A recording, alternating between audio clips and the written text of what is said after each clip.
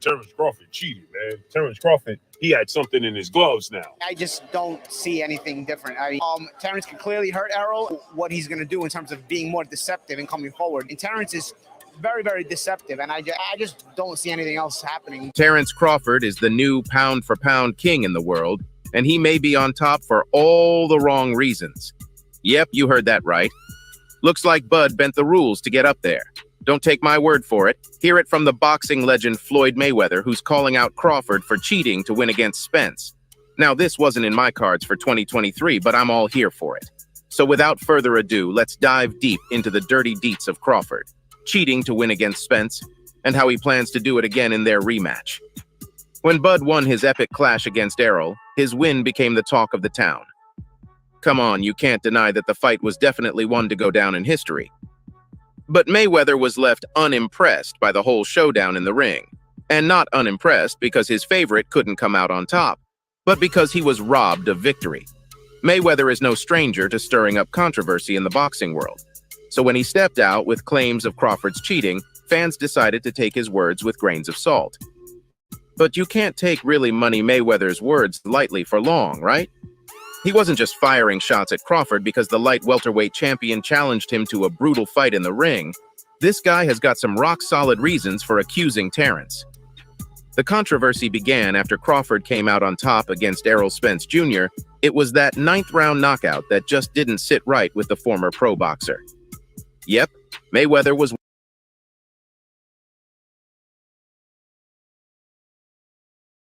Michaels helps turn your ideas into I did it.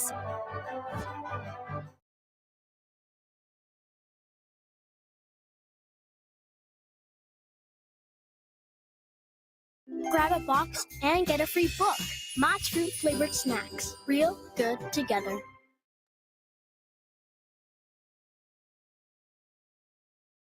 Mayweather was watching the bout closely, and he raised some serious concerns about the gloves Crawford had used during the fight.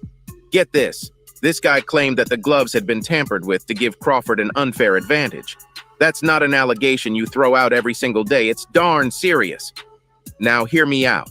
There have been a lot of rumors of glove tampering lately, and even the best of the best boxers are accused of it.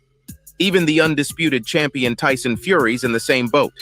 Boxers are trained to throw heavy punches in the ring, and while some just have that kind of power in their hand, others turn to bending the rules and tampering with their gloves. We've seen some deadly knockouts in the ring before, and for some of them, it's really hard to believe that a human can hit that hard. Terence Crawford's rise to the big leagues was historic.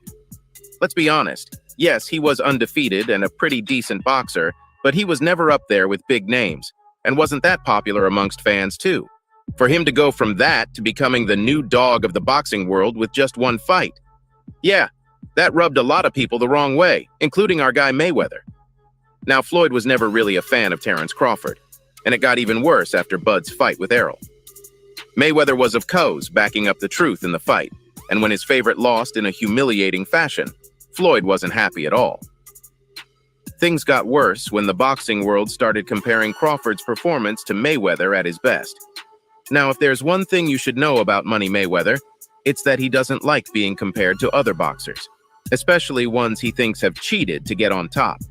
So when pros were coming forward and saying things like how Terence would easily take down Mayweather, the boxing legend was pissed.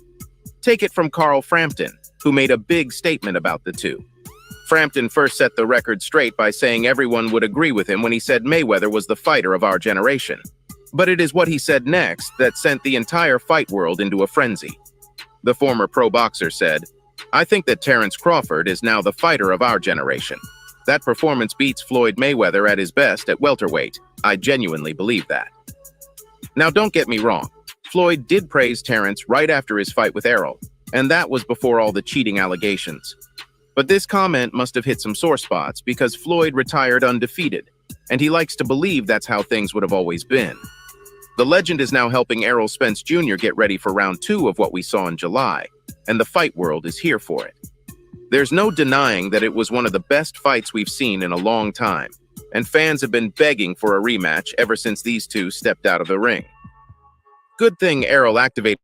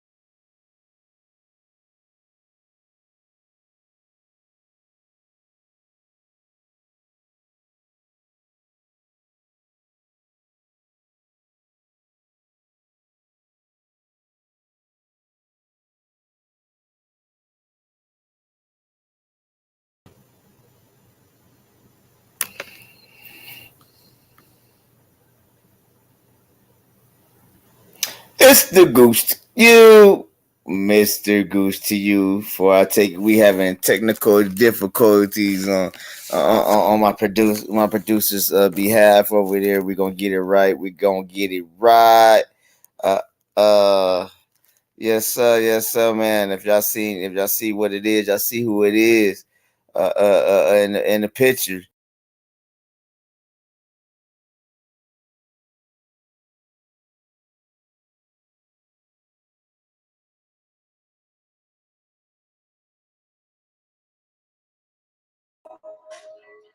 You know, I want to speak to you aerosexuals for just a moment. You know, you seem to think that after July 29th, after listening to y'all spread propaganda for 5 years, you seem to think July 29th was a fluke. And we called it Crawford at 9. You making excuses? You need to just let it go. Looking back over the years, these niggas shedded some tears. Told myself time and time again, Errol Spence is gonna win. Through all the fuss and the fighting, debating and lying, now I'm sitting here crying. Cause when Spence got dropped in the ninth and now Bud changed my mind. I think I better let it go. Looks like another Bud TKO. Oh, I think I better let it go. Let it go, EJ. Looks like another Bud TKO.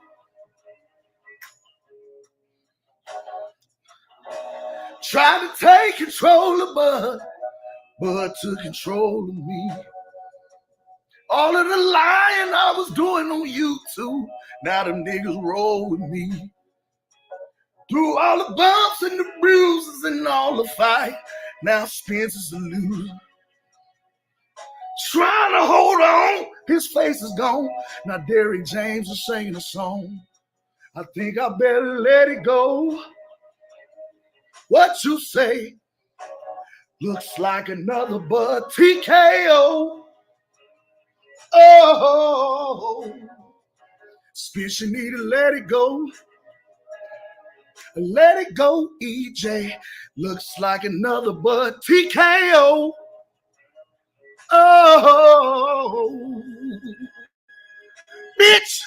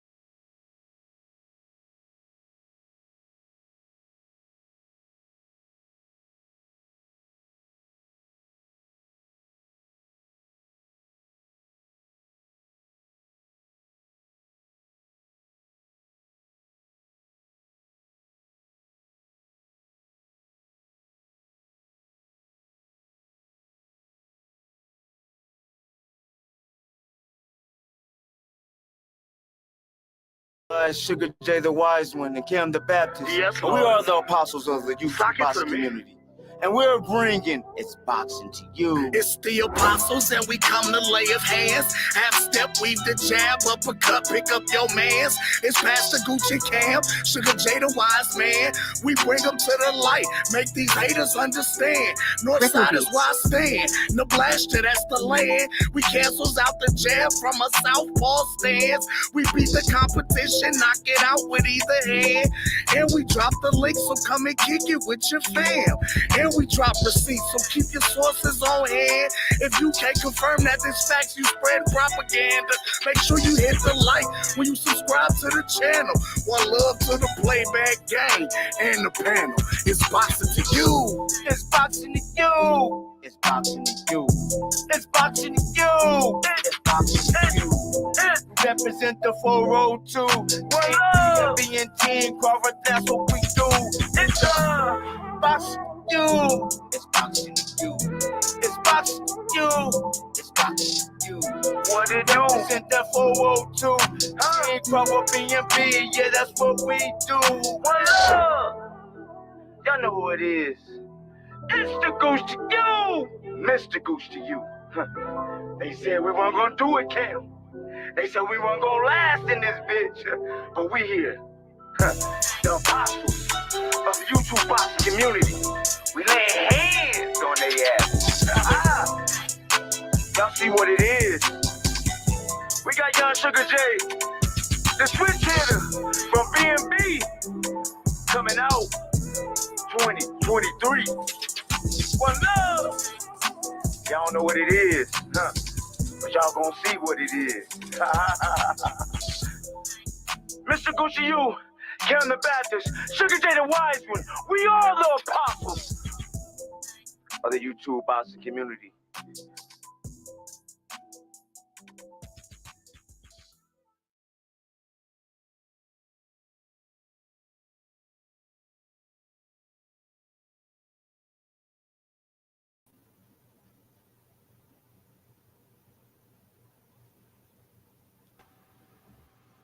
Now, okay. It's the Goose to you, Mr. Goose to you. And I'm with my guy, Kevin the Baptist. Surely we be with the young one, the young fool. Young Sugar. Yay. Man, I'm so proud. I am so proud of that youngin', man.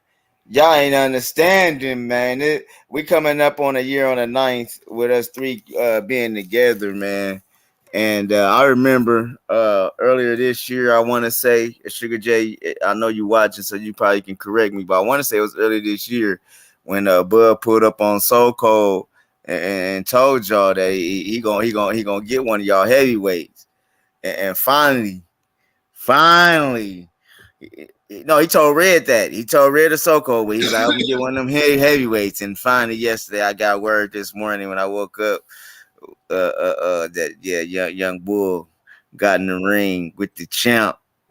And I can't wait to hear that. I can't wait to hear this one, cause I know the champ said what he's gonna do to him already. I already know he gave him that work, man. Y'all see it. Shout out to Sugar J, man.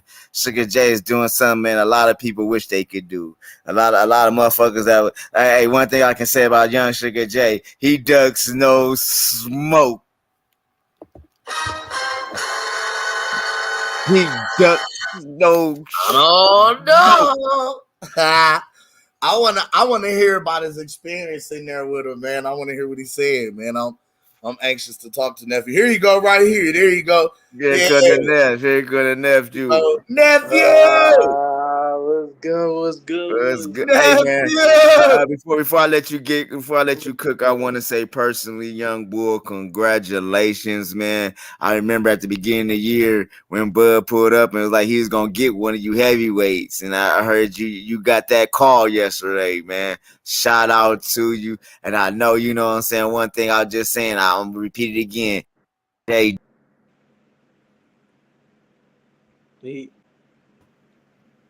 Yes, indeed. Okay, there I go. My bad. Nephew, yeah, he does know. Man, what's going on? How you feeling? Hey man, I'm feeling good. You know, it's definitely something I ain't gonna forget. You know what I'm saying? And that's one of many I'm hearing. One of many. Oh yeah, for sure. You know what I'm saying? You just get started. You know what I'm saying? Right. It's just when an opportunity comes, you take it. You know. Absolutely. So talk to me, man. What was it like, first of all, being in the ring, lacing them up, with the pound for pound number one fighter in the world, Sugar J. You got to be in there with the man right now. Like, Well, how does it feel? Keeping it real with you, right? So, before I answer that, I'm gonna say this. It felt amazing, competitive. It was work time for me because, man, we was talking a lot of shit outside the ring. That's why we got in there. Oh, really? Oh, really? Okay. So what happened was, shout out to Bills and Steve Nelson. We ran 6 miles yesterday, and then we went to a Malcolm X thing. So we was gone, so we didn't really get a chance to spar because we was running the whole time, doing sprints, running, all that. Get back in the gym. Bud, he shoots the shits with everybody. 7 o'clock on the dot, it's time to go. Getting ready, you know what I'm saying? Talk to everybody, tell them we did good, this, that. He come over to me and my mom and my brother, He always talk shit to my little brother. Shout out to Jalen, he played football for Burke. He always talk shit. Then Bud again my face, he like, hey, your brother gonna get your your ass beat. I'm like, what? He was like, your brother, he keep talking, I'm gonna beat your ass. I'm gonna beat your ass for your brother talking shit. Right. That's what he was saying. I said, fuck all that. I've been waiting to work with you. What you talking about? I've been waiting for this. And he was like, oh, you have? He got him off. He said, oh, you have? You have? He was like, bet we gonna spar on Tuesday. I said, we can fucking spar anytime. We can spar right now. Fuck you mean? I said, it does not matter. And so then this is what happened. So he was like, did you spar today? I was like, nah, we was running. He was like, all right. Bet, say less. Go get your shit. I'm gonna go get mine. He got in his room. He got all his shit out the locker room. Because Bud got his own shit. Gucci and Cam no. Bud and Nelson got their own shit. So he was like, bet. All her. And then he was like, I'm gonna drop you. I promise I'm gonna drop you. So I was like, all right, bet. He was like, I'm gonna drop you. Cause he worked with my little bro, just fucking around with him and stopped him earlier this year. He was like, I'm gonna stop you how I stopped your little bro. I was like, all right, bet. I was like, we gonna see. You gonna have to drop. Well, right now, Bud is Canelo and y'all the Charlos. Hell yeah. Pretty much. Okay, all right. Continue. So yeah. So pretty much, I'm like, all right, bet. We gonna see. Carlito and them guys come up to me. They're like, oh shit, Jay, what'd you do? I was like, what you talking about? Bugging his shit on, but on his Marvin Hagler, that nigga pointed at, he on his Aaron Pryor. That nigga said, across the ring. I was like, oh shit. He on bullshit. So I was like, so cool, right? So cause Carlito came up to me, he was like, oh shit, what'd you do? This, that. I was like, nah, man, he was talking his shit. I talked mine, you know what I'm saying? As you should. Here we are. And then everybody got around, like everybody in the gym, new people, old people, everybody got around the gym. And then, we went to we got to it, and then but let me tell you, brother. So the first round, right?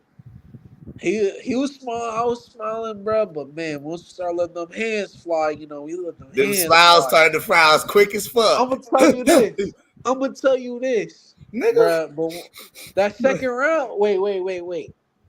Let me tell you when the shit got real. When Bud went back to his corner, right? I went back to my corner.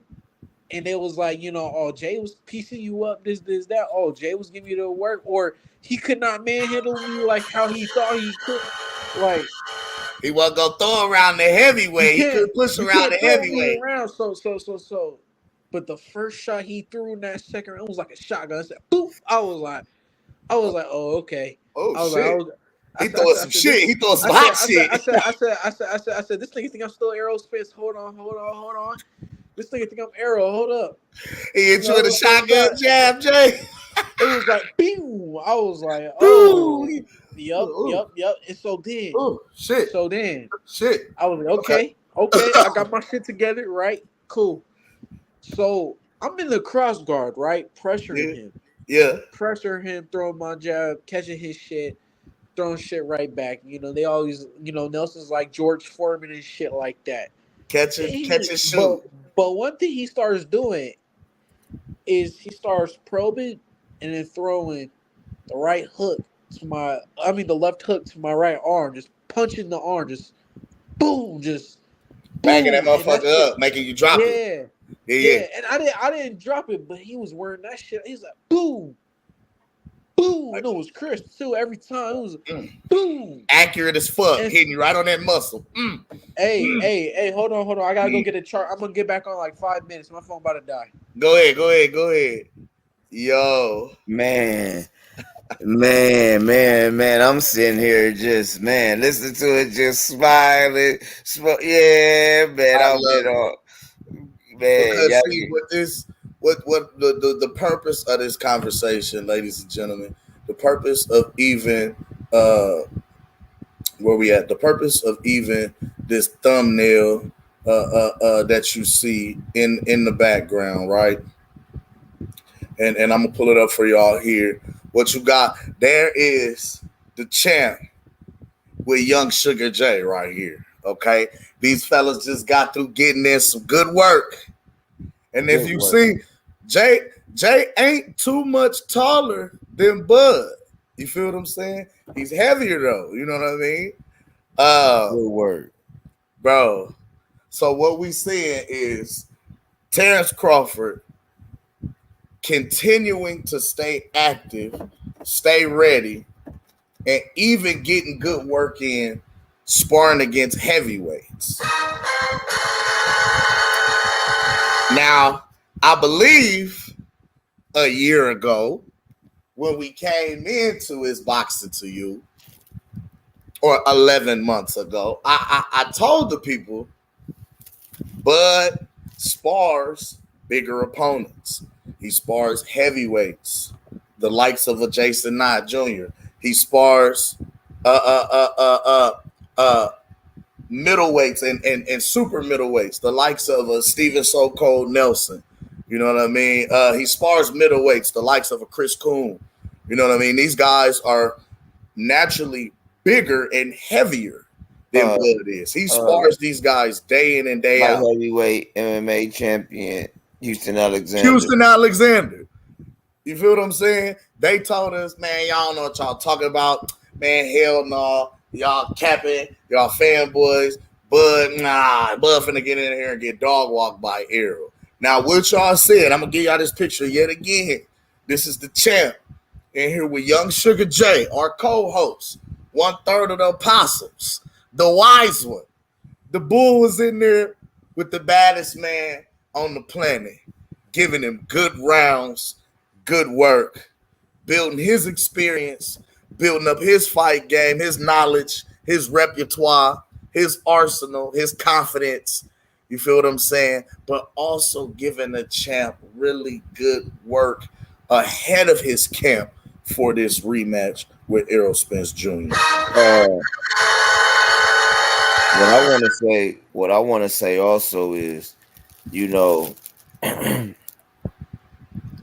once again, Bud is working.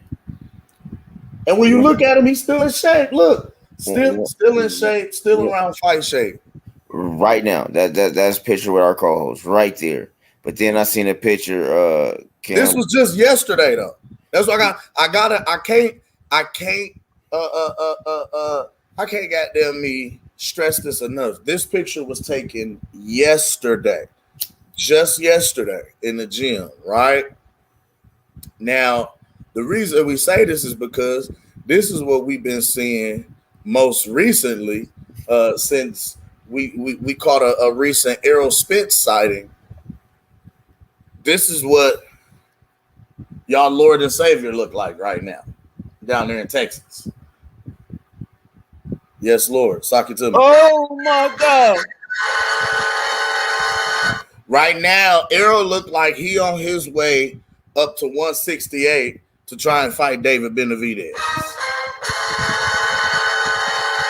Right now, he looked like he is on his way up to 160 to challenge Jaime Munguia, and Jaime is just a baby. He looked like, or is he going for the Canelo sweepstake? oh my God. But how can he come off of getting his ass whooped in such a one-sided fashion to be able to walk into the ring and qualify for the Canelo sweepstakes? That's just not right. That's not right, Coach. You know that ain't right. You know, I'm just talking shit when I say that, but I do want to say this. Errol Spence Jr. Hold on. How in the fuck do you put in for a rematch clause? Say you're gonna rematch this man at the end of the year. At the end of the year, don't forget. At the end of the year, it's about to be. It could be in February. I don't give a damn. Here come another fucking weight draining camp, G. Ooh, yeah. Or are y'all really trying to force Bud to fight you at 154?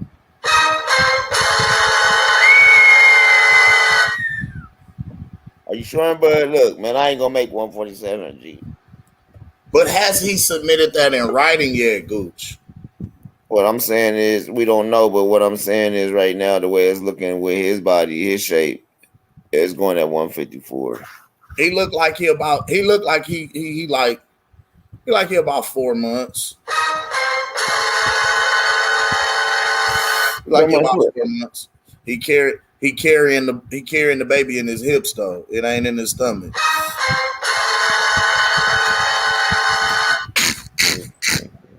He carrying the baby in his hips. It's not. The baby is in his hips. He about 4 months. Look, like I said, we got to go back to this. he about 4 months right here. He about 4 months. Can you put how far along is it, y'all? We can't do him and Bud side by side, can we? I ain't even make that picture. I'm just saying. Here go a close up. The man is. I told y'all he about 4 months. Oh, but yes, you can. I know how you can do this. He about 4 months. He carrying the baby in his hips. But he do got the pudge. It's coming.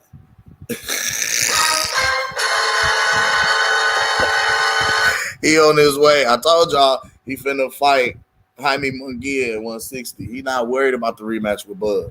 He going up to 160 to campaign, people. He not worried about the rematch. We out here eating good on the farm. We picking up cane Corso babies. We riding horse and carriage and buggies and shit. Come on, man. Come on, dude. You know what it is. So this is what I'm saying. Again, we got the champ. I gotta show this yet again. We got the champ right here with Sugar J. Yes, sir. Still looking in shape. Yes, still sir. Looking fit. Which I know how much the champ weighs. I'm gonna tell y'all off, but just to tell you how far he is from Errol, I'll tell you on Gooch. I'm gonna send y'all a message, but he just weighed himself at the gym on Tuesday, so we know, we know if he's in shape or not, and he's in shape. Okay. Since you're back on, your phone is charging. Round 2. Let's hear about round 2, Sugar J. Well, round 2. Well, first of all, you said okay. You start. Let me recap. Round 1, they swing each other out. Gooch, I know y'all was cooking. I don't want to just come here and fuck this shit up. I know y'all was cool. We could get back to that if y'all would like. I mean, I'm saying, we could. If y'all want to, because it came in perfect. Because this came in right on time, yeah. Because now we get to know and understand this. Sugar J, you are an 18-year-old heavyweight who has had the opportunity to share the ring with Terence Bud Crawford, spar with him, and give him good work and good rounds. We see you standing here side by side with the champ.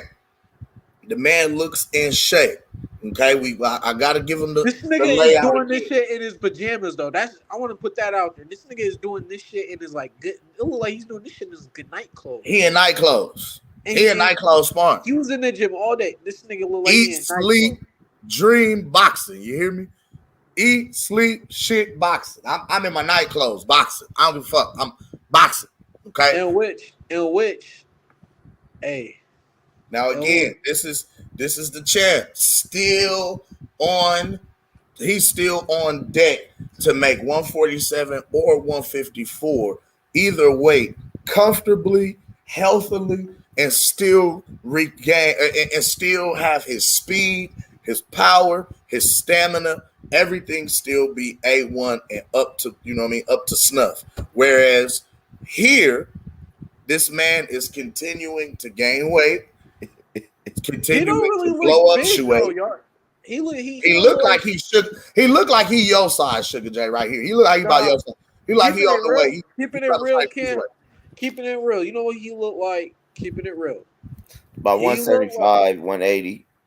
Nah, he about 170. He don't look like he got like. I mean, he looked like he enjoyed his time, which he should have. But he don't look bad as what I thought. I'll say that much. He don't look as bad as what I thought. I could definitely tell he might have still been doing a couple workouts, throughout. But this nigga has been enjoying his shit. I will tell you that he's been enjoying. Sugar J, I know a chick that's pregnant right now who he shaped just like.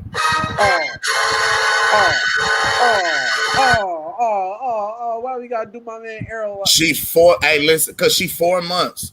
She 4 months. She ain't even made it to her 6 months. You know what I mean? Her second trimester, right? The end of her second trimester. She at the beginning of her second trimester, 4 months. This is what she shaped like. This is exactly how she shaped. And she got the pooch at the top, but she carrying the baby down in her hips. Oh, this motherfucker here. Now, which I'm gonna tell y'all this. Right? I'm gonna tell y'all this. So, if sparring was in, I was talking to my dad. If sparring was indication, because man, that nigga will throw one shot. It'll be one shot only, but that one shot will. So I can only imagine what that shit was like for Errol. I can only imagine that motherfucker kept getting up. I can only imagine. It's like, all right, so you see, because like you see guys say, oh yeah, Bud is really good, but and he is. But to me, it was like I never got in there, so I was like, I don't really know. You know what I'm saying? Yeah, we gonna see what all the hype is about. Right. I see Shakur was like, yeah, I was talking shit to Bud when I first met him. This is that. That was the only ass whooping I took. This. I was like, I mean, I believed it, but I was like, I gotta see that shit. I gotta feel that shit for myself. And boy, did I tell you, they was like this. They kept saying this. They was like, hey, Bud. I think they thought I was gonna fold because they was like, hey, yo, Bud. You gotta go drop him. Go drop him. He's gonna fall. He's gonna drop this, that. Well, and Bo's like, all right, I got you. We gonna see in the third round. So in the third round, he started turning that shit up even more. He went up another level. Bro. And here's the crazy part. I think he was just getting started. That's the funny part. I think he was just getting started. Listen, he came out the first round. He came out. He was still idling the engine. He wasn't even gearing up yet. He was idling up. The second round, he went in the first gear on you. The second round, that's when we would start fucking, you know what I'm saying? Y'all was going at it, but it was like, this ain't the same nigga that just was out there the round before. Yeah, the second round, though, I was like, okay, I definitely know what this nigga about. Third round, his shit starts to get more crisp. It starts to get more pop. I'm like, oh shit. There was a shot where I got hit on my eye. It was like, when you spar with headgear, Kim, I don't know Goose, I don't know if y'all ever sparred with headgear. The reason why it protects you though, it protects your eye from actually getting hit. Yes. This nigga hit me smooth on the eye. It was like, whoosh. It was dead in your eye socket. It was like, I was like, oh shit. I was like, you had one of these going on, Sugar J? Hell yeah. You had to blink a little bit. Hey, come on now. You had to blink a little bit, nephew. Hey, but get so though, I got my legs in though. And I'll say this.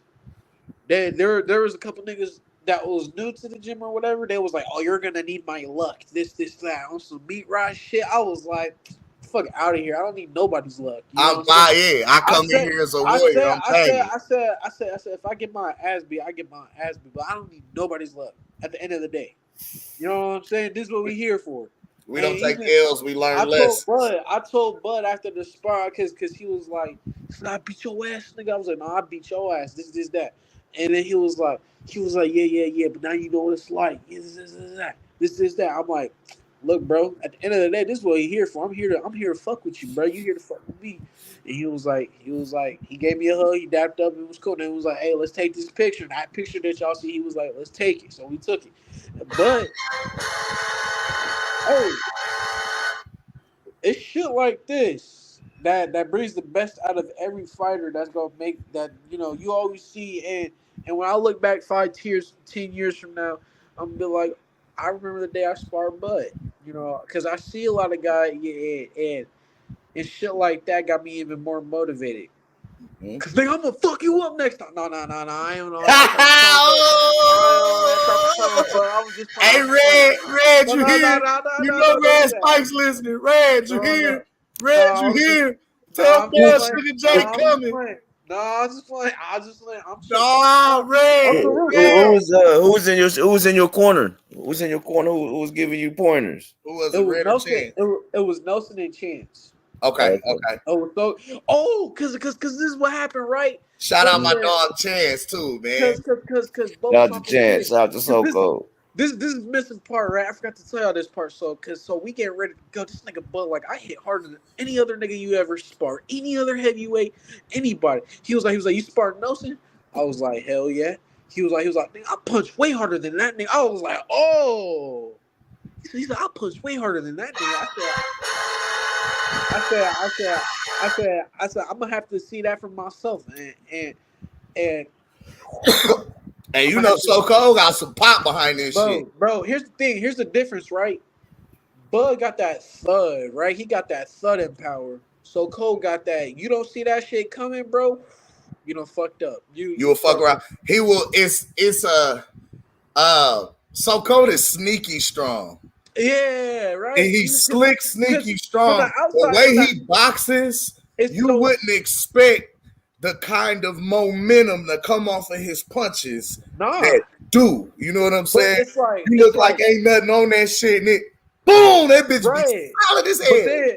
But then when you looking though, like, I was paying attention to the drills and shit we do. When you see a punch in the back, how smooth he is. I'm looking at his feet though. I'm looking at his legs. Yeah.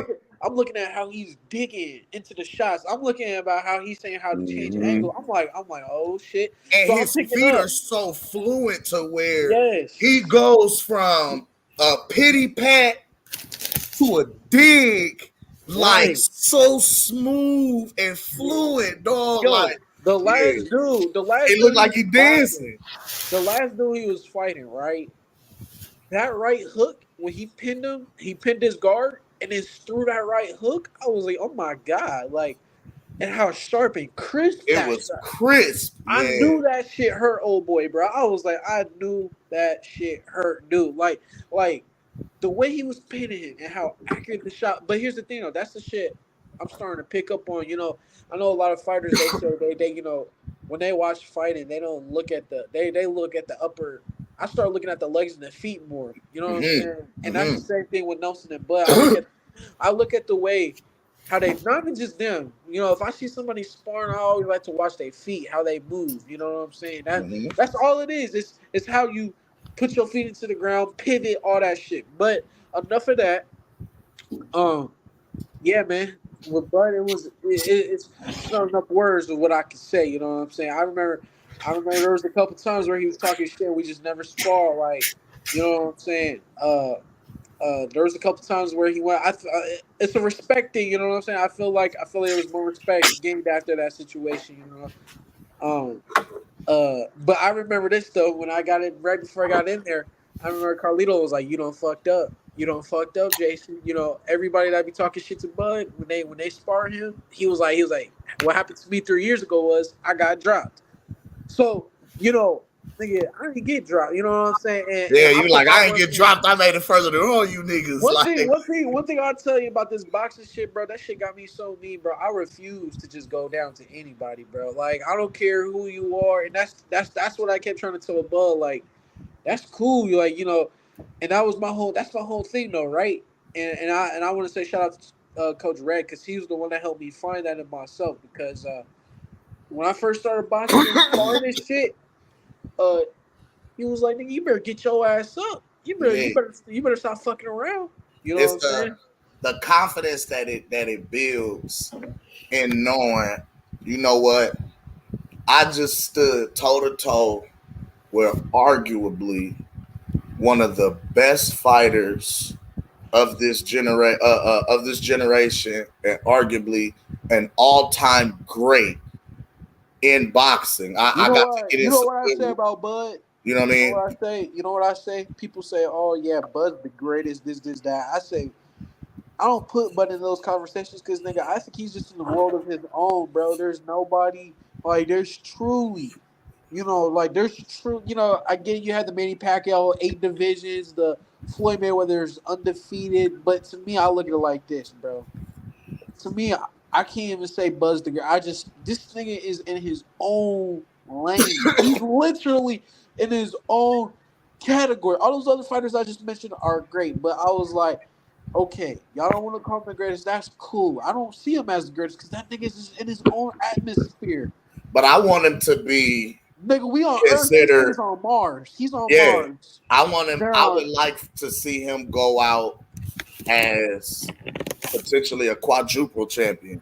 We have triple champions in history, and a triple champion is a person who has become undisputed in 3 weight classes, 3 weight divisions. But Henry did that 4 nobody times. did it in a year. Nobody did it in the 4-belt era. They just did it, when it was like 1 belt, 2 belts, or 3, or the 3-belt era. Yeah. So for him to do this, arguably 3 to 4 times in the 4-belt era is something, that's unheard of. That's something that's going to put him in the upper echelon all to him. He's in his own atmosphere. He's in his own class. And check this out, too, on top of that. By the time this nigga really wanted, if you think about it, the only 2 people, well, really 3 if you want to consider Canelo, but we all know that nigga's not going back up to light heavyweight. Keep it a buck. But he's definitely not going to try to go fight for undisputed up there with some dogs up there. But if we talking about people that could potentially become multiple undisputed champions, at that point it won't be close. Bud would have already passed them. Like Buzz already, like I'm saying. Anyway, we talk about Anyway still being number 2, being pound for. I'm like, what the fuck he has to do at number 1, number 2? Bud already did that shit. Out of here. He's on his 3rd, on his 4th, and then you got guys like what's his name? Usyk. We waiting on that shit. Because I'm looking at it like this, like Bud goes up and fucks around, becomes undisputed at 154. He's already in the all-time greats discussion. He's a triple champion now. You know? Hey, so let's say he does the crazy thing and fights Canelo on the way out the door and beats him too. Type shit. You feel what I'm saying? Will Charlo though be considered 2-time undisputed? Because guess what? Guess what title's also going to get stripped? He's losing his IBF belt and he's now lost his WBO.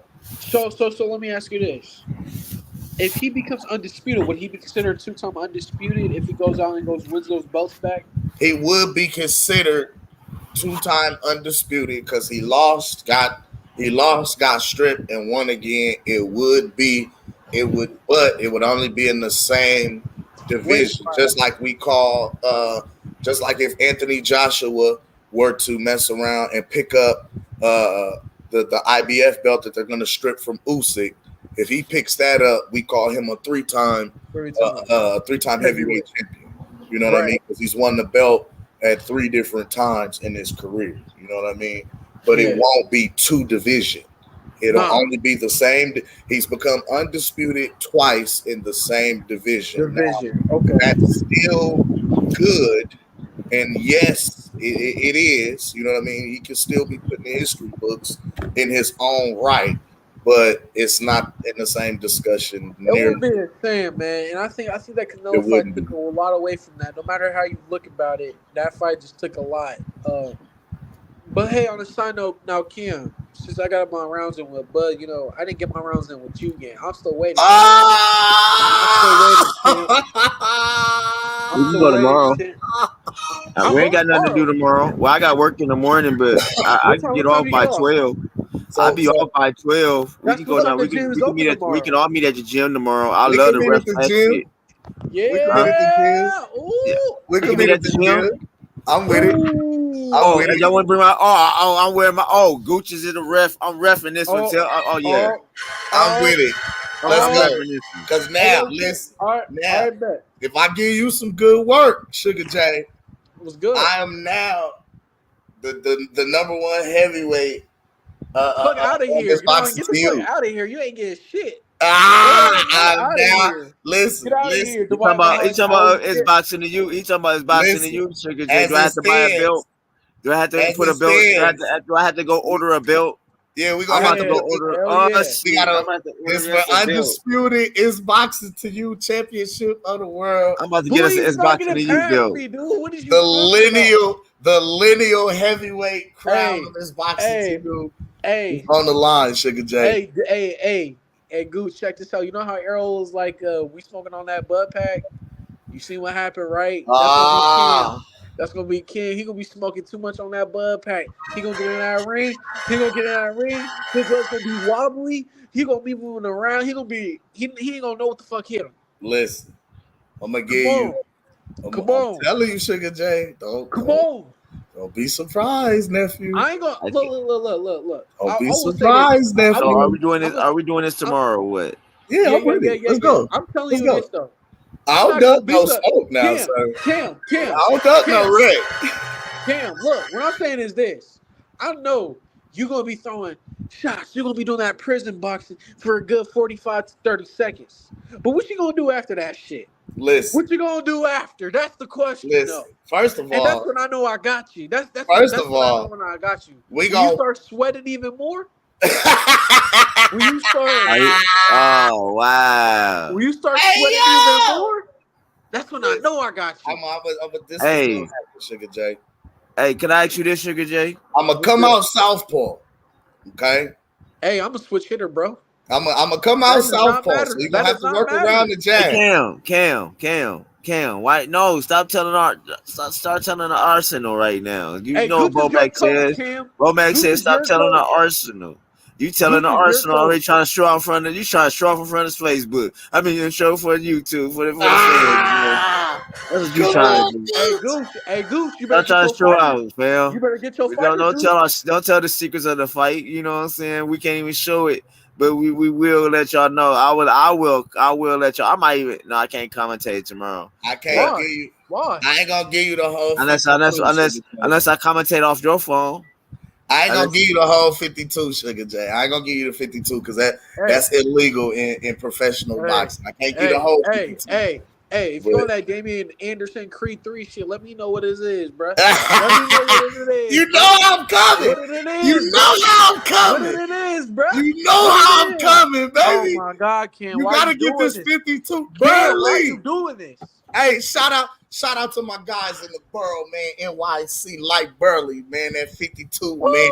All the way out to Cali, man. That 52 blocks, man. Gooch. You gotta know how I'm coming, Jay. Gooch. Sugar J. You need to get your fighter. This is what you're gonna have to do, right? This is what you're gonna, because Kim is your fighter, okay? Oh, so shit. I'm the ref. I'm unbiased. I'm the ref. Your ass better be Mickey tonight. You better turn into some Rocky shit tonight.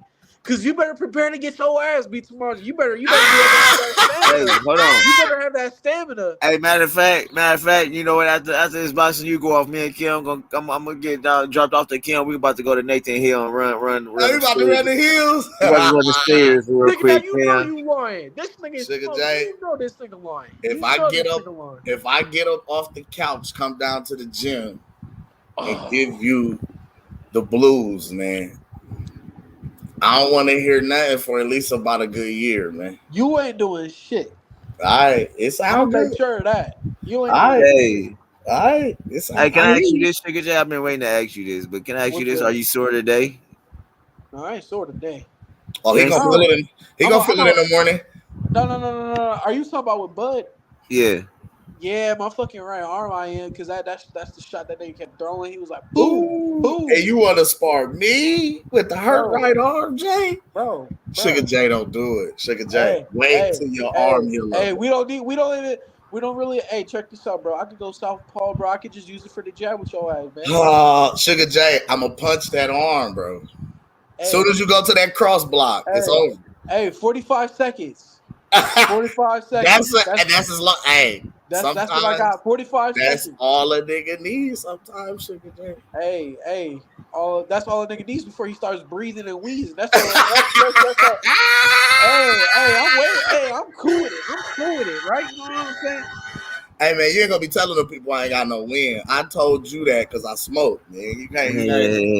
Hey, no, they seen it at the parade when your ass was talking about I beat Sugar J ass when he was coming from the back. And your I gave you You did not do shit, Kim. Sugar J, come on, Sugar J, come on, man. Kim. I didn't give you the work. Gooch, you got the footage, man. Sugar J, I didn't give you the work back there. Outside in the summertime. I didn't give you the work back there, Sugar J. You got y'all gave each other. Hold on, I'm gonna say this. Y'all gave each other work, but y'all gave each other work. But from where it looked, yeah, somebody was dead ass tired.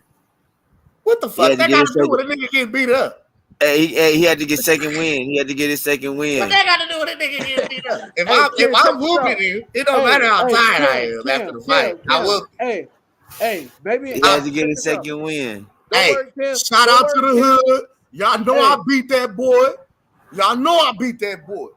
We gonna hey, like I said, I should be. You know what? I'm gonna start at 8:30 in the morning just to be down there at 12, so we can be down. Hey, yeah. I'm on my Adrian Bronner shit today. Shout out to the hood. I do this for the hood. You on your Adrian Bronner? Y'all know I beat that boy. Hey, I'm on my Madonna shit. Keep playing with me, Kim. I'm on Madonna shit, bro. Y'all know I beat that boy.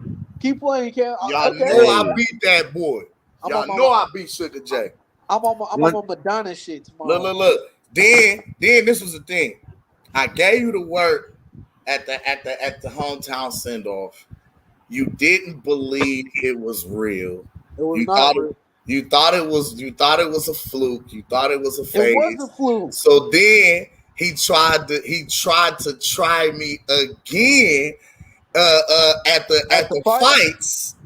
You know what I'm saying? After he got through, right after he get through fighting in the ring, he wanted to get out the ring and come to the back. Like, come on, Cam, what's up?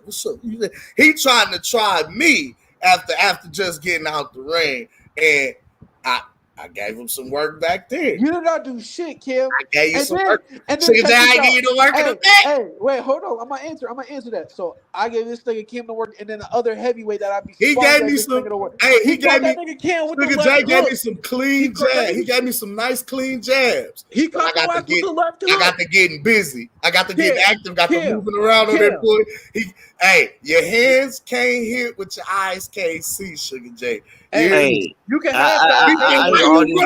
Why you running? I hear a lot of talk. I can't. He told me I was running because I kept moving. Are we doing this tomorrow? Yeah. Hell yeah. Let's go.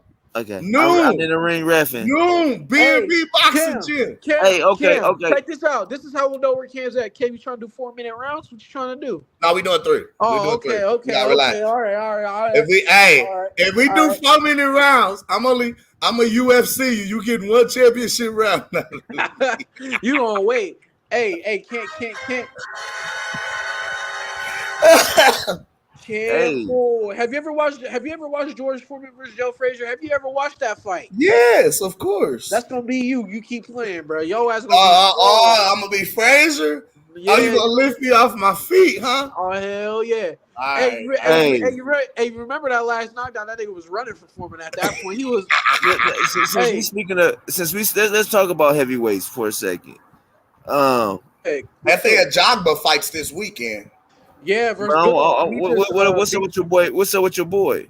Who? Which one? Fury. That's not my boy. I ain't talking to you. I Oh. ain't talking. I know who your boy is. What's up with Fury, Kim? Is What he you gonna mean? retire? Is he gonna retire? Hail to the Gypsy King. Is he gonna retire? I said Fury. Is he gonna retire? Nah. He about to listen. Is he After gonna retire? we become undisputed Let me ask the chat. I ain't trying to hear him. I ain't trying. Chat, is he gonna retire? After we beat Usyk in December, at the end of the year, after we beat Usyk and become undisputed, then we gonna ride off into the sunset and retire and go do all the cocaine, party Did with all y'all the hear girls that about we want. Zelly Zane? No, did y'all hear about that shit? Man, they said Zhang supposed to be fighting in Ganu on the 23rd. December 23rd. Francis Ngannou is taking on Big Bang Zhang. That is the talk Gooch, do you of know the who we talking heavyweight about? boxing right now. Do you know who we talking about, Gooch? I think you do. Big Bang Shane. Big Bang. Big Bang Zhang. He just knocked out Joe Joyce 2 times. The heavyweight Chinese dude that knocked out Joe Joyce twice. 2 times. Right. I know you talking about. Oh, that's gonna be a good one. Fuck out of Francis. He's That's gonna be a good one. Out of Francis, bro. Francis, you better take your ass back to the PFL, the UFC. You better take your ass on back, man. bro. That's gonna be a good one. Get the fuck out of here, Gucci. He just destroyed the Juggernaut. The nigga with all the chin in the world. The Juggernaut has the hardest chin in boxing. Joe Joyce's chin was bro, and he made that shit look like he made that shit look like kryptonite, nigga. And the thing is, Zhang, I'm gonna watch him. I'm gonna watch them. I'm about to watch them. Zhang has good technique. To be as big as he is, and he fucking sturdy. He can take a punch. Oh, and another thing is, he's kind of like Bud with his IQ a little bit. He has a nice IQ, bro. He does have a nice IQ, bro. He sets traps. You don't see a lot of heavyweights set traps. Francis gonna get his ass fucked up, bro. See, Tyson Fury is the showman. You know what I'm saying? I'm not saying that Francis didn't earn that win. I'm not saying that. But Tyson Fury is like a Muhammad Ali type guy where he's going, I don't know if he made him look good or not. But with Zelly Zane, you know he's going to go kill that nigga. You know he's going to. Zelly Zane comes to fight every fight. He's not coming in on a fuck around. Now, this is the thing, though. This is the thing. Again, Francis Ngannou has registered the hardest punch in the world. He's in the Guinness Book of World Records as having the hardest punch. I expect him to at least knock Zelly Zane down. Fuck no. I expect him to get a knockdown. I take that back because I expect him to get a knockdown. A big hook or a big uppercut, he can sit Zane down. The thing I got is Zane can get up and box and keep coming. But the thing with Zane is this, though. Here's the thing with Zane. When he gets tired, that's the thing. And that's going to be your kryptonite tomorrow. When you get tired. But back to Zane. All right? So we all like, well, now we can't judge because he beat the shit out of Joe Joyce and it didn't go past 6 rounds, the last 2 fights. But the number one question with Zane is, can he make it past the 6? Because he's done knocked Jerry Force's ass down 4 times. Ooh. And then he came in there and boxed the shit out of Zane. The rest of the fight, Zane was slow. Zane got tired. Ooh. Zane was breathing hard as fuck. Matter of fact, they took a point away because he kept hugging for that long. Hey, people say that he could have beaten Philip Hergovich, and there's questions saying that he did beat Philip. Well, shit, there could have been no question if he had his stamina. You know what I'm saying? Now that changes that might change my pick a little bit. And Francis, and here's the thing though, Francis, he did get a little tired with Fury, so he got a little tired in the later rounds, but he still showed to be dangerous and had a decent gas. Hey, now he does got a chin. That's the thing. He does got the chin. Another thing. Like, he'll take one to give you one. So y'all saying this thing. Y'all saying Ngannou He said Ngannou. I said Ngannou. That motherfucking Gucci don't be knowing what the hell he's talking about. Oh shit! Go I ahead. don't know why I called him Ngannou. I don't know why I was thinking about Ngannou. Ngannou. You was saying about some flashback when You was Bud beat being his ass. racist. That's You what was trying to say all Africans' name looking like it sounded like. Hey, That is crazy, Gooch. Gooch, you fucked up, bro. That is crazy. You're racist. Pastor Gooch is a racist. He called Ngannou Ngannou. Said their names sounded like they African. Remember, Ngannou was the nigga that Bud beat. Okay, we ain't talking about that dude. Okay. Hey, AC in the chat going ham. He said Ngannou ducked Deontay Wilder. He said Wilder sent Ngannou bring your ass on the line, bro. What the hell is and he ducked. About? Okay, so let me say this. All right. AC, I want you to hop on, man. It's always respect, you know what I'm saying? I always Ngannou scared of Wilder. Hold on, Cam. Because when it comes to, I agree with AC 99% of the time. That shit doesn't drop down to 90% because this Wilder shit is out of hand, bro. This Wilder shit is out of hand, bro. Ass, bro. Hey, Cam, why do I gotta put my glasses on? You usually put that on when you blind to the bullshit, sir. Blind to the bullshit. Because look, I'm gonna tell you. I'm blind to the bullshit. Because I'm gonna tell you. Y'all see what he's saying? Literally, Wilder. Hey, Ngannou scared of Wilder. How the fuck can you be scared of Wilder when you're gonna go fight the Chinese man instead? He said Wilder hasn't been active at all. Wilder sends contract to Ngannou and he ducked. Get the fuck out of here, dude. And then I, you know what I did see? I seen rumors that nigga Wilder was gonna try to fight him in the MMA. But when that nigga Wilder get his ass beat, if he go fight, he will get his ass murked. He said Ngannou ducking the shit out of Wilder. Stop the cat. No. The only contract that Wilder sent was I guess we opening the panel. Anybody else want to join in? Come on, join there in. You go. Oh shit! You didn't invite him. Listen, you know we don't duck no stuff. Right, so I'm opening the panel. I'm right here, nephew. I'm right here. Yeah, you know we don't duck. Oh shit! AC from Brooklyn in the house. They called you. It's right there. You can Google it, my guy. Wilder sent this man a contract to fight him both in MMA and in a boxing match. For instance, Ngannou comes out his face and says Wilder wasn't on his level. Like, wait a fucking minute. Wait. Do we got Mr. Gold? Okay. I'm gonna have to cook too. Okay, keep going. No, that's great. The back end king ain't slid off in here yet. Y'all keep saying Wilder. Y'all know if y'all say it, he gonna come. Y'all know. I'm just saying this, bro. I'm just saying this.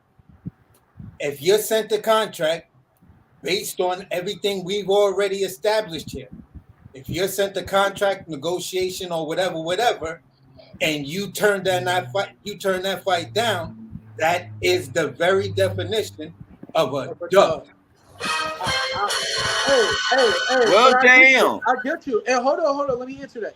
And I got you, right? And I 100% agree with you. But it's just like, why the hell would you duck Wilder to go fight the fucking Chinese man? It's not like he's gonna go fight some other ever heavy. Because one guy, why you so one racist? guy will not. One guy is not gonna play with you like Tyson Fury did and knock you smooth the fuck out. Hey, hold on. Do that too. If you look at MMA, everybody in MMA says Cyril or Sorrell won that fight between Ngannou. Ngannou got the whistle. Ngannou is not the striker. Sorrell is not the striker of whistling. Now, like I said before, he was better all around. He was better. He did not train in this fight like he trained for the Wilder 2 or Wilder 3 fight. He played around and got beat the fuck up. He was he etched out a victory. Even if he was playing, he was the champ. He was the champ, and he had nothing to lose except the Usyk fight. Even if he was playing, bro, your ass should have not been floored on the fucking canvas, bro. I agree with you on that. I agree with you on that. Yeah. And Francis cracked him. He did some dumb shit, and he paid for it. Now you don't have to be the best boxer in the world to get off a lucky shot that the guy absolutely made a mistake and put his head right in the line for your hard ass punch. That is true. That I agree with that. At the end of the day, he played cute. He got cracked and got sat the fuck down like my man uptown do. Sit him down, Sandy. So all I'm saying is, all I'm saying is this: the man was sent a contract. Wilder told him, "Listen, let's get this cracking. Let's make it a real fight, and let's do something." Shout out to Sit Him Down, Sammy, man, uptown, man. AC, I want to ask you this. All right. I want to ask you this. So what you're saying is true. I believe you are true because I did see something like this myself. So I know what you're saying is true. I will say this though.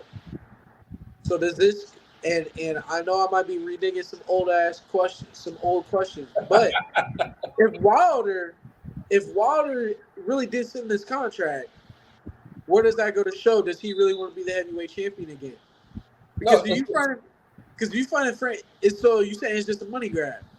Yeah, it's a money grab, just the same way Tyson Fury went for the money grab. But the thing is, though, that's different, though. That's if you invited to a buffet, you're gonna grab a plate. But that's different, though. That's different, though, when you're the champ, bro. It's different, though. You know what I'm saying? You know, because quote unquote, especially Wilder fans, Wilder don't do this for money. Wilder do this shit for real. Wilder want it back in blood. Wilder want to go.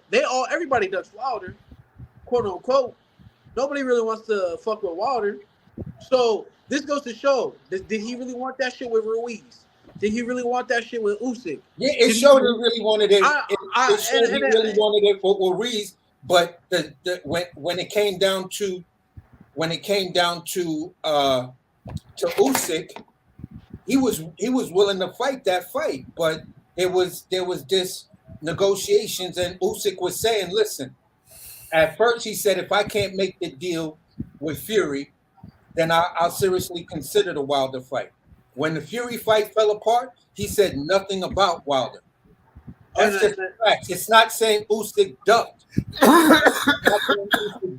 I'm not saying was afraid of that smoke from Wilder, but at the end of the day, Usyk also said, "If I can't get the Fury fight, I'm dropping these belts and I'm retiring." He hasn't done that yet. I think it's because Usyk really wants that fucking fight, and he don't want to just give up just yet. Yeah, definitely. All right, so hold on. We gotta let Grant get in here and cook real quick. I got you, boss. Go ahead, let him cook. Let Grant get in here and cook, and then oh snap, we got another brother just came to the panel, man. Let's talk sports, y'all. One love to you, my brother. Appreciate you pulling up, man. Make sure y'all go hit the like and subscribe to Let's Talk Sports, y'all. Yeah, man. Green. You back on with the apostles in the sanctuary, my brother. Go on and testify. Green. Yo, what's good with my boys? What's the deal, family? Nothing, man. Caught y'all. I've been waiting to get up here with y'all guys, man. I finally caught y'all, man. I've been so busy. Listen, life been life, and man, you got to take this shit one day at a time. You know we gonna be here, but this boxing shit is always gonna be our love. So we definitely gonna talk some shit. What's the deal? No, I when I chimed in, y'all was talking about Big Bang. You know, I call him that's chicken and fried rice Shakur. You know what I mean? Hey, come on now. Yo, this is crazy. You feel me? I told the homies on H Money show, I'm like, nigga, he'd beat Tyson Fury before Undango. So if he locking in with Undango, I got Big Zane. Ooh, okay.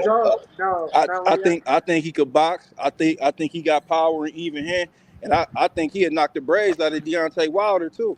And I know my tag partner, Mr. Golden, ain't gonna like that, but that's how I feel right now. And that's why me personally, that's why I said, how can you Doug Wilder and then go in there arguably fight a more harder fighter?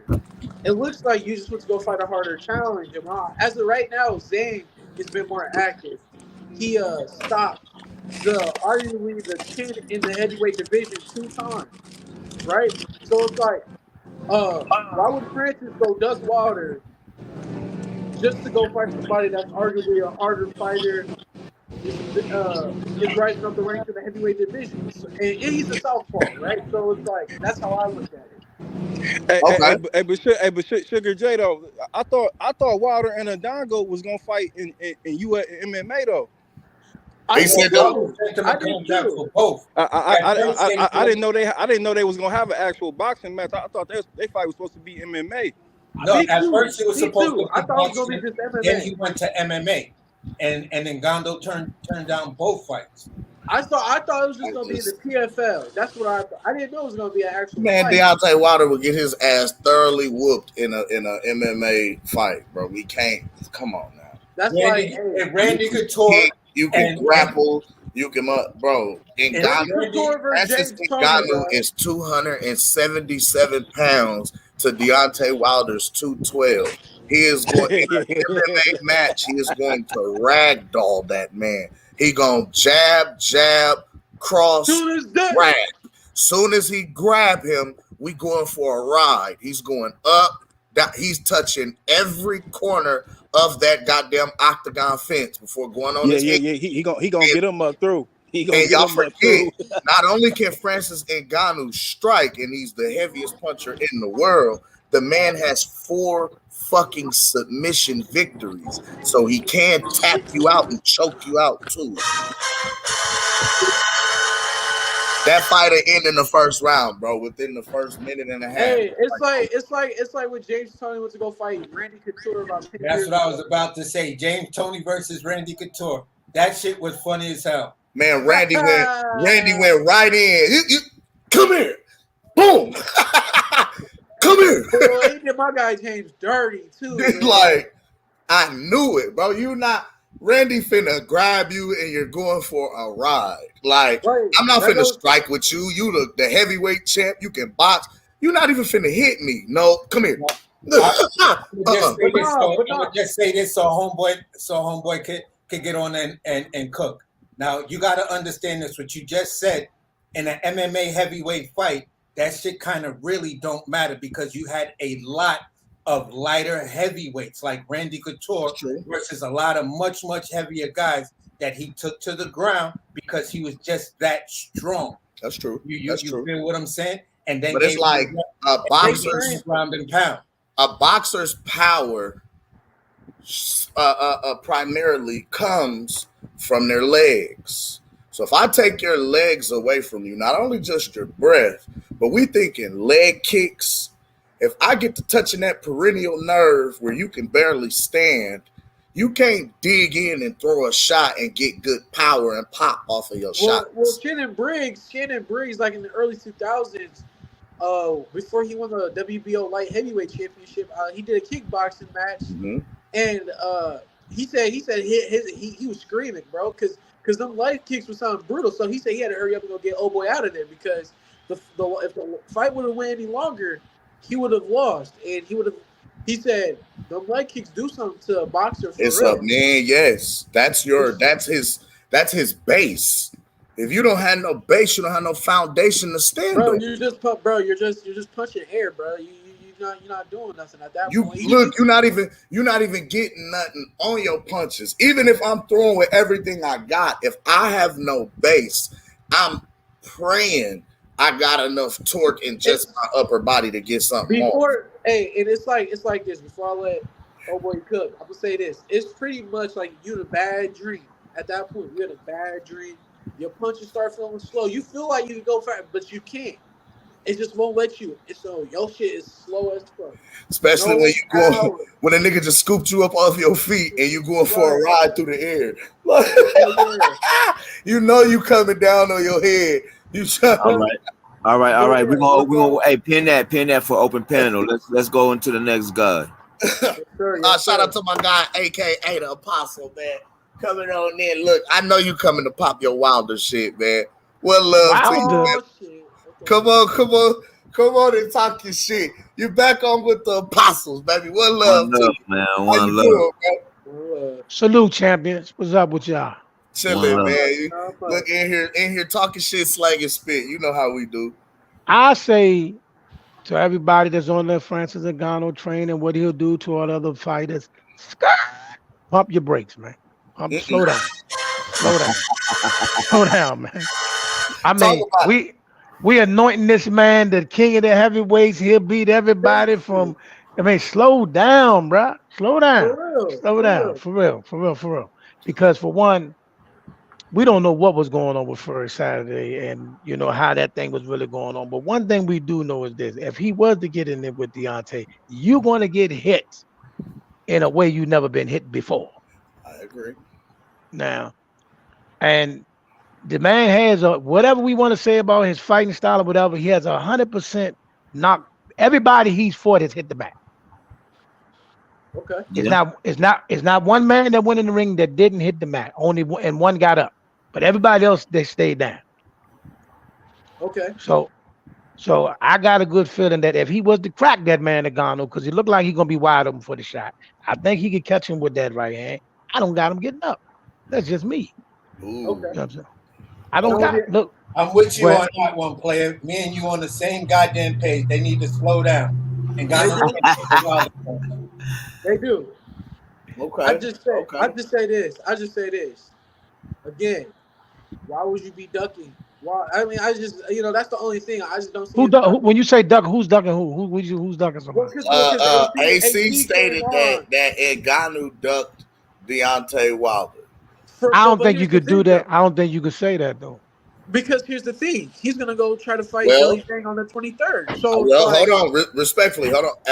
AK, he said that, and we know the definition of a duck. Okay, is if I send you a contract, for a fight, and you don't sign said contract, you ducked. So Deontay Wilder is on record for sending Francis Ngannou a contract for boxing and for MMA. Now, what AC stated was he first sent Ngannou the contract for boxing. Ngannou turned it down. He then doubled back and sent him the contract for MMA, to which Ngannou laughed at and said he's not on his level in the right. So I agree with the MMA portion, but I agree with that 100%. If he didn't sign the contract for boxing, is that now a duck? Was he already in negotiation with somebody else outside of Deontay? It would have to be the first question that need to be answered. No, he wasn't. He wasn't even. Are we 1,000% sure of that? Because I'll say that. You know, real gangsters move in silence. Y'all know real gangsters move in silence. I got you. And I was gonna say, so what we heard about Deontay Wilder reaching out to Ngannou to fight first before Tyson Fury ever popped up in the picture. This was all back in the beginning of the Andy Ruiz negotiations when Andy Ruiz was that is true. I will say that. My question for the man that's saying this ducking, right? My question for you is this. Is anything Wilder could have put together with it at top what we saw in Saudi Arabia Saturday? I think it might have been a more exciting fight. No. I'm talking about would all the trimmings that they laid on that thing been there for that Wilder fight right then? No, not at all, because they wouldn't have invested that kind of money in two black dudes fighting as opposed. Now I'm gonna say this. I know where you're going with this because this is the one thing. Well, hold on. Let me just say this. This is without a belt on the line. If Deontay Wilder still had the WBC belt, then it would have been something because now I don't even think it's more marketable. Cam, I'm gonna disagree with that because I'm gonna say this. When in an MMA fight versus a boxer, and let's go back to Floyd Mayweather versus Conor McGregor. Mm-hmm. Have you seen the build-up type videos that they were dropping for this Tyson Fury versus Ngannou fight? You had the bang bang joint, which was like, yo, that shit is fire on top of fire. Then you had Mike Tyson where he was like granting wishes and shit like that in the amusement park. I will agree. listen, the Prince put some money behind this thing, and it brought out some serious promotions, some heavy hitters, some like I agree. I agree with that wholeheartedly. Like, so what we saying is, do we feel as though Francis Ngannou versus Deontay Wilder would not garner that same type of turnout and crowd? Because we still don't even really know what the numbers are as far as pay-per-view sales for that fight. If Wilder was undisputed or unified, maybe. But you don't think they would market him kind of the same way that they tried to market Tyson Fury? Because Tyson Fury is not at all.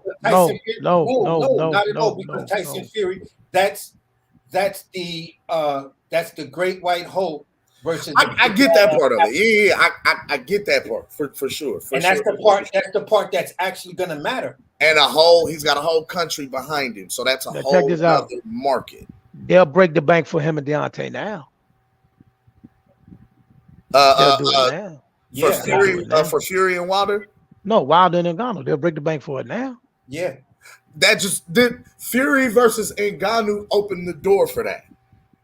Well, I mean, Ngannou not getting knocked out and knocking him down opened the door for that. That's what I'm saying. By Fury and Ngannou happening, they putting on the spectacle, and then Ngannou going out and having the kind of performance that he had against Fury, that now opened the door for Fury. I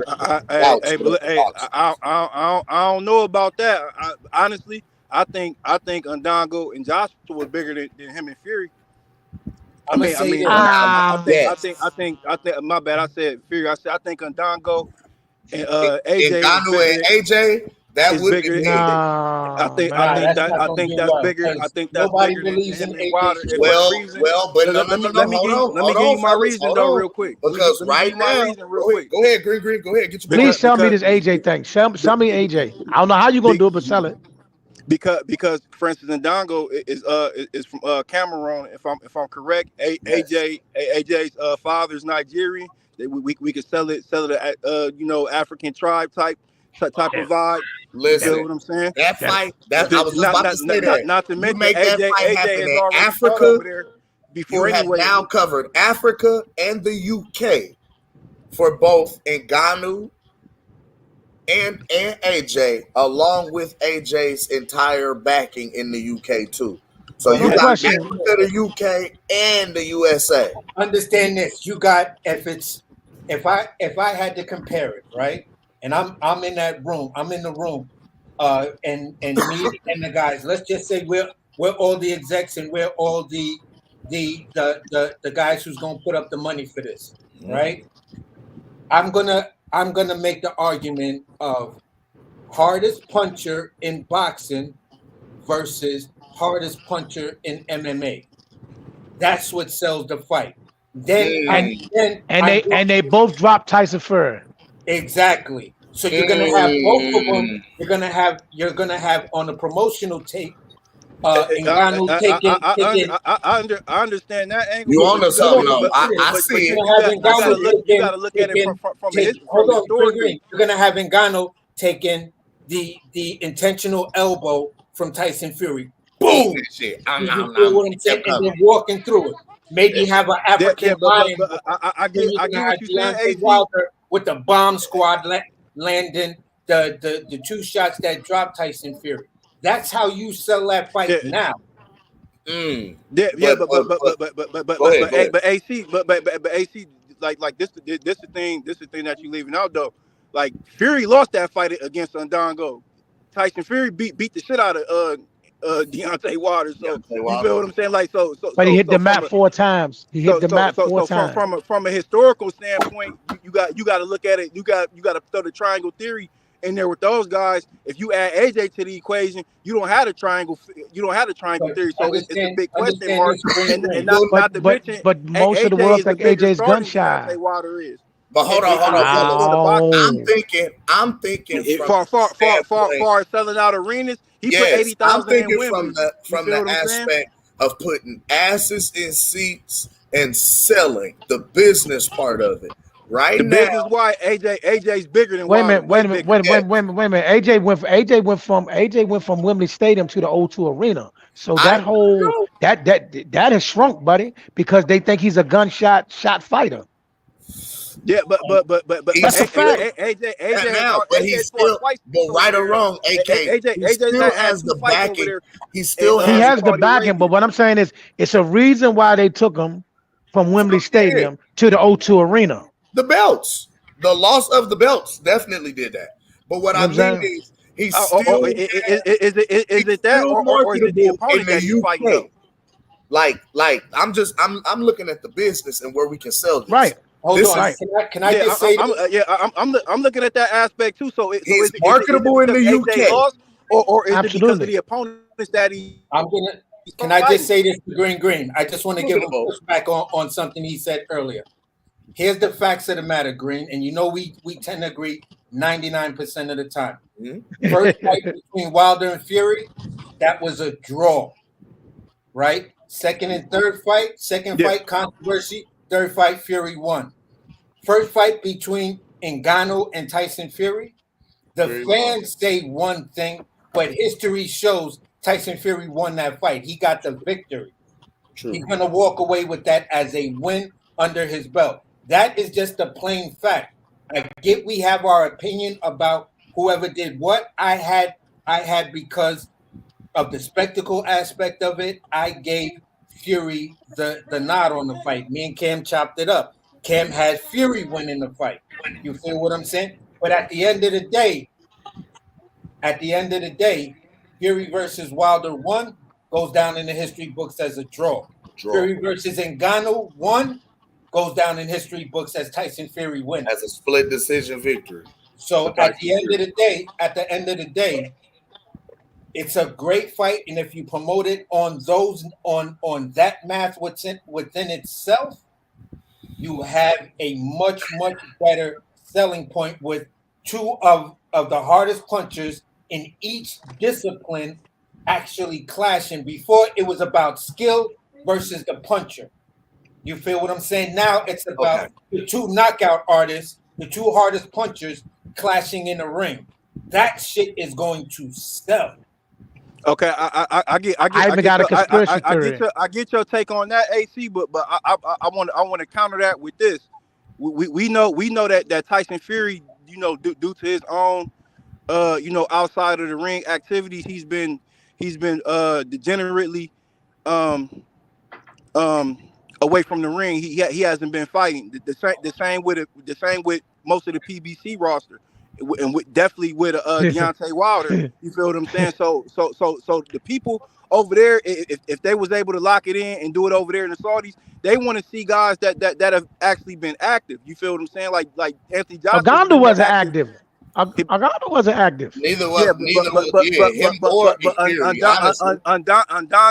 Undango. He's the attraction because he's the MMA guy. We talking about. But he still wasn't active though. But he wasn't active. That doesn't matter. We're putting him in here. We're actually putting him in here with an actual boxer. The actual boxer out of those three guys is AJ, who's been the most active. Deontay Wilder hasn't fought since he fought Robert Helenius, and it ended in one round. Tyson Fury hasn't fought, and God knows when, and he looked terrible in there. That's true. Now, what I'm saying to that is, in that respect, that's what I'm saying.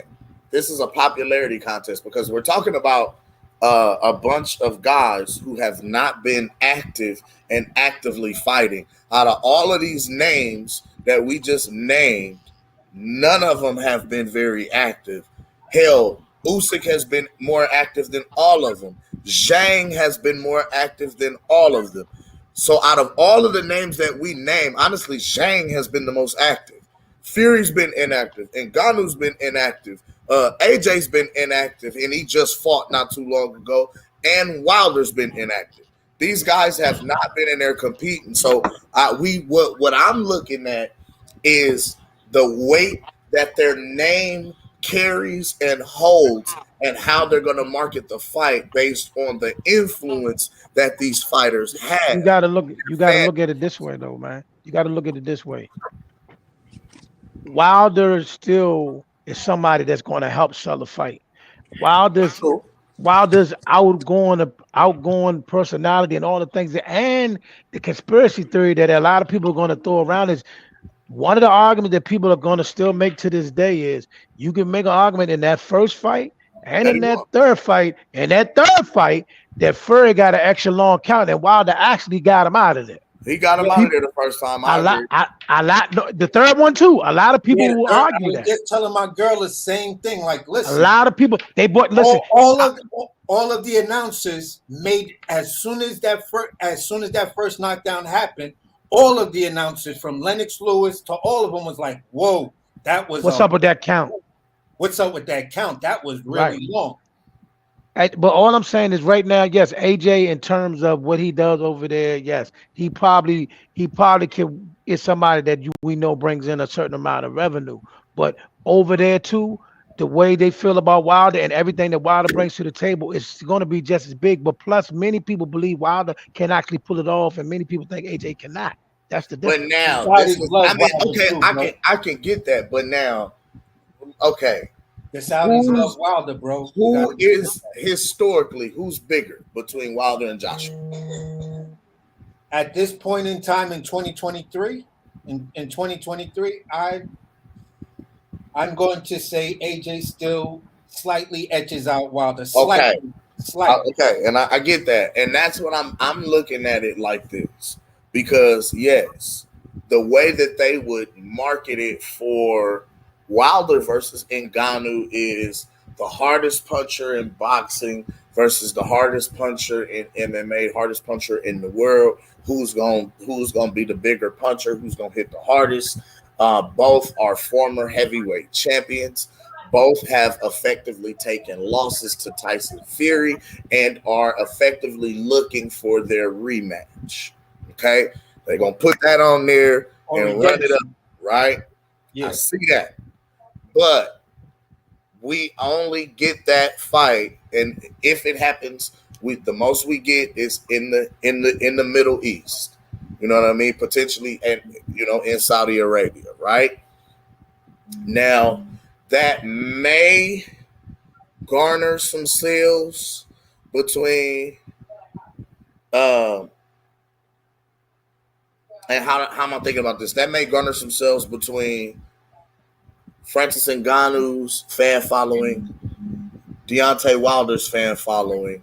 That may bring out some guys and some people, just like the Prince invited a shit ton of people, you know what I mean, from all over and a whole bunch of fighters and shit like that. He could do the same thing again to bring out a star-studded crowd, to be the who's who of both sports to come out and witness this spectacle and put on a huge event, right?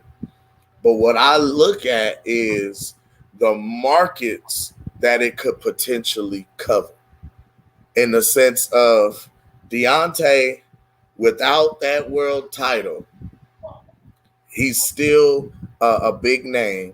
It's still going to be a spectacle. He's still going to sell the fight. He still has influence. But I don't think he moves the needle as much without the machine pushing him. That belt gave him leverage for the machine to push him. Yeah, but here's my only question.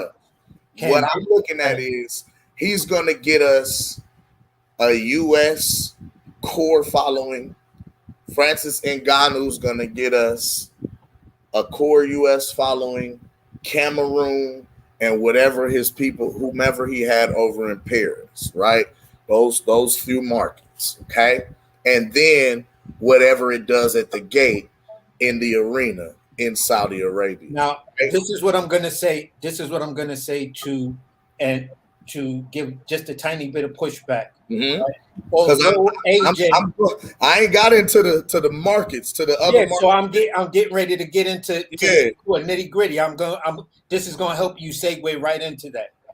AJ is the guy who slightly edges him out in popularity because of the UK market and their loyalty in Europe, right?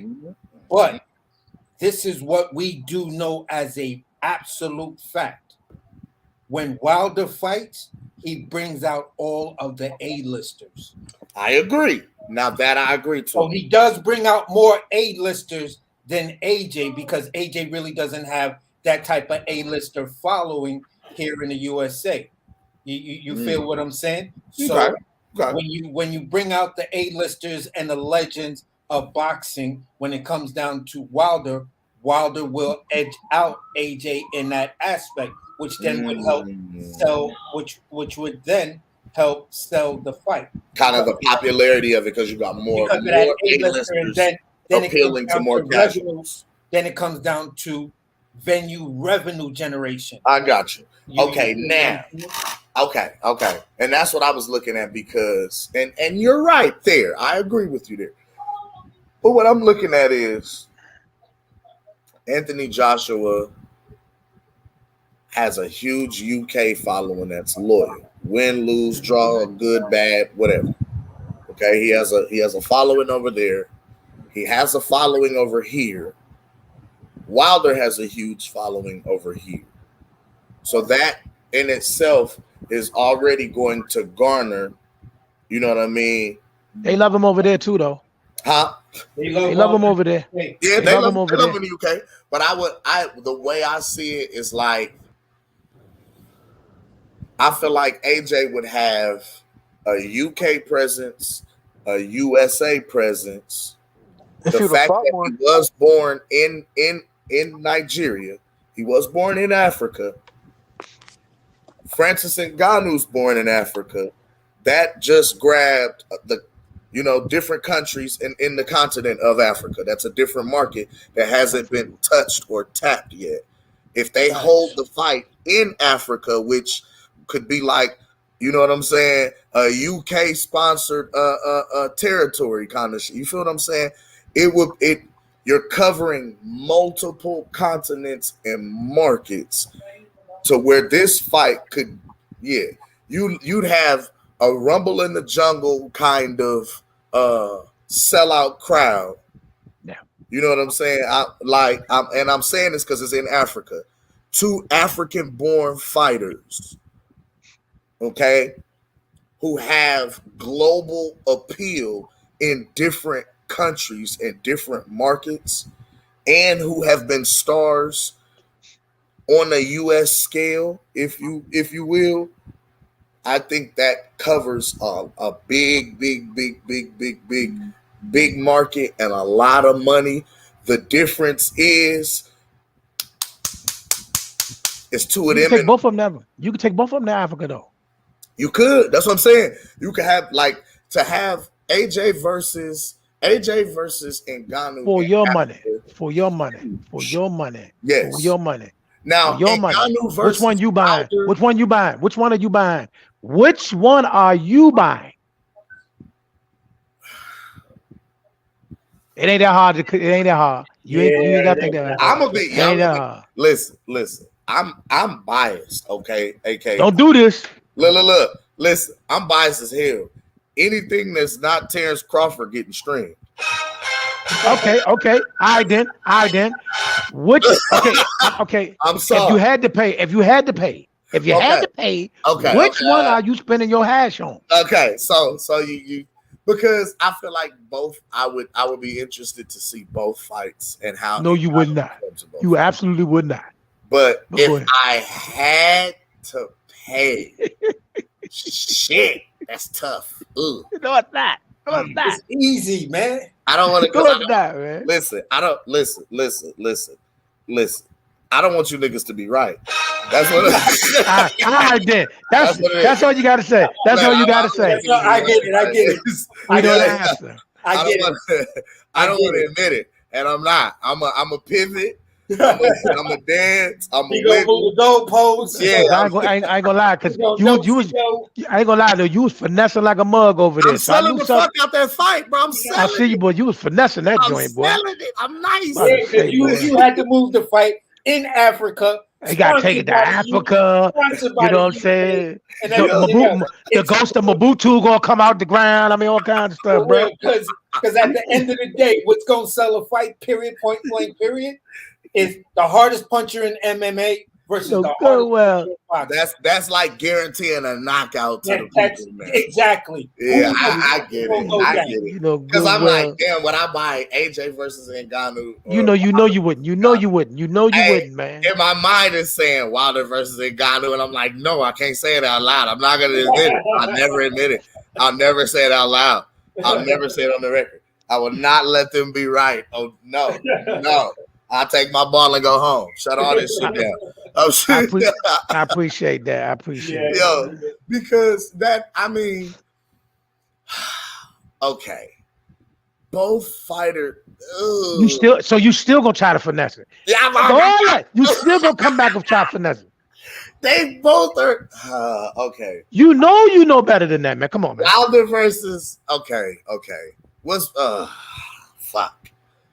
Because I know it's gonna be a knockout. It's gonna be a slugfest. That fight don't go to the judges. It don't go to the cards. Knockouts are more exciting to the fans. Exactly. Yeah. You gonna get a fight that's just gonna be douche. Ain't nobody's tripping off a dude that let a cruiserweight dance around the ring for him for 24 rounds. They not going for it, bro. They not going for it. Yeah, man. Hey, man. Okay. You're right. Okay. You're right. Okay. Y'all got a point. Y'all got a solid point. I got it. Look, they finally got me down to a point. They pinned me down. Pause. It got me. They pinned me to a point. Fuck. If I had to buy him, I just had to. And he's still fighting. And he's still fighting. I just can't. I can't. It's just, all right.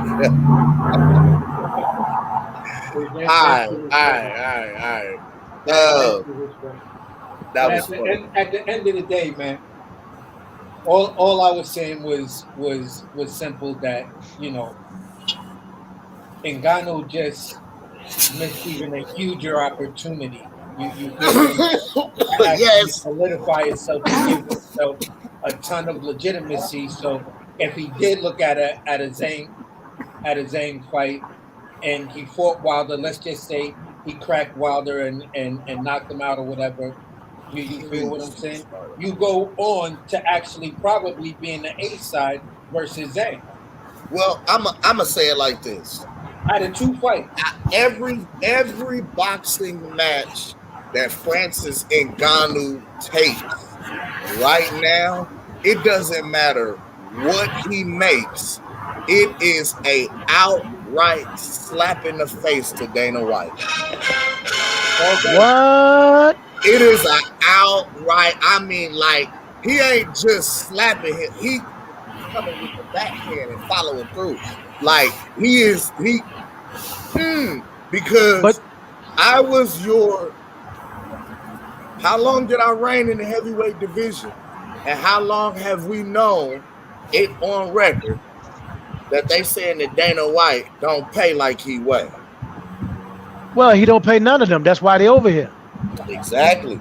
So and then you have guys who are saying it's like basically showing, hey, I can go over here, build up my star, and then go over there and make a lot more money. You know what I'm saying? I could grind up, build up my star power and my influence and my platform, and take all of these fans that I built up over here with me over here to make a bag that's gonna have me set for the rest of my life. I'm about to throw some shit in the game. Oh shit! Let me throw my shit in the game. Y'all know this is the part of the show that I throw shit in the game. 2025. 2025. I'm looking at. Well, this is what I'm about to tell y'all. 2025. WWE is gonna take over boxing. Man, get out of here. Man. Now I ain't gonna lie. I did see Vince McMahon in Saudi Arabia, but that ain't gonna happen. Listen, but hold on. They might throw that hat in the ring though. Boxing so fucked up right now. Definitely they're gonna throw a hat in the ring. Listen, these crossover money grabs ain't going nowhere because entertainment is what's. Look, man, A lot of these places out here, the money is different out here. You know what I mean?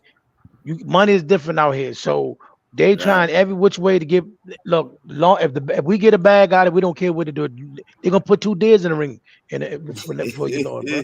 Look, and bro. shout out to my guy, just the guy, right? So I thought about the potential of what he was saying, and he threw it out here like, hey, what if we had Logan Paul, who's a WWE wrestler now?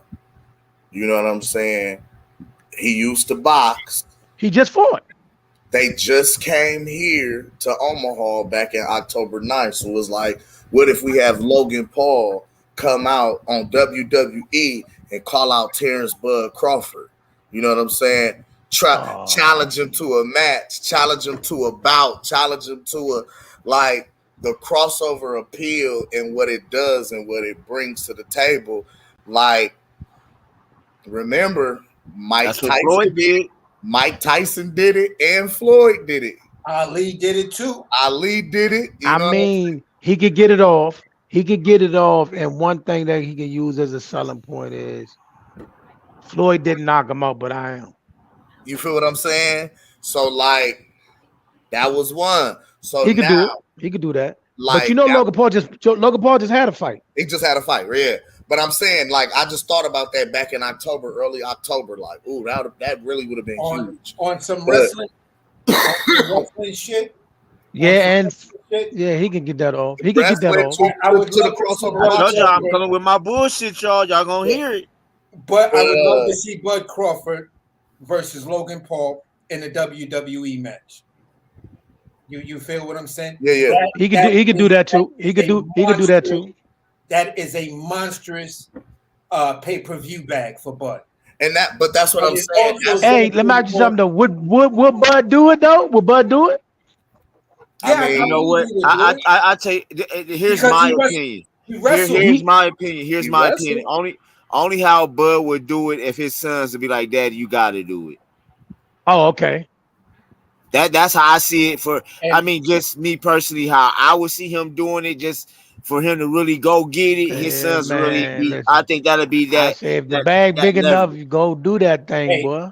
Hey, Mr. Gooch, I'm gonna say this, and I'm gonna say this. I would suspect if Logan Paul called out Bud Crawford on a WWE match, right? Bud's sons would be the first ones running to Bud like, "Daddy, you got to go there and beat this guy." He just called you out. They're gonna be 1,000% with it because they're gonna be able to go to that match and be ringside and rooting for their daddy, standing right there on the canvas on the ropes, because WWE is just that type of event and shit like that. Like I said, then but like we both all said though, like we all said, Floyd did it, Ali did it, Tyson did it. This is your era, bud. It's your time. Why wouldn't you? I think that would be huge. Across the table, you got to do it. You can't turn that down.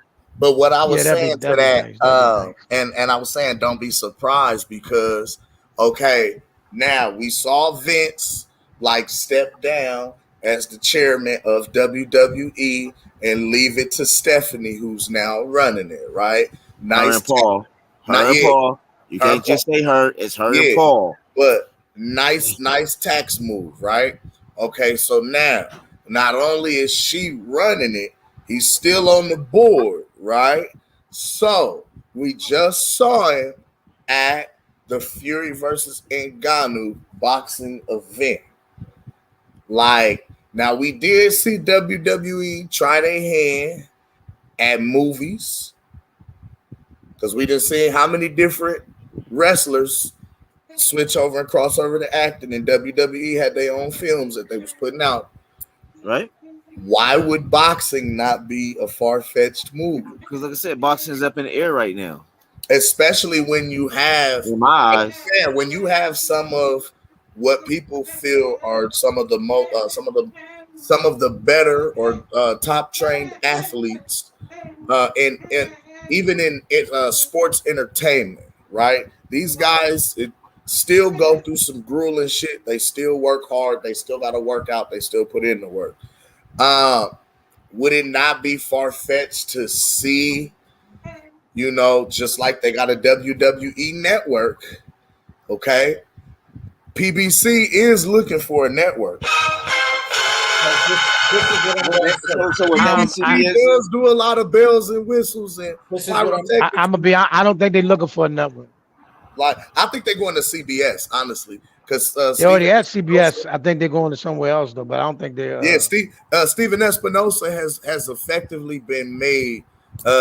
He's been named to an executive position over there at CBS Sports. They're gonna find a way to wiggle PBC back into CBS. So this is what I'm saying. With Showtime pulling the plug and leaving at the end of the I think 2023. I'm gonna be honest with you, bro. I think that was a mutual. I think that's a mutual split. I don't think it's what people think it is. I think that's a mutual split. I think they want out of Showtime as bad as Showtime want them gone. I think it's mutual. I wouldn't even. I can't say that because they was. That sounds like, for real. It sounds like it because Al was in he was in debt with them other juggles over there too. But I mean, so we can have y'all leave Showtime shutting down sports. Hey, we ain't got to pay that debt. Hey, I'm only gonna say this. He's still got to pay that debt. He's still owe about a good $300-400 million on that $1 billion loan he got. In the history, that's why they ain't had no fights in New York. I'm gonna say this. In the history of WWE, they have created more megastars than boxing and UFC combined. Combined, I agree. Combined. No. Now I will, because how many? Let's think over the course of the history of boxing. How many mega stars have come from the sport of boxing? We got Muhammad Ali. No, I'm not talking on that level. Floyd Mayweather. We got Mike Tyson. I'm talking on the level of mega. I said mega stars. None of them made it. Nobody's never made it. Nobody's never. Here's what I'm saying to you, Cam. Ray was a mega star. That's six. This is what I'm. No, it's only one, and that's Mike Tyson, because Mike Tyson was able to go from boxing to WWE, right? To even talking about MMA, to being in how many movies Mike Tyson has been in. Now he has the animation show on what's the name called Mike Tyson's Mysteries. So are you basing that on his success after boxing as well? I'm talking about the success of the whole package, staying relevant. Now you got. Let me ask y'all a question. You got a question on this side. You got Batista, who's in all of the Marvel movies. Yeah, right. But he started off a wrestler. Like, that's what I'm saying. Yeah, you got Batista. You also got The Rock. You feel what I'm saying? The Rock, Batista, what's his name? John Cena. John Cena is huge. Stone Cold. Stone Cold. Hey, you got Stone Cold. You had Randy. Time out for a second, fellas. CM Punk. Hold on, time out. Cam. Hold on. Y'all, I'm gonna let y'all cook. I gotta make a demo real quick, bro.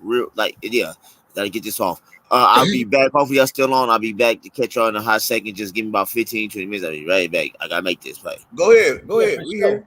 But you see what I'm saying as far as moving from one sport to the other and constantly staying relevant.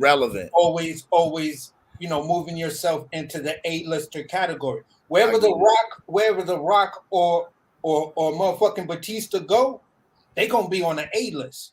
Off top. You feel what I'm saying? They gonna be the people. I'd say Batista B-list, but yeah, I give it. A lot of boxers like that. Batista's been in some movies, bro. Now he's more. With him being in the Marvel comic universe, he's now. Yeah. You gotta get that. But that's because wrestlers are already actors. Exactly. Ooh. Exactly, and that's the point I'm trying to make.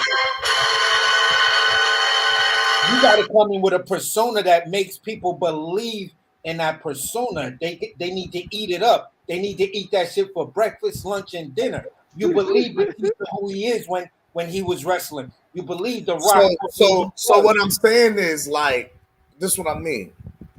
because over the history of boxing, go ahead. Like we was counting up how many people we consider to be mega stars. Also, this is subjective to the individual because what are we considering to be a mega star? Are we talking about people who casuals know? Are we talking about people who had crossover success? A-listers. You know what I'm saying? Or are we strictly talking about A-list celebrity names? Let me ask you a question. I got a question though. When you ask that though, is what level are we going to? You know what I'm saying? Because when it's all said and done, right? Nobody's ever going to compare The Rock or anybody from wrestling to Michael Jordan, but they did that with Muhammad Ali. Okay. Let's bring it back to Dr. J. Ooh, okay. Hold up. Ooh. Wait a minute. They done made about 20 movies about Muhammad Ali. Are they going to make a movie about them? Okay. Now, that's a great point.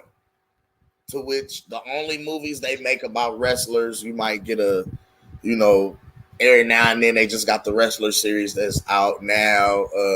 Just different shit, but it's not the same as what you see all the boxing movies, right? Right. I can say boxing has been more appealing to the sports category on the movie side than wrestling has, especially when we just had Creed 3 gross the most money in sports movie history, right? Understand this. When you talk about a movie being about Muhammad Ali, right? Right. And you talk about Marvel Universe or Rocky Balboa. Shit. How big is Rocky? Rocky got a statue. Now and he's not even real. But understand this. This is what I'm trying to say.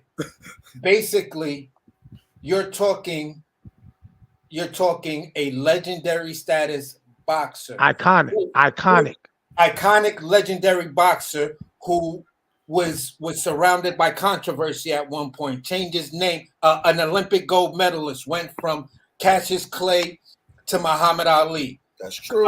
Lost his belts because of his political view. Came back and whipped ass. A total in 2 runs, 19 bout defending champion. You feel what I'm saying? So at the end of the day, this is the type of fighter that brings in younger fighters that'll say, yeah, I would love to emulate a Muhammad Ali, just like you just had the Cuban dude and just like you had Terrell Biggs. So basically what you're saying is The Rock is a movie star. Ali is the nigga they make movies about. Exactly. Okay. I get it. I got it. So I like that. I like that stance. I like that take. That's big. When my guy Bo just slid in here, man. What's up with you, family? Hey, what's up, fellas? How you doing? What's going on? I ain't know, man. I just hear y'all talk about wrestling and boxing and shit. So I'm just trying to catch up. Okay, so because what we did, well, you know how we get to cooking and throwing theories, and shout out to Pastor Gooch. He just threw some shit in the game and then ducked off and ran. Okay, so talking about he got to make a run.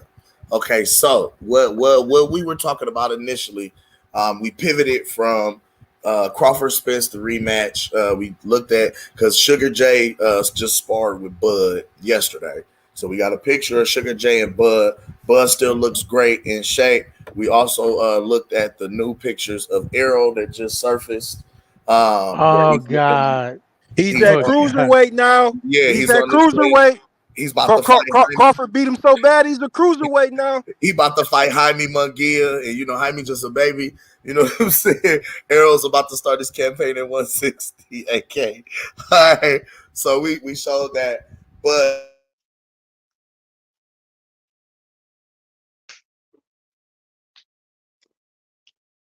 And it led into hey, was that me or you? It sounded like you cut out. I don't know if that was my end or not. Oh, can you hear me? Hey, I hear you now. I know if you cut out or that was me. So it's like we were talking about mega stars, and what we ended up pivoting to was we saw Vince McMahon at the Ngannou Fury fight, and I threw out don't. Well, Pastor Gooch said in 2025, WWE is going to make a play to come into boxing. And I said, don't be surprised. They've already done so with movies and shit like that. They got actors, shit like that, right? So, and then we start kind of going into who has been, what sport has produced more megastars, respectively, between boxing, wrestling, etc. And then it was like, what are we calling and considering a megastar? Who's an A-lister, et cetera, and the like. And the most recent point that was just made, shout out AC, he said, The Rock is a movie star. He's an A-list movie star, a celebrity, right? Muhammad Ali is the nigga that they make movies about that The Rock would be in. That holds a little more, you feel what I'm saying? That holds a little weight. That whole, like, to be iconic and to cross over, like he said, how many movies have they made about Muhammad Ali, about boxing, about, you know what I mean? Like, how big was this man's star, his icon, his the influence that he made to, on the impact that he made on the world, the influence that he made on the sport of boxing, outside of boxing, just period, you know what I mean, right? And we were just kind of going back and forth. Like, I said, well, how many megastars will we say were actually a part of boxing? And I start kind of going down the line because I said, I think wrestling might have made a few more iconic names than boxing. And we were kind of going back and forth, having our points there, because when we think megastars, crossover stars, iconic names in boxing, who comes to mind? Mike Tyson. I say Ali, Mike Tyson, or even now, probably Floyd. Sugar Ray Leonard. But I don't know if he's even. I don't even know if he was as iconic as a Mike Tyson or Ali. Whoa. Skip Sugar Ray. Well, I'll drop Sugar Ray. I'll raise you Oscar De La Hoya. He's not bigger than Sugar Ray. I'm not even putting him on that level, because we talking about like as far as popularity. I mean, I don't. At the time, Oscar was a fucking mega. Oscar back then was Canelo now, minus the Sugar Ray was. I mean, he was. Sugar Ray Leonard was him, bro. Sugar Ray Leonard was. Sugar Ray was that dude. They made movies. They made characters in movies emulating him. Emulating him. Have you ever seen a movie called Penitentiary? That's true. Sweetness. Yes, he's Sugar Ray. That's Sugar Ray. I say this, man. I agree. Sugar Ray is I kind of want to gold medal, everything else, but we got to be real here. He's not on a level as a Mike Tyson. Yes, he is, bro. Listen to Sugar Ray Leonard. Sugar Ray Leonard was when we was coming up. Sugar Ray Leonard was everywhere, bro. Sugar Ray Leonard was everywhere, bro. But check this out. Mike Tyson was on TV. Mike Tyson. Think about it. Mike Tyson is already past it. Like, Mike Tyson is just old news, and he's still iconic. But Him and Roy did a million. Him and Roy did a million at 53 years old. Hold on, Cam. I ain't gonna let y'all jump my man Bo, because what y'all forgetting is there was no video games named after, although they didn't exist, but you had Mike Tyson Punch Out. You had in Street Fighter the Bolo character. Ball Rock. After Tyson. They had everything. Mike Tyson anime characters. You got anime characters, right? You had what was the name? What was that movie where homeboy singing the song "I Can Feel It Coming In"? Whatever that. You talking about? Tyson does the beat thing and then knocks homeboy the fuck out. Damn. Hangover. Yeah. The Hangover series. Hangover. You got Mike Tyson in the Robert Downey Jr. movie where he smacked Robert Downey Jr. up. So true. At the end of the day, IP man. Yo, Mike Tyson was in a movie with fucking that fucking martial arts superstar. I forgot his fucking name. IP Man 4. You had Ip Man and shit like that. Yeah, Ip Man. He was in it. It was like 3 or 4. Now I'm talking about the one. I'm talking about the Hong Kong movie, dude. Yeah, that's what I'm talking about. Yeah, Donnie Yen. Yeah, that was the movie based on Bruce Lee's teacher. Yes, sir. You feel what I'm saying? So at the end of the day, you had Mike Tyson cross into almost every aspect of what's going on. Now, granted, the only thing I can say is, boy is right when you had movie characters based on the Sugar Ray Leonard. Sugar Ray. That is big. It wasn't, but it wasn't on the level of Mike Tyson.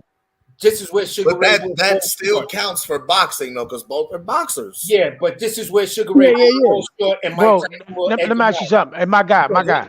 How many people you know can stay out of the sport for 2.5 years and come back to a mega fight? But I'm not questioning his credentials. What I'm questioning. No.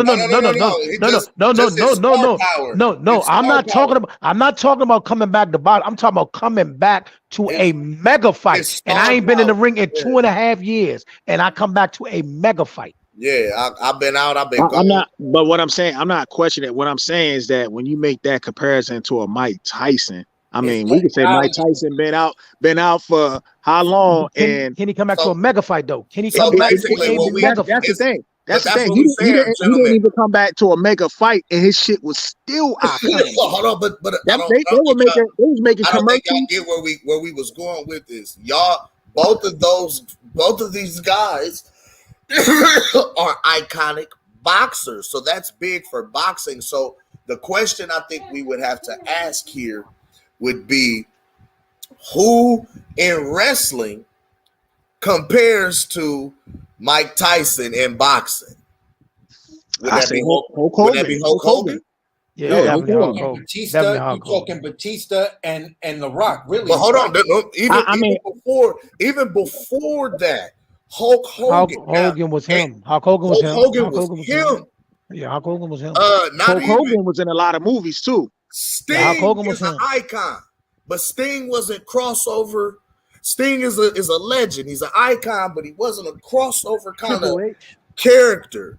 But Hulk Hogan was him. Did you say Triple H, man? Did you say Triple H? Triple H. But what I mean is, we're thinking icons in wrestling. Triple H is an icon, bro. What you talking about? Like, I mean, but I'm saying, when you go from Hulk Hogan to Triple H, that's a you gotta go like you gotta go from Hogan to like to the Rock. Like Hulk Hogan may have been the man, but he wasn't the Rock. Think about Sting was big. Think about all the movies that The Rock was in. Scorpion King. Yeah, The Rock compared to the only other wrestler in right now that would be star power when you talk about The Rock, you'd have to think John Cena. You'd have to think. John Cena is nice, but I don't even think he's on the Rock. He's not even on the Rock's level. But it's like you gotta think John Cena. You gotta think. The Rock just did Roman Reigns, but Hulk Hogan was The Rock before The Rock, or whatever the fuck. Do you know how big it is? I'm talking about at that time to get in a Rocky movie. You know how big that was, man. Yeah. Do you know who Sylvester Stallone is? Out this piece, bro. Yeah. Because that's what we Sylvester saying, was him. So who from wrestling? Because who from wrestling compares icon-wise to a Mike Tyson or Floyd Mayweather? Okay. This is what I'm trying to tell you. Hulk Hogan is up there. The Rock was just in the movie. I'll give you The Rock. He was in Black Lightning or Black whatever that shit was. Black Adam. And then they bring out Superman, and he meets Superman. Yes. When you talk about icon, the Superman character is fucking iconic throughout history since the 40s. But that's bringing in the movie where he meets Superman to give segue to it may be a part 2. The Rock was huge. The Rock has done like amazing for himself. I agree. Yeah. Hulk Hogan is definitely iconic, man. Hulk Hogan, bro. Hulk Hogan is iconic because he got in the ring with Ali. He was in the Rocky movie. You feel what I'm saying? Nah, but I'm saying, think about it. Hulk Hogan's gesture, right? If you just wave your hand around and put it on your ear, everybody know you talk about Hulk Hogan. That's Hulk. If you say, come out this bitch, you raise your eyebrow. If you give that look, if you give that look where you raise the one eyebrow, everybody knows that's the Rock. No, we agree. I'm just saying, like before the Rock, Hulk Hogan was the Rock. You gotta. If there would be no Rock without if it wasn't for Hulk Hogan. As a matter of fact, all you got to do is just say Ric Flair too. All you got to do. Y'all got to give Rick his due too. Okay? Yeah, but he ain't on that level though. Rick ain't on that level. Rick came like his fame really came later. It came late. He was the flashy cat back then. But when we think iconic to the sport overall, okay. And Hulk Hogan had his own cartoon. Yeah, that's true too. Hulk Hogan was him. Had his own cartoon. That's true. Macho Man was out there too. Macho Man was nice, but see, you always tag Macho Man with Hulk Hogan, just like the Ultimate Warrior was my favorite wrestler. But when you thought Ultimate Warrior, you always thought tag with Hulk Hogan. Yeah, I'm gonna bring out a name for you guys. Yeah, like and he was in an iconic movie that is still one of the most watched movies today. Roddy Piper. Not the Hot Rod. Roddy Piper. I like Roddy Bret Piper, Hart. but iconic to the sport of wrestling. Roddy Piper. Yo, I say, nah, he ain't on Hogan level though. Like Hogan had that. Hulk Hogan has been a baby face. Yo, Hulk Hogan had his own movie, No Holds Barred. No Holds Barred about wrestling. Yes. And he was a heel because he was NWO. Oh yeah. Hey, you know that dude was so iconic. When he first went to the NWO, you see people in the crowd in tears because they were so used to him being the good guy. I was so mad that nigga became a heel, bro. I hated Hulk Hogan. Like, you gotta understand this was I ain't gonna lie. I like when Hogan was the heel, man. You gotta understand my whole childhood was comprised of me running around my living room in my drawers, nigga. Nigga. Hey, man, that nigga NWO Hollywood Hogan had niggas gang banging, my nigga. That nigga Hollywood Hogan had niggas gang banging, my nigga. Tearing my shirt off from you niggas. Bro, that was be like, yo, let me tell you something, bro. That nigga Hollywood Hogan had niggas gang banging, man. Hey, and when he became Hollywood Hogan, it was just hey, when he walked in with the leader of the Hell's Angels, my nigga, in the Nitro, nigga, like that's when it was confirmed, like these niggas is like they really on that. They really catching niggas, beating them up. They doing all type of stuff. Like they terrorized Ric Flair in the 4 Horsemen like a whole year. Hell yeah, my man. Yo, I like Hogan. I like Hogan when he was the bad guy, man. I couldn't go. Nobody liked him when he was the bad guy. I love him when he was the bad guy. Nothing like Hollywood Hogan, man. I ain't gonna lie, man. He was a hell of a heel. He played the fuck out the heel role. Hell yeah. And then he had his two side dudes, you know what I'm saying? Kevin Nash and Sky Hall. You could go back and look at the promos that they used to cut. Go back and look at the promos Hollywood and the Outsiders used to cut. Man, they used to be talking crazy. Hulk Hogan was the reason why I realized wrestling was fake. Yeah, it was. You know when he beat Andre. No, when he beat Andre the Giant, I said no, sir, no, sir, no, sir, no, sir. Yeah. Hey, he body slammed that nigga, man. He body slammed the shit out of Andre. Yeah, that's what made Hogan iconic. That was the iconic moment. See, that's what I'm saying. They had to use Andre the Giant to get him there. I said no. Hold on. Yo, I forget that. Hold on. I used to be a wrestling head. When Hulk Hogan beat the Iron Sheik, that's what made him. He became a star then. When he beat Iron Sheik. No, I think Andre, man. Andre put him over the top, man. Andre put him over the top, but it was the victory over Iron Sheik that actually put him in the star light. It put him in the spotlight. Yo, Hogan. Hey Hulk man, it's Hogan. been real, my guys. It's been real, man. AK, one love to you, OG. Appreciate you pulling Now, up, what's bro. the point of this? Okay, what is the Yo, end Hulk goal? Okay? Hogan. Hulk Hogan finishing move was iconic. Just the finishing move, you know. Big boot and the leg drop. That was a Come weak on. ass finisher.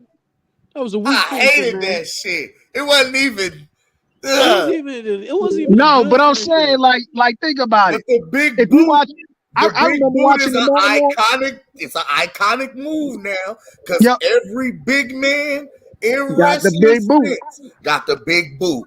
Exactly. Hey, you know that it was so iconic that I remember when I was watching Martin Lawn show, my man Cole was like, how Big Shirley came out and put the big leg out. The big and leg. she went up. Whoop. Wow.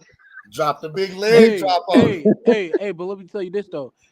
Okay, I mean, so I don't think. I mean, y'all been around a lot longer than me. You know what I'm saying? But if we're comparing who's been more iconic, it's a hard debate. You know what I'm saying? It's a real hard debate. And wrestling is weird because you also had celebrities in the midst of the Hogans that brought more attention to it, into the guys like Hogan, to wrestling. You know what I'm saying? You have guys like Arnold Schwarzenegger, Stone Cold. You had stuff like that gave certain wrestlers more attention or more storylines or what was it? Didn't Mike Tyson knock out Shawn Michaels or something like that? Something like that. He Yeah. knocked out. He knocked And he out. was a I want guest to say referee. Shawn He knocked out DX, nigga. He Yeah. knocked out and the he did whole that. DX. Well, no, but then, and then Floyd knocked out the Big Show, which right. I don't know how that was supposed to happen. Like, nigga, no. Hey, what was next? Terence Crawford knocking out Roman Reigns. Like, let's keep it a buck. Hey, What was next? Hey, fuck Tyson it. Fury. Tyson Fury. Acknowledge us. Wait. Yo. Tyson Fury was just a wrestler a couple years back. Did we forget? Tyson Yo, Fury the was just. thing with Floyd, man. Yo, Floyd really hit that nigga, man. That Yeah, motherfucker was bleeding out his mouth. He gave him two. Boop, boop. And it was like, ooh. Hey, Big Show's big ass really felt it. Hey, he really broke his nose. Big Show. Yeah, he popped the yeah. Big Show at. Doo, doo. Gave him some quick ones. All right, so now. Hey, I just came on and said hello to everybody and said fuck Cam. Wilder. I don't even know what the top of it is. I just came on to say hello to everybody. How y'all doing? Happy holidays coming up to you, and fuck Cam. Hell yeah, Veterans Day, man. Hey, no, Veterans Mr. Day. You ain't getting it off slick. No. You was on this last night. No. You ain't coming off. Hey, Bo, how you doing, man? He said, Hey, what's up, Mr. Golden? Fine. That look like green, AC. Who I can't see the other person in the corner. Who that down in the corner with the red? That's my underneath guy, can? Real Cool J, man. He just pulled up, man. One love. Okay, how you doing, my brother? And Sugar J, I see that. Sugar J, I seen that picture, man. You're doing good thing. I left you a comment. Did you see it? Yeah. I seen it. I replied back.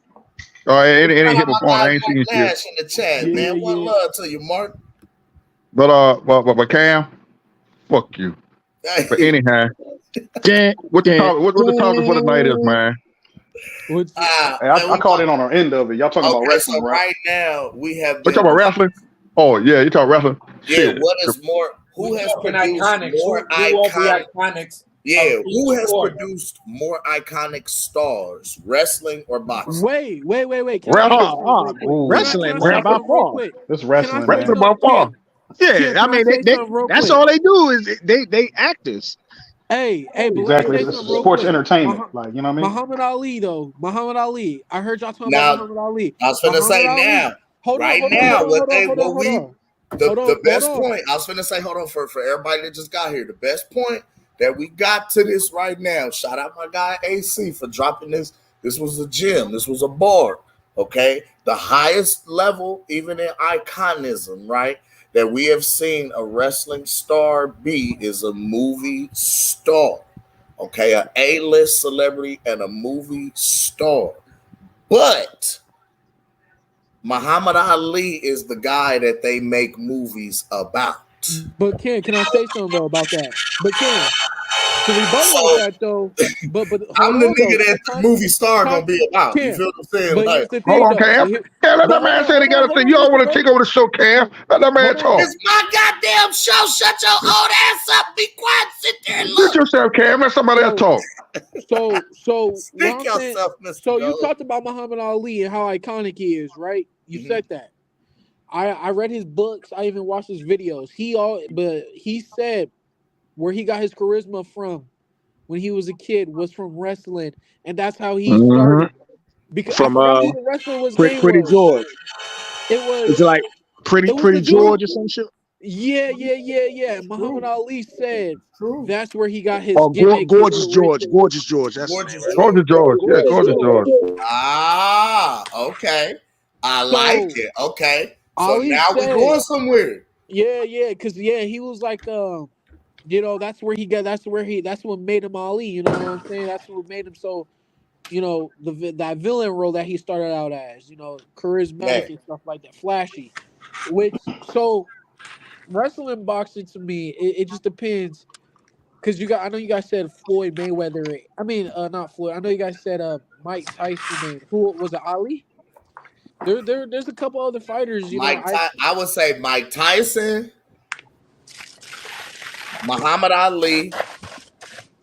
We can add Floyd Mayweather in there. I think you have to add Manny Pacquiao up there. I would say Manny Pacquiao. And with the amount of dick riding that he gets, I would have to say Canelo. Tyson Fury's up there too. He's also entered the wrestling world himself. Now Tyson Fury is also one because he has been on WWE. Yeah, but he still ain't that big. But he's not as popular. He's big though. He's big.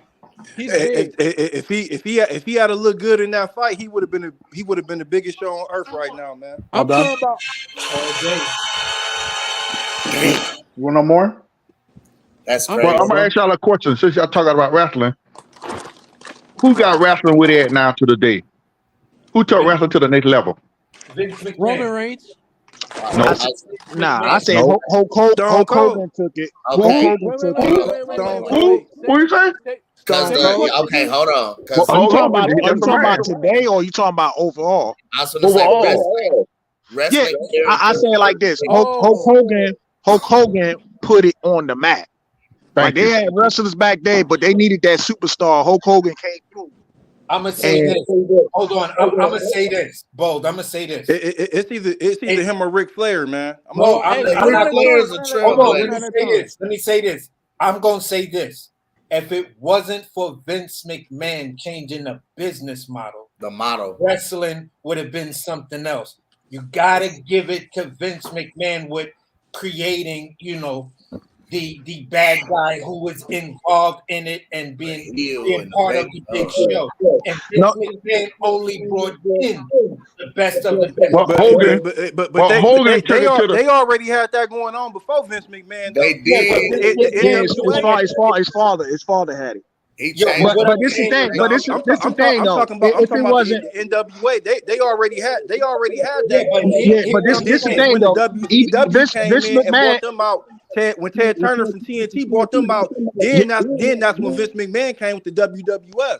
Yeah, but Vince, what I'm trying to say Vince McMahon did his thing. Vince McMahon did his thing, but he still needed that superstar.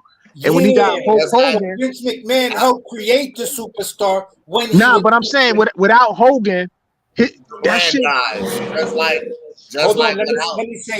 Let me say this. Just like without Michael Jordan, Nike dies. Like Vince McMahon, he had stars before he got Hogan though, because if you remember, if you remember, damn, what's the name, Dad?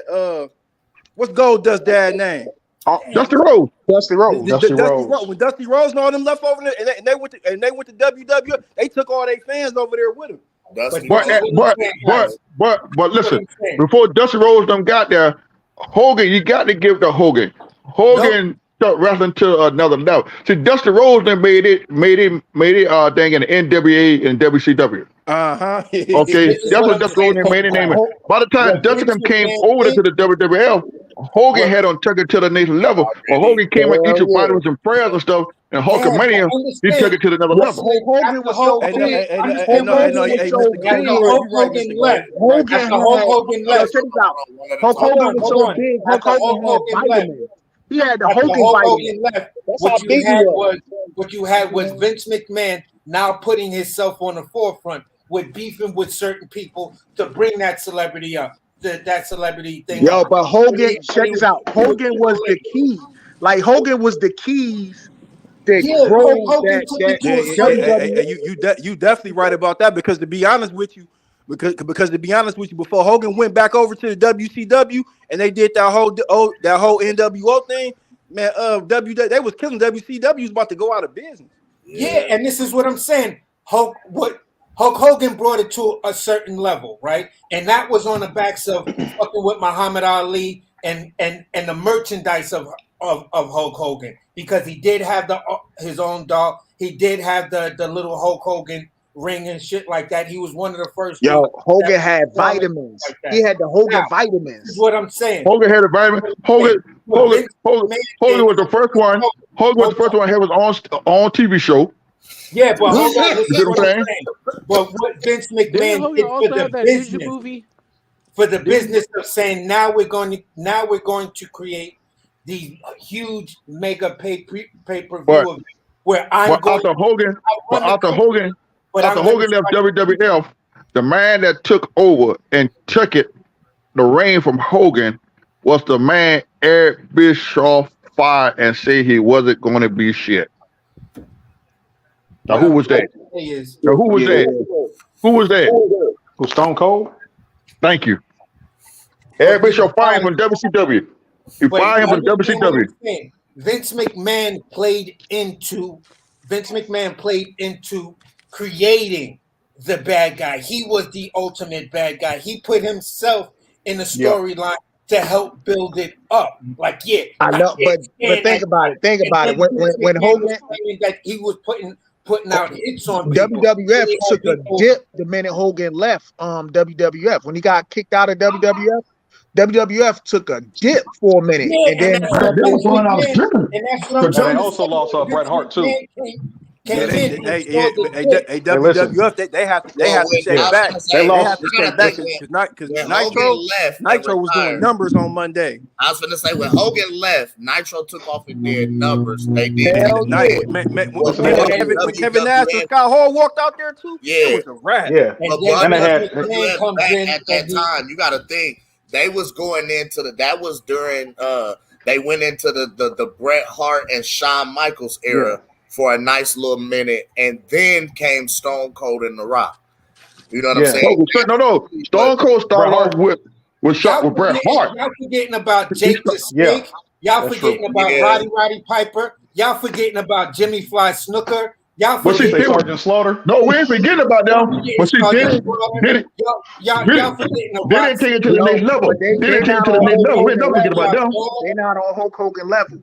But what I'm saying is when Vince McMahon brought in these guys, when the wrestling took the dip, when the WWF took that dip and shit like that, Vince McMahon slowly started to change the business model and shit like that. And then he brought it from WWF to WWE, World Wrestling Entertainment. Well, yeah, that wasn't until the 2000s. Yeah, but what I'm trying to say is when Vince McMahon, you have to crawl before you walk. That's so all I'm saying is this: the business model that Vince McMahon and the vision of Vince McMahon was that which made the company what it is today, to whereas Floyd Mayweather got involved because he was able to build the company up that Floyd would want to get involved with it. You feel what I'm saying? Hold on. Let's go back. Hold on. No. What we're saying is that Hulk Hogan is the keys. Yes, I agree with that. Hulk Hogan in the early days of wrestling, Hulk Hogan was the guy who kept that whole machine going and helped building it. Then the machine broke down for a minute. Then Vince McMahon I gotta go back as the new mechanic and rebuilt the engine to get the engine to run to what it is today. Now he's got a high performance engine. I I get what you're saying, AC. You have a point there, but we were talking more on the level of the athletes and the performers, the people who are going out actually putting on the show. That's like Vince McMahon was putting on the show. That's all I'm saying. I'm just saying if we want to give credit for the boxing model, that means we got to shout out Bob Arum and no. You misunderstand what I'm saying. Al Heyman, you know what I'm saying? You're misunderstanding. I'm saying for the question that was posed to the table, and we talking about which athlete or icon in the sport took the sport to the next level. Like that means that the torch was passed from one to the next, and they carried it and took the sport to another level. Everybody kind of ultimately agreed. Then you got to really, if you're going to take it that way of passing the torch, then it's going to be two wrestlers that come to my mind right off the bat. Because Hulk Hogan is considered the Michael Jordan of wrestling. Hold on. Let me say this. Number one is the Undertaker. The Undertaker is definitely the Undertaker's not Hulk Hogan. AC. What I'm trying to tell you is I love the Dead Man, bro. Yo, that's one of my listen. When you talk about, I'm gonna say easily in my top three. Like my top three was Goldberg, The Rock, what the Undertaker did after Hogan left. Undertaker came in and he created something that was like, oh shit, the scary music, the lights, the organ and all of that. Now, I mean that was cool and he all, didn't but this is the thing though. Appeal the way that Stone Cold did. Check this out. So Hogan tried to pass the torch 3 times. The first time he tried to pass it to the Ultimate Warrior. That shit ain't work out. Didn't work. Then he tried to pass it to the Undertaker. That shit ain't work out. Didn't work. And then when he passed the last torch, it was to the Rock. It was Hulk Hogan was before the Rock. It was Bret Hart. That they were booing the Rock when Hulk Hogan was wrestling on WrestleMania. That's how iconic Hulk Hogan was. Even before that, it was Bret Hart. Because y'all got to remember, Bret Hart had a solid. He had a fan base. All those Canadians came out. Yes, I was about to say in that time when that's when Vince McMahon screwed Bret Hart. Then you had a lot. You had the Shawn Michaels era for a nice little second, but dog, they went from Hulk Hogan to Bret Hart, Shawn Michaels, and then out of fucking nowhere comes fucking Stone Cold. Because remember, and that's the Rock was actually Rocky Maivia when he came in. He was the baby face. He went to the Nation of Domination and became a heel and changed his name to The Rock. Because remember, they had the Nation and the corporate and all that old shit. He was The Rock. You know what I mean? Stone Cold, I can't even. Stone Cold came from another organization. The Rock, a third-generation wrestler too. His father wrestled and his grandfather. That's true. His grandpa, yeah. But Stone Cold came from another organization where he transferred from a good guy. Then he went to the WWF to become the bad guy. But remember when Stone Cold got to the WWF, he was with Ted DiBiase. He was the ringmaster. Yep. You're fucking right. You're fucking right. He had blonde hair in there for a minute. He had blonde hair. You're right. But listen, I'm gonna fuck all. Hold on, Cam, check this out. I'm gonna fuck all up right now. I'm gonna cut the bullshit out. Why I say Hogan is the man, y'all got a fella realize Hogan at the peak of the 18, he brought Mr. T in. Mr. T. Oh yeah, he brought Mr. T in. He brought Mr. T in.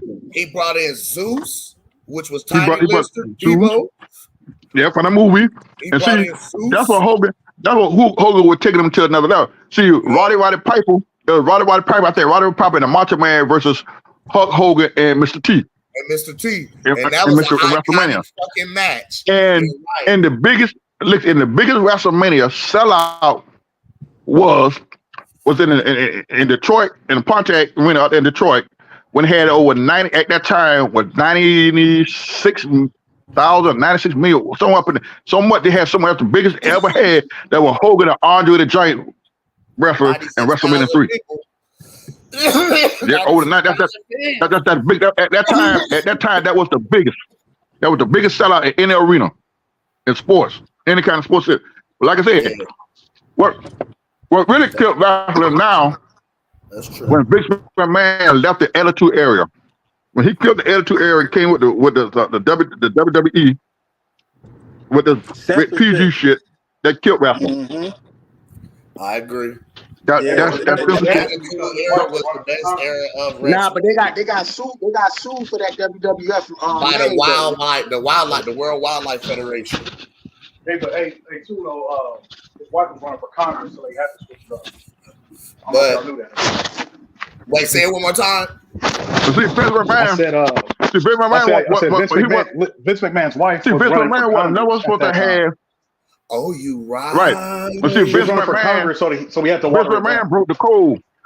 He broke the code because he wasn't never supposed to have crossed that line and buying out other promotion. His daddy would have never allowed that to happen. After Vince came, that's when Vince went stomping on all the little people and built that shit up the way it was. Yeah, because they took he wasn't away. He monopolized the board. He just went and bought everything. Yo, that is crazy. Yeah. My man did monopolize that shit. He monopolized. Didn't I tell y'all that's what Floyd and Al Heyman did? I've been telling y'all that. Soon as Floyd did that WrestleMania, you said he that did pay-per-view money come in. They went right over the Showtime. You ain't lying. Talk about it, Green, because you was. You said I've been saying. You said he employed the Vince McMahon. Whereas Al Heyman took the WWE Vince McMahon playbook and then applied it to boxing for PBS. Well, that's Al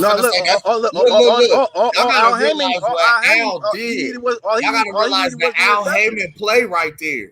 This is why Al Heyman took his knowledge of the music business and applied that with the Vince McMahon model to make PBC. Yeah. All Al Heyman needed was the hedge fund money. But you gotta look at it. Vince McMahon, the WWF, that was always a publicly traded company, so anybody could buy shares in it. So they playing they playing with house money. You feel what I'm saying? That's true. I'm gonna tell you something. Listen, Vince McMahon came out. Man. Listen, this is the best statement Vince McMahon made. He said, in order to be a billionaire, you got to become a billionaire, and he made that refer to Tad Turner. Because Tad Turner was kicking his ass. Tad Turner had everything monopolized. So he was coming up against Tad Turner now. And he came out, I'll never forgive him. He said that in order to be a billionaire, you got to become a billionaire. That's when Vince went to crushing everybody. That's true. That was Vince. And what hurt? And what hurt? Vince, he took the cuffs off. He had to, because Tad Turner and WCW, like they had a stronghold on wrestling. Yeah. Bro, they had TNT. TBS, so they was on two different networks. Man, they had but check this out though. But check this out though. I don't know if none of y'all know this before WWF had SmackDown. Yes, that's true. That's why SmackDown was created. That's why SmackDown existed. That's true. But listen, I like when the NWO first came out. Y'all know who would have been in the NWO first? Sting. Thank you. Yes, sir. They did not know the way Ed Bishop had it set up. They didn't know whether Hogan was gonna come in or not. So Sting was the backup plan. Yep, Hogan, nobody knew. Kevin Nash and none of them, they did not know that Hogan was gonna come out and at the last minute. Bash at the beach. Bash at the beach. That's when he came in at the last minute. Bro, when they found out that Hogan was gonna come in, man, that set it off. Boy, I ain't gonna lie. Because Sting, it was like Hogan, shit. Yeah. Cause Hogan didn't never give them the okay, let them know what he was gonna do it or not until he came out there. Cause he had it. Sting was supposed to came and switch out. Then Hogan came and did that shit. That was set the NWO off. When Hogan did that killed WWF. That killed them. That NWO was they were running there. When Kevin Nash them left, everybody left. They didn't know what the fuck the boy doing over the WCW. Hey, because you got to think, Kevin Nash left, Sid Vicious left. But see, Scott Hall left first. Scott Hall left first. 1, 2, 3.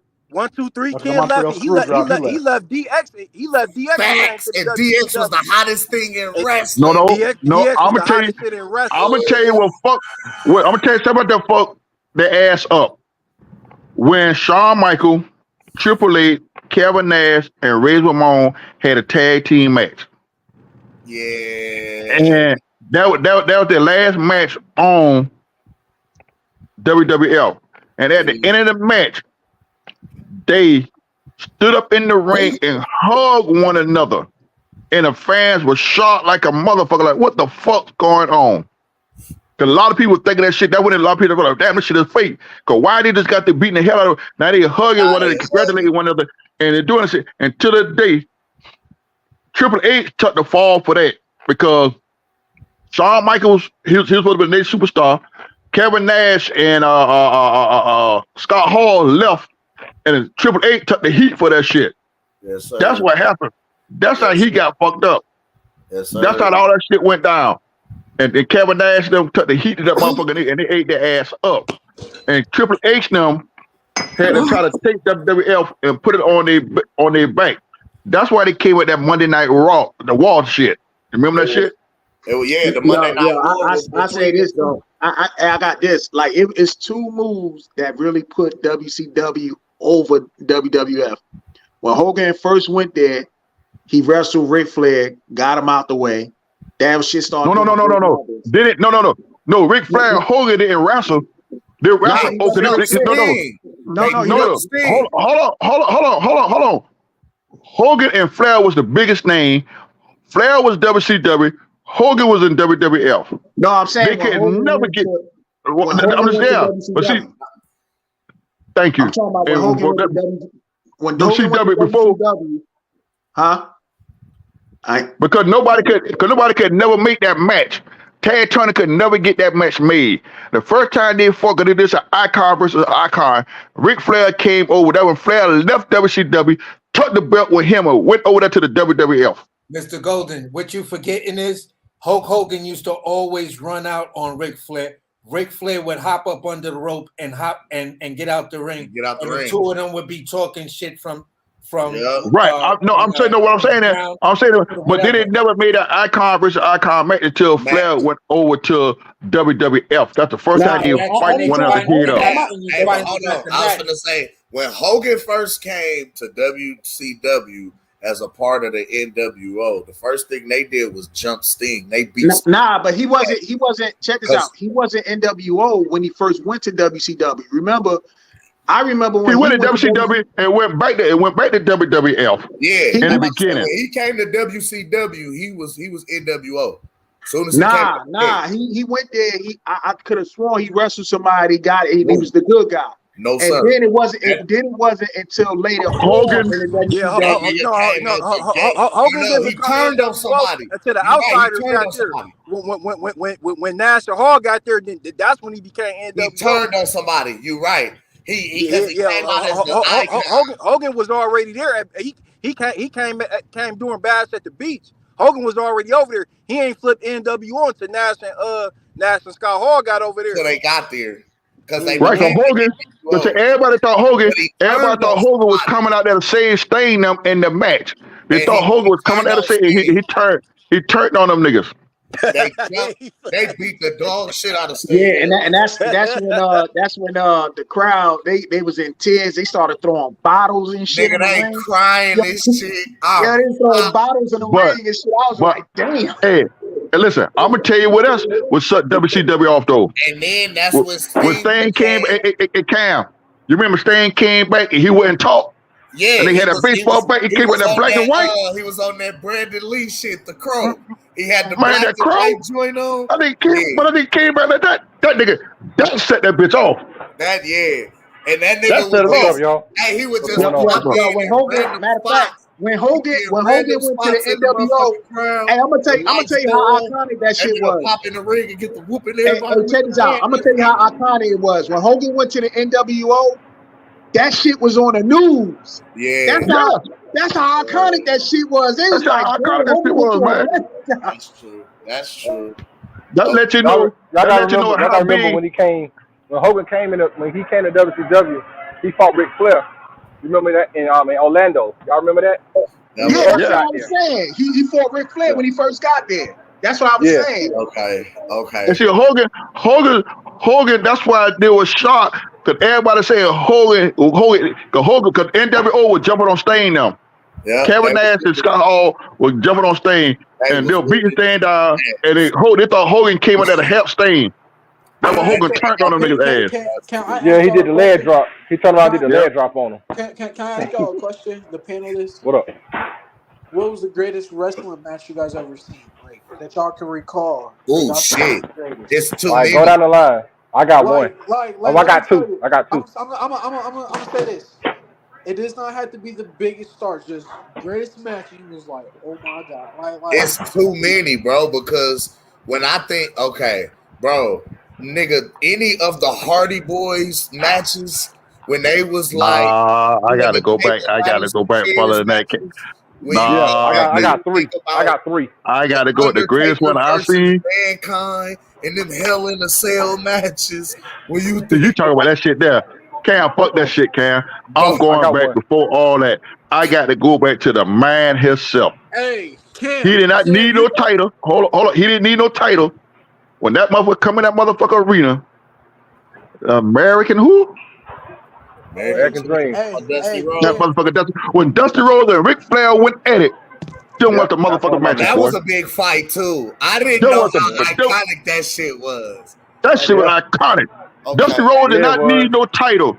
Dusty Rhodes did not need no title. That's when you Dusty know you're a Rhodes didn't superstar. talk shit. He was a shit talker. I put He you was to the I he put was you the to big booker. sleep, That's the baby. thing with Dusty Rhodes, man. He was making the matches. Back then. Yes. He Yes. was the booker. But see, I see you to the big Dusty, sleep, baby. I see Yeah, but you see, to the big sleep. what about Hogan? What about Hogan and Ultimate Warrior? That shit was Oh my iconic, man. god. That yeah, was that probably was Ultimate iconic. Warrior. That's probably his Ultimate Warrior's best wrestling match. See, Remember, He that's couldn't what, wrestle. He right couldn't after wrestle to that, me, man. right now after y'all that, gotta remember all the times the biggest motherfucker in wrestling got slammed. So it started with Hogan slamming Andre the Giant. Then Kamala was the biggest motherfucker. no. It Remember came in when before Lex then. Luger slammed Hold on, Yokozuna? Like, hold on, Cam. Cam, the biggest thing was Big John Stubb and Andre the Giant. ooh, damn, that was a Who, that. who can slam who? They bet all that money, and they bet. I think they put up $10,000. Say Andre the Giant couldn't slam Big John Stubb, and he kept Big John. He kept cheating. When he finally slammed his ass, he snatched the money out of Bobby Heenan's hand and threw that bitch in the audience. He Jimmy dumped his ass. Superfly Snuka versus Jake the Snake. Versus Jake the Snake. That was a big That fight. was That was good too. That was a big fight. Jimmy see, Superfly. Hold on. Jimmy Superfly Snuka versus Rowdy Piper. Ooh, There was some match That with was that good boy. too. That was great too. Yo, Hey, that was one of all time Piper great and Hogan. Piper and Hogan. I got one right here. Check this out. Y'all might not even seen this, but it was like the longest match ever.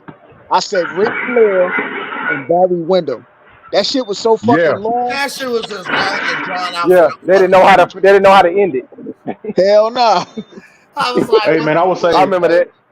one of the best ones I've seen was The Rock versus Stone Cold WrestleMania 19. That was a good one. Come on. What? And another one that was good was Mankind versus Undertaker to Hell in a Cell. Hell in the Hell in the Cell, Cell?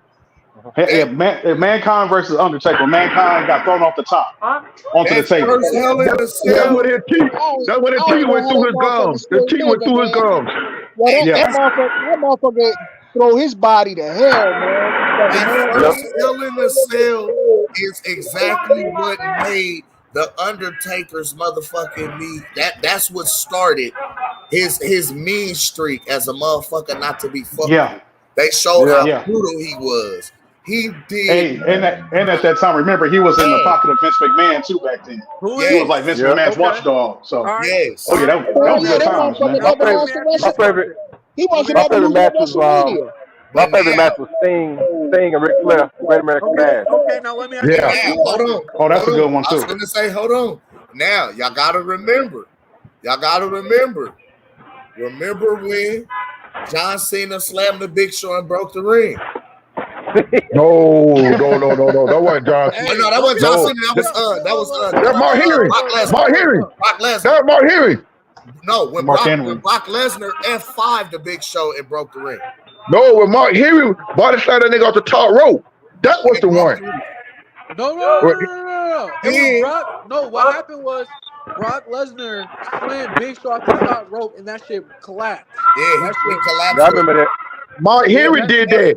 That was Mark Henry. No, it was Mark not. Henry. No, it Mark was not. Henry. Mark Henry was the champion. It was Big Show and Brock Lesnar. Yeah, Big Show. Brock Lesnar did it. Mark Henry and the Big Show did it first. I remember when Mark Henry did it too. I remember, But it was Big Show versus. I But remember. that was more memorable to Check me. this out. Okay. Who is? When Goldberg jackhammered the Big Show. Fuck is y'all talking about? Yeah. It was one thing to slam the Big Show. This nigga Goldberg. Yo, Goldberg, that was my dude right there, man. What? Yo, Goldberg is that dude, son. Goldberg ring walk was so fucking iconic. Yo, that man come in there. They put out the fucking smoke and shit. And he be throwing them elbows as he going down the ring. So check this out. So to me, right, when it comes to Goldberg, to me, like when it comes to intimidation, I think Goldberg was like the Tyson, like in that sense, where niggas was scared of good. Nobody wanted to get in there. He was too intense. He was crazy. I'm gonna ask y'all a question, Cam. I'm gonna ask y'all a question. Who was the best female wrestler? Ooh. It's nowadays, honestly. It has to be. It's getting better and better nowadays. Back in the days, boy. You had China back in the day. That's had one lady. What was that? Moolah was the shit. I'm thinking, okay, because I didn't seen a lot of women rest. Okay. Damn. Let's keep it a buck. Women nowadays are getting better and better. Because I like Jade Cargill right now. Oh, Jay a bad motherfucker, I boy. like Jade, bro. But like Moolah was a beast. And I get that. Nasty. But let me tell you this. The women, right, that transitioned women from the divas. Lita was nasty, bro. Y'all didn't. Lita Trish Stratus. Niggas didn't see the old Lita. Lita was, come on, man. Hardy Boys was like doing all the fucking death-defying shit. Nigga, when Jeff Hardy F-U'd off the top of the ladder on a nigga through a table type shit, and then you see Lita get her motherfucking ass up there too, and bro.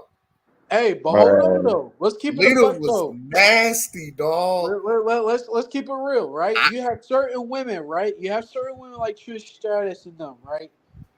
But when, like, I want to say in the mid 2010s, wrestling really transitioned for the women, because you gotta keep it real, right? Wrestling, and the same thing with the UFC and the women's, right? It was good, but it was so the stereotypical. Right. Female.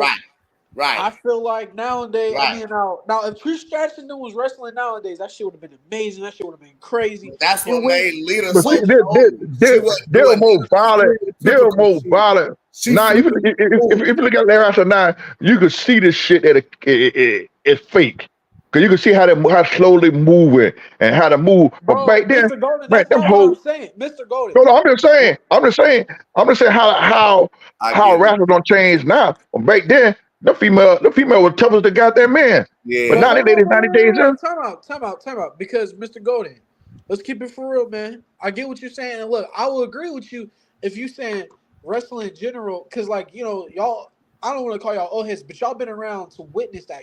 I was like 2000s and on up, right? Yeah, you got to catch wrestling at a later period. Right, like I'm okay with you guys saying like y'all think wrestling is better, and I'll go back and look, and I'd be shocked myself. So the Attitude Era you'll hear wrestlers themselves tell you the Attitude Era was the best era of wrestling.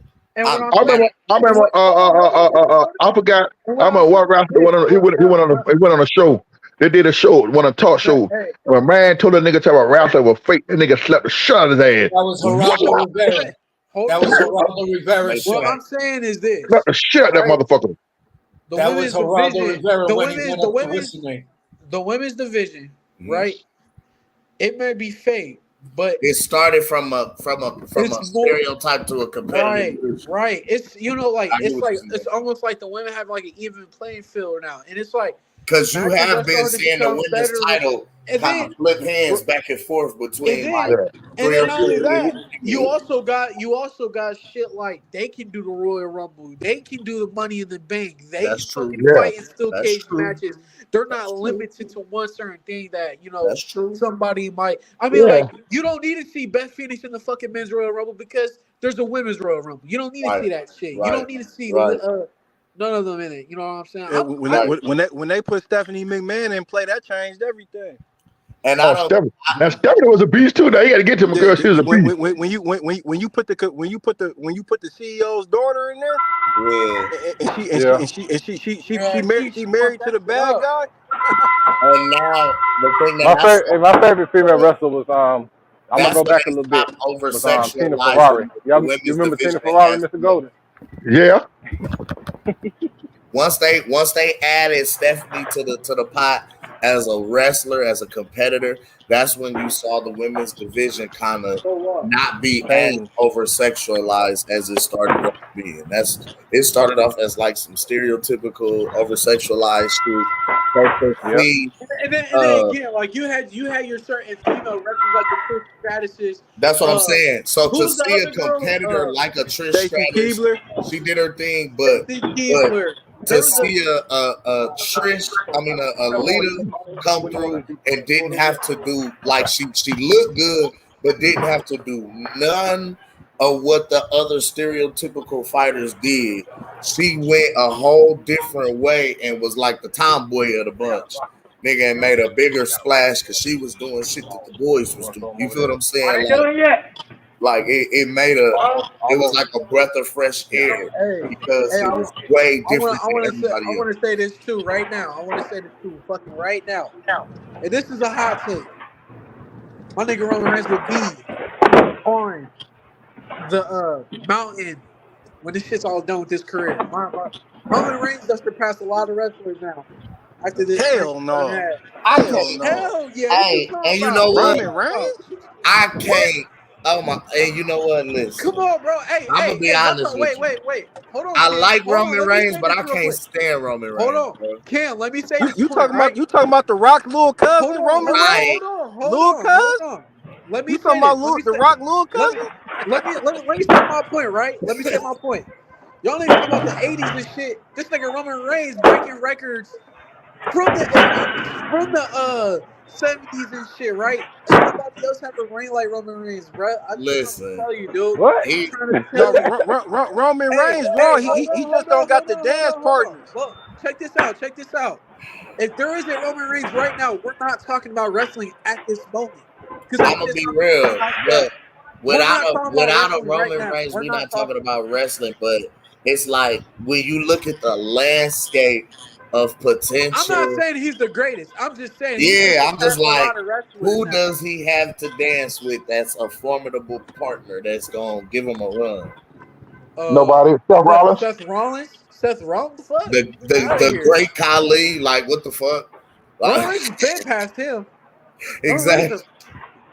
But I give you another one, man. Toughest match you saw him Roman Reigns is on the level right now, like where his career is at. I'll put him. I'll put him in the boat with like the Edge and the Randy Orton. The way his shit is going. If you say in that tier, Sugar J, I feel you because I was just about to say because CM Punk had lightweight got his weight up crazy too, to the point he was the face of the company for a minute. And then I forget the other dude. His name was Daniel something. I think he got injured though. Yeah, I'm not saying Roman Reigns is gonna be like the Hulk Hogan or no shit like that. But what I am saying is this: if Roman Reigns is not wrestling right now, we're not even talking about it at this moment because we wouldn't even think about it because that shit would be so down the drain. You know what I'm saying? And I feel like we also forget if you combine Roman Reigns' career as his whole career, he's done everything you could do. You know what I'm saying? He's got criticized, all that. I think I'm not. I think he's in the boat with the Edge and the Randy Ortons and shit like that. That's where I would put him at. Hey, I'm gonna ask y'all a I ain't question. gonna lie, Randy Orton's the character that he played, he could have been in any era of wrestling, man. Just for the Yeah. simple fact, Hey, just for the that simple is fact, true. he a second generation wrestler Randy Orton because was a hell of his a heel. dad Cowboy Orton, well, you know, you feel what I'm saying? He was the dog, Yeah. and then Randy Orton was athletic as hell, man. He was a hell of a heel, man. I Hey, hated I'm gonna ask y'all a Randy. question, Cam. Who was the most brutal wrestler to y'all? Who's the Sid most who? Vicious. It's Brutus. between Taz and Sid Vicious. You said Nah, Ruthless? I nah. gotta say, Sabu. Brutus. That nigga Sabu one of the most hardcore wrestlers. Sabu is more hardcore than Mankind, man. And the reason I say I gotta go back. I gotta go back. Nia Hold on. Jax. The most vicious wrestler to me was that nigga Dooley the Butcher, boy. Oh shit. Oh yeah. Okay. A Dooley the Butcher, Oh boy. yeah. I guarantee you gonna see some blood when that nigga fought. Yeah. The Butcher had a fault. Hey, Yeah. I ain't gonna. Butcher, Ric Flair was brutal too. Ric yeah, Flair but ain't lying. goddamn, but Dooley the He gonna Butcher, get you. but look at Dooley the Butcher, he fought them all. That nigga, Yeah, he but did. like I said, that boy, him and Bruiser Brody, man, shit. Oh shit, you taking me back, bro. Yeah. And just think of Matt if Matt and PA would have never gotten that car accident in the 80s. Thank you. Now that nigga, him and Dusty Rhodes was hell. Yeah. Man, that was a nice fucking tag team. My nigga Ric Flair. Check My this nigga out. Ric Flair. He used to be on Magnum TA ass. Every time he see that nigga, he let him know, nigga. Hey, cause But remember, listen, they was the Hardy Boys before Shawn Michaels and Marty Jannetty. You oh feel hell me? yeah, Rockers. They the was Rockers. like they was with the shits. Yeah. Nah, nigga, fuck that shit, nigga. The Midnight Express, nigga, with Jim Cornette, nigga. And the Road Warriors. What about the Road Warriors? The Road Warriors. Not LOD, But, Road Warriors. Yes, yep. sir. Not The only that, Rose. not That's only right. that, the Steiner That's brothers, scalpel match. The Steiner the Brothers Steiner was good brothers. too. Hey, I The Rock like and the Roll, Steiner. Hey, the now Rock and wait. Roll Express. Who Rock was and Roll better Express. though? The Steiners or the Road Warriors? Road Warriors. Nah, I'm gonna tell you who came in. I'm gonna I tell ain't you who gonna came in lie, and kicked man. all their ass though. I I'm think gonna the tell you who came in and Steiners, kicked all their ass though. Yeah, who came in the and kicked Road all their Warriors, ass? the Road Warriors match didn't even last like fucking Yeah, 2 minutes. They what just was them two wrestlers' name? Back in the Nikita. day, Mr. Gold. Nikolai Nikita. Volkov and Yeah, Nikolai. Nah, yeah, Nikolai Volkov and Nikita Koloff. Yeah, But I'm gonna tell Nikita you who came in. Koloff. Yeah, that's his name, Listen, Nikita I'm Koloff. gonna tell you who came in and kicked everybody's ass. There's Braun two teams Strowman. that came in. Doom, Ron Simmons, and Hacksaw Butch Yeah. Reed. Yeah. Yep. And then Yep. after them came the Harlem Heat. Hey, Booker T and Stevie Ray. Hey, hold oh on. yeah. Did Booker T Brock and Stevie Lesnar Ray. though? Booker Hulk T and Hogan, Stevie we Ray. coming to get you, nigga. Hey, but hold on. Oh yeah. So, hey, I have a question though. Did Brock Lesnar not come in and fuck WWE up when he came though? Like, did he not just start beating people's ass and shit? When did he fight The Rock? Who that? The Brock Lesnar. Man, Brock Lesnar had a huge impact because Because his when he intensity, came, his size, his athleticism, dog, Brock made a splash. Like Him and Kurt Angle because they came from collegiate wrestling. I like Short Kurt period of Angle. time. And Kurt Angle was a gold I medalist, hated right? Kurt Angle because Yeah, Yeah. Kurt he Angle was was a a hell of gold a medalist. heel. I hated him, but he was nice. Yo, what made me like Kurt Angle is when they kept saying you suck. That's when I really started liking that nigga. that Man, nigga Kurt Angle looked like he was on steroids, man. He looked like he was Man, cracked out. listen, but you you can gotta tell by realize Kurt his remade suplex matches. his That image nigga like Kurt Angle can several really different wrestle, man. times. Because when he came in as the good guy, it's true. It's true. You know what I mean? It's true. It's damn true. Oh, it's true, right? Hey, listen, I got a quiz for y'all. What wrestler did John Cena made his name off of? JBL, Nope. Kurt Angle. Hold on. Thank you. There you go, right It there, was Jay. Kurt Angle. It was Kurt Kurt Angle. Angle. His debut. No, yeah, you're right. He was rapping though. That's when he rapped. He was rapper, but he made That's a when he name had of ball. Kurt Angle because he kept going out there to fight Kurt Angle back and forth, back and forth, back and forth, and he would never give up. This was before John Cena was even a rapper. This was like he just he Yeah. didn't even know what to do. Yeah, as a matter of fact, SmackDown was Yeah, still on. that's when he was wearing the purple ass tights and shit. Yep. Yeah. Them little boy shorts And and he had shit. the little curls. And then they told him he got to look like Marky Mark. Yep. That's so wild. That's Get what the I famous remember image. the Marky Mark shit when he was. You can't see me. I was Hey, like, yo, this white man got bars. What I the ain't gonna fuck?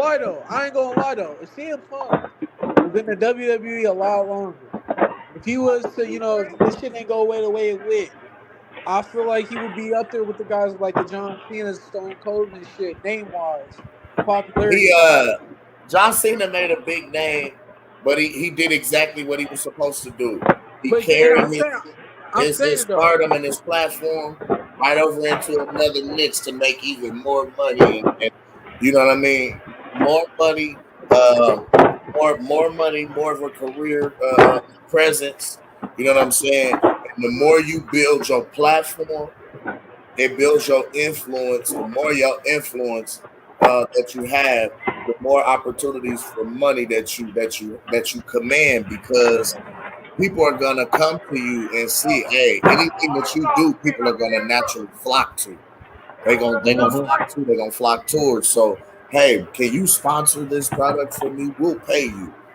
You know what I mean? Like, yeah, corporations fund millions of dollars to and for their marketing department to be able to get guys like this to come in and market their product, because the influence that they command is gonna bring in and move the needle and have their product selling at a high amount. You know what I mean? Yeah, Kick ass. That's why they they like the fact. dominated network TV. When John Cena and them, they was on reality shows with their wives and Right. girlfriends and all like that. So anybody who didn't know anything behind the scenes, like in depth about the wrestlers, they got to see that. And in this modern era, like the era that John Cena, your Roman Reigns, and them type of fight, even Randy Orton. That's true. Hey, I'm gonna ask the panel a question. What was the most dominant group of wrestler that was? The Shield.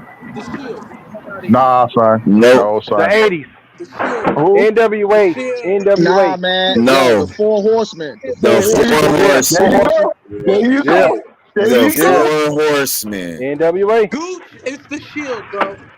The Nah, Four man, the Four Horsemen, then The Horsemen. Four NW. Four It Horsemen, was Horsemen. man. Four Yo, Four Horsemen, then Horsemen was the the shit. Four NWO, Horsemen was then so the Shield. iconic. It's the Shield, bro.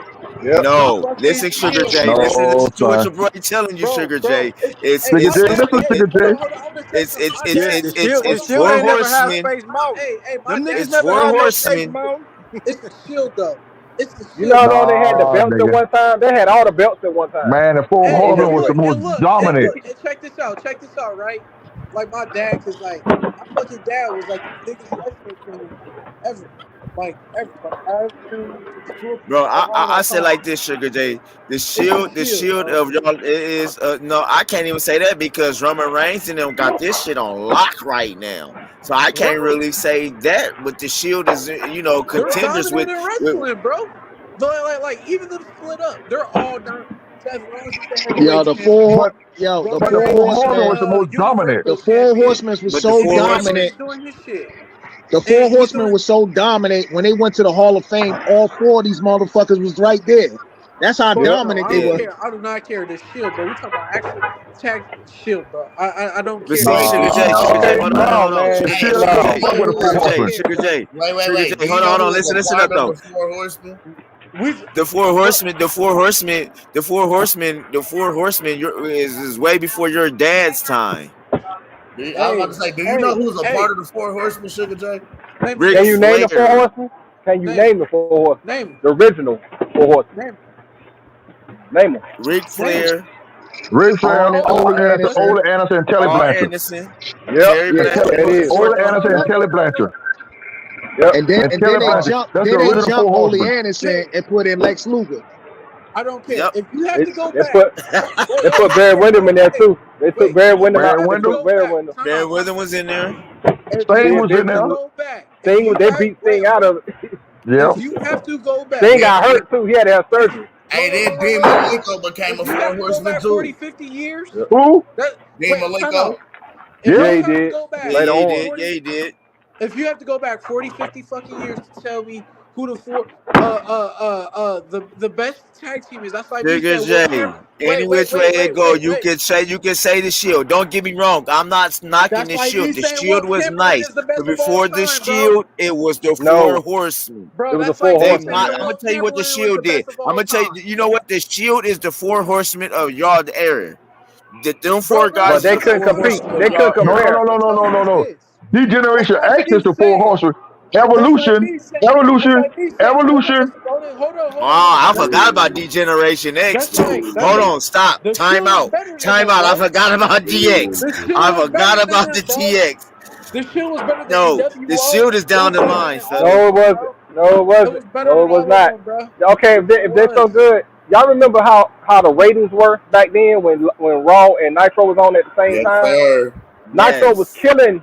Nitro was killing Raw Yes. and NFL Yes. football. They had the highest ratings. Why do you Yes. think Vince bought WCW? Why do you That's think he cool. bought it? Yes. Hey, that's cool and That's all. how That's cool big and they all. were. Hey, That's how hey, big hey, that's WCW cool. was.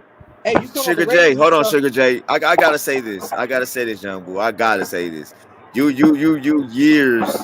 You years behind. You know what I'm saying? You You like gotta go. years This is. behind, Hey, bro. this Okay, is so I let me all. understand ask the you Shield. I something. understand Hey, the this Shield is is your era. Before That's you why I all. say said I something, can't. This can I is ask I you all a a can't part of knock question? that that. But attitude Can but I what ask era. I'm you a talking, what question? we're talking about, bro, You hear what I'm Good. Can way saying? I before. ask you a question? Can I ask Go you ahead. something?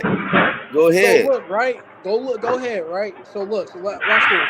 So that's like you, right? Let's say you have a dad, your mom, right? They watch basketball. They're like, oh, my nigga George Mikan used to fuck niggas up. He's the greatest basketball player of all time. Fuck no. Nah. Fuck no. Who the But hell is think George about it, Mikan, man. This bro? generation, when you mention Ric Flair or when you mention Rick, the Four Horsemen, they hey, know who they hey, are. look. I know who And Rick. Ric Flair is Because still look, just check wrestling. this out. Check this out, Yeah. right? Just check this out. Thousand years Because old. Sting is too.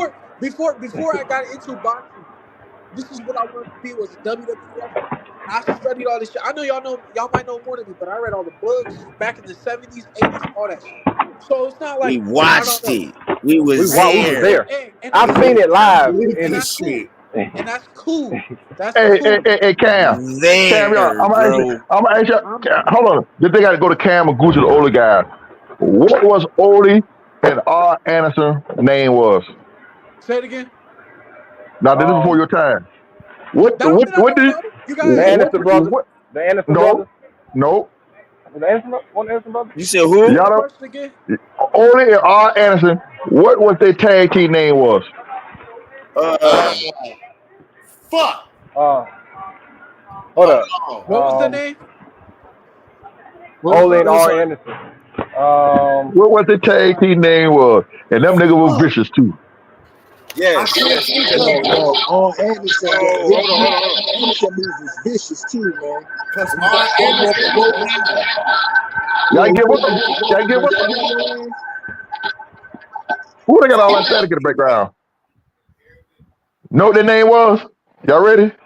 What? What was it? The Minnesota Wrecking Crew. there Yeah. it is. Yeah.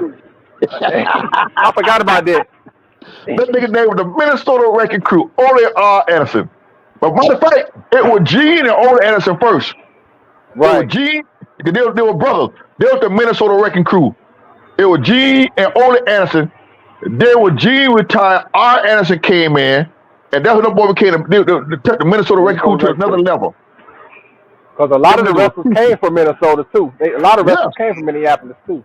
But see, a lot of people Like, don't realize Ole Anderson, R. Anderson, Ric Flair, all them boys related. They related, Right. yeah. yeah. They are And cousins. Yep. okay, who'd you say? What was the tag team name, Mr. The Golden? Minnesota Wrecking Crew. The Minnesota Wrecking Crew. Wrecking The Crew. Minnesota the Wrecking Crew. Minnesota Wrecking Crew. That's before they. That's before that. That's way before they was. Yeah. That's when they was in. That was the what's your name? That's when they was NWA. right. NWA. NWA. Yeah. Yep. And Georgia Wrestling, Gordon Soley. That was them nigga was hell, boy. Yes, sir. That And was then after what's your name? Ric Flair got in a plane crash. And then you had Jerry King Lawler and them. They was down in Texas running No, the Memphis. They're not he covered Memphis.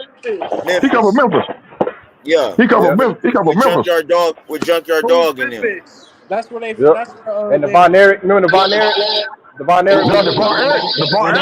Von Erich was wrestling back there. I can't wait till that documentary come out. I can't wait to see that movie. Yo, Ric Flair now from Minnesota though. No, he was shot from Flair. But his cousin only ancestors from the original from Minnesota. That's why they call it the Minnesota Wrecking Crew. Right. But they are related. But the baddest, I can't say one. One of the baddest tag teams was Hulk and Animal. Then you got Road Warriors. Then Roy Warriors. Then you got Who was Shawn Michaels' tag team partner? Marty Jannetty. It was who? Marty Jannetty. That was Shawn Michaels' tag team partner, right? Yeah, that was one of his tag team partners. Yeah, cause I do remember watching them. Man, okay, look, there was some great tag teams. I want to say they was the High Flyers. Was it the High Flyers? What was they called? Didn't they? Didn't they turn the Hart Foundation? No, that ain't the Hart Foundation. That's Hart Foundation. Bret Hart and Jim the Anvil. Jim Neidhart. Yeah. Didn't they turn against each other though?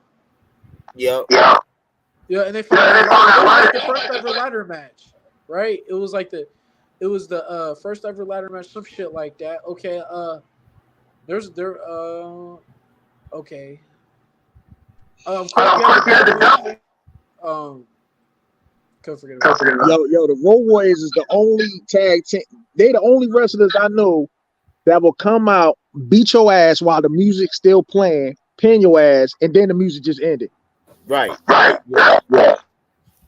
Yeah. Hey, that's why they beat Demolition so bad when they came to WWF. That was another battle with Demolition and Road Warriors. Oh, I used to love when they used to go at it. Yep. But then I'm gonna tell you another badass team was Kane and goddamn Undertaker. Them was two man. Oh, what was they called? Is it the Brothers of Destruction? Yeah.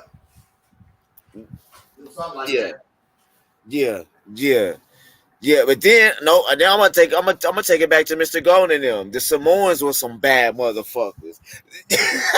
Now there was some bad. Hey, what about the Samoans was some bad motherfuckers. What about the Steiner brothers?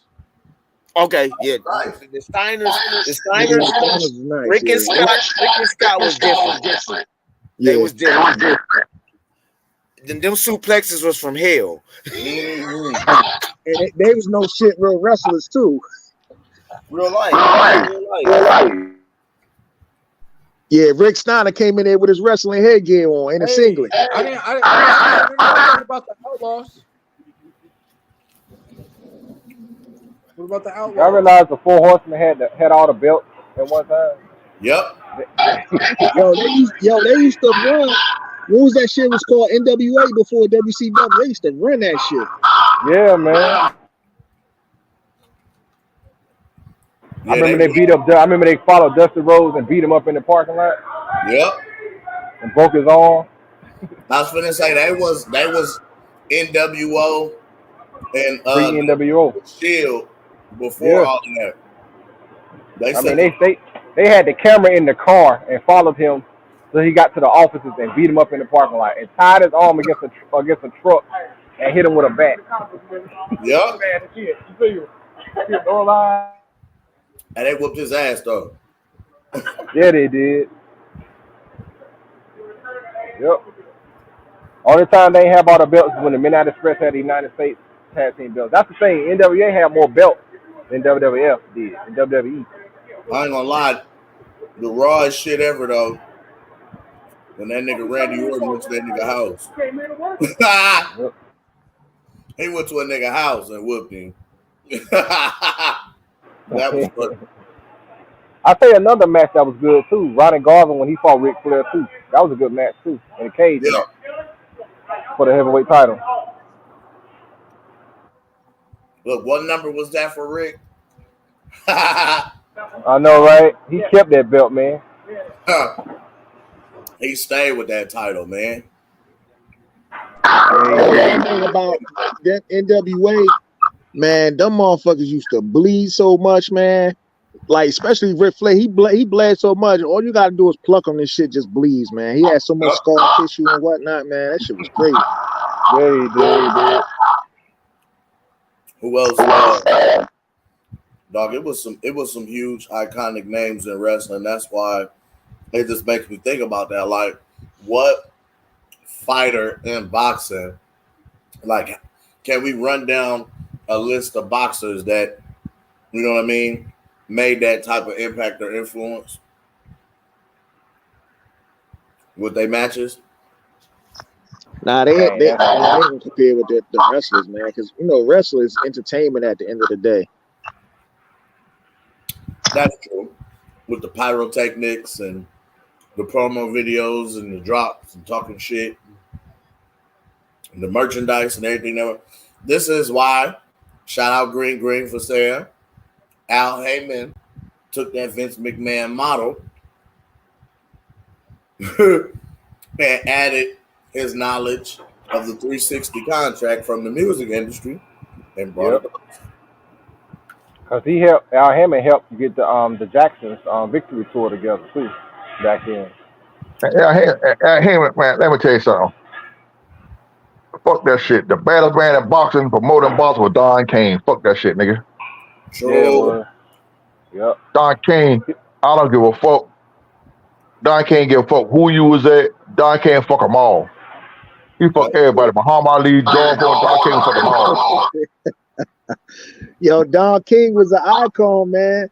Yo, Don King will promote the hell out of a fight, bro. That's the one thing I can say about Don King. And on top of that, he gave you the best fight. Like, he gave you stacked cards. Like, that's why now, if Don King was running shit now, we'd have got all the big fights a long time ago. All the motherfuckers. They wasn't no motherfucker who scared with rematch. Yeah, you would have got all the biggest fights with rematch clauses in. Y'all forgetting about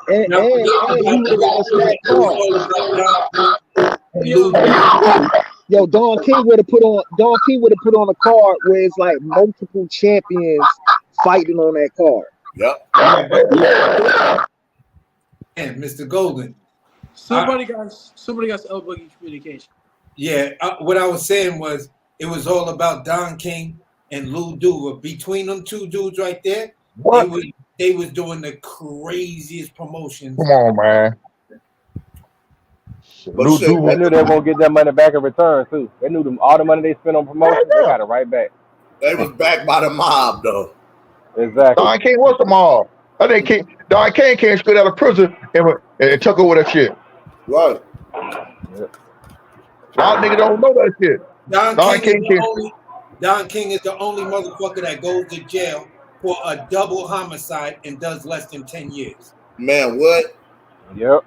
Yeah, the nigga was locked up for a double homicide, my nigga. He shot the nigga. Mm-hmm. I saw his movie and shit like that and watched the documentary. And it got pardoned for that shit. So you have a magnanimous a split difference occasion. Hey, let me tell you something, right? Let me tell you. Do y'all think John Cena will pass Ric Flair? Yes or no? Nah. They're not gonna let nobody beat that. Are you sure about that? Because he tied it 16 championship because of who Ric Flair is. If they was gonna do it, they did it a long time ago. Right now, John Cena's at the end of his career. It's not. It's one of the best. Only thing John Cena doing that, passing the torch. That's all he doing. If they make John Cena win the Royal Rumble. You gotta realize too, man, when Ric Flair left WCW, man, and went to WWF, he took his belt with him. They had to make another belt for WCW because he said, y'all not getting my belt. This is mine. I bought this belt. I paid for this belt. That belt's Yeah. $40,000, man. He said, y'all ain't getting Yeah. this belt. That's why WCW made another one. That's true. I'm like, dang, Ric Flair had that much clout. He's like, no, I'm Yeah. taking my belt with me. Ric Flair was part owner of that shit, dog. Yeah. Because Belt went home. Ric Yep. Flair, but the most loyal wrestler that was to me was Sting. Sting Yep. fought with WCW till the end, and it took him years. Only reason he went over came to WWF just so they could put him in the Hall of Fame. Yep. That's it. That's it. That's the And they still only did him reason wrong by why. having him get. And you know dang well he wouldn't have got beat by no Triple H. Hell And they no. Hell tried. no. That nigga was old. Sting was old as a fuck. Man, come on. Yeah. That They nigga was could both fuck. old. What are you talking about? They was both old when they fought. Oh, Triple H? George was Hell old too, no. bro. Yes, he was. Are you talking about in the 2000s? Or are you talking about in the are you talking about the last time they fought, which was like not that long ago? No. When Sting came over to WWE, Sting was old as a fuck. Bro, they was both old. What are you talking about? Triple H is not as old as Sting. Sting is in his 60s, man. Yeah. Triple H not that old. The motherfucker's like 54, 55. What are you talking about? Sting, you know how old Sting is? Sting old, bro. Sting is still wrestling in AEW, bro. What are you talking Yes, about? I know he do. Sting But in his Sting 60, old as a Sting like fuck. 65. Sting like 64, 65, man. Okay, and Triple H is Still like wrestling. 55. Like they both some old ass guys. They both some old ass But dudes. what I'm saying is Sting's career Nah. was over with. Triple H career was still going when Sting came in WWF. Right. Man, wasn't WWE. like Ric Flair like He was 70 still the something? game. He was at the top of his shit. Let me tell you Yep. something, right? Let me tell you something. I'm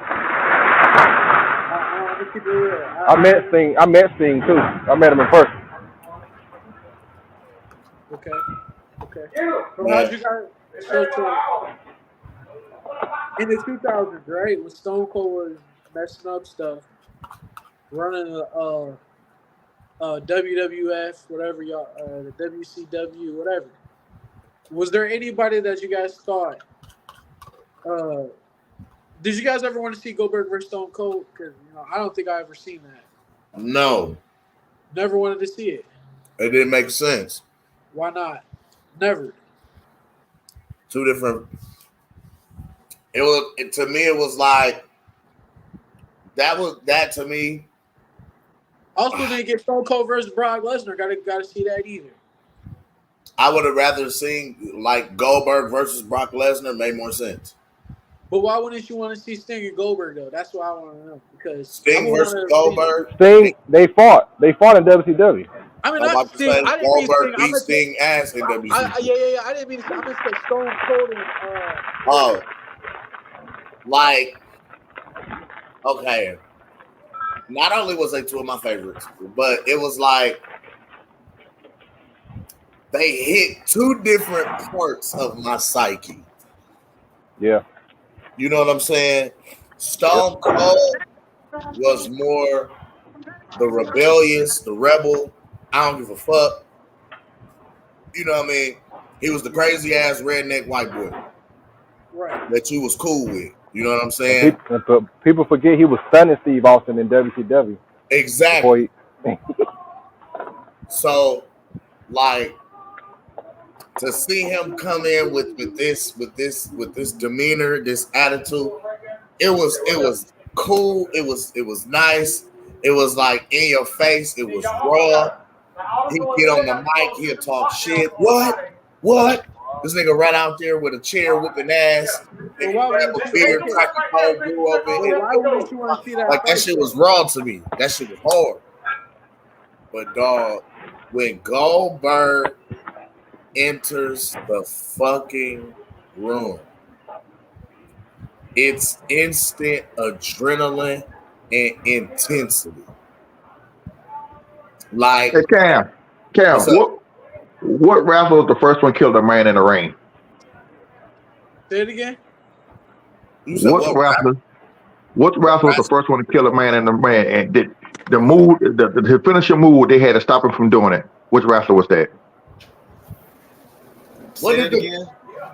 What wrestler was the first one to kill a wrestler in the ring with his finishing move, and they made him stop doing it?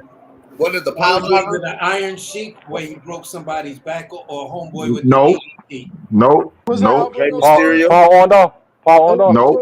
It was Rey No. Mysterio. Googling shit. That's Nah, yeah. No. Os Baker would have had the hot punch. Oh yeah. That's That's what I back in just the said. late That's 70s, ain't it? yeah. I That's said, yep. Well, he put your arm behind your head and hit you in your heart, literally, Okay. and stop your heart for a Okay. couple of seconds. Okay. Let me ask you this. Oh man, let me ask you this. What? Who got killed and Teddy Atlas witnessed it? Bruiser.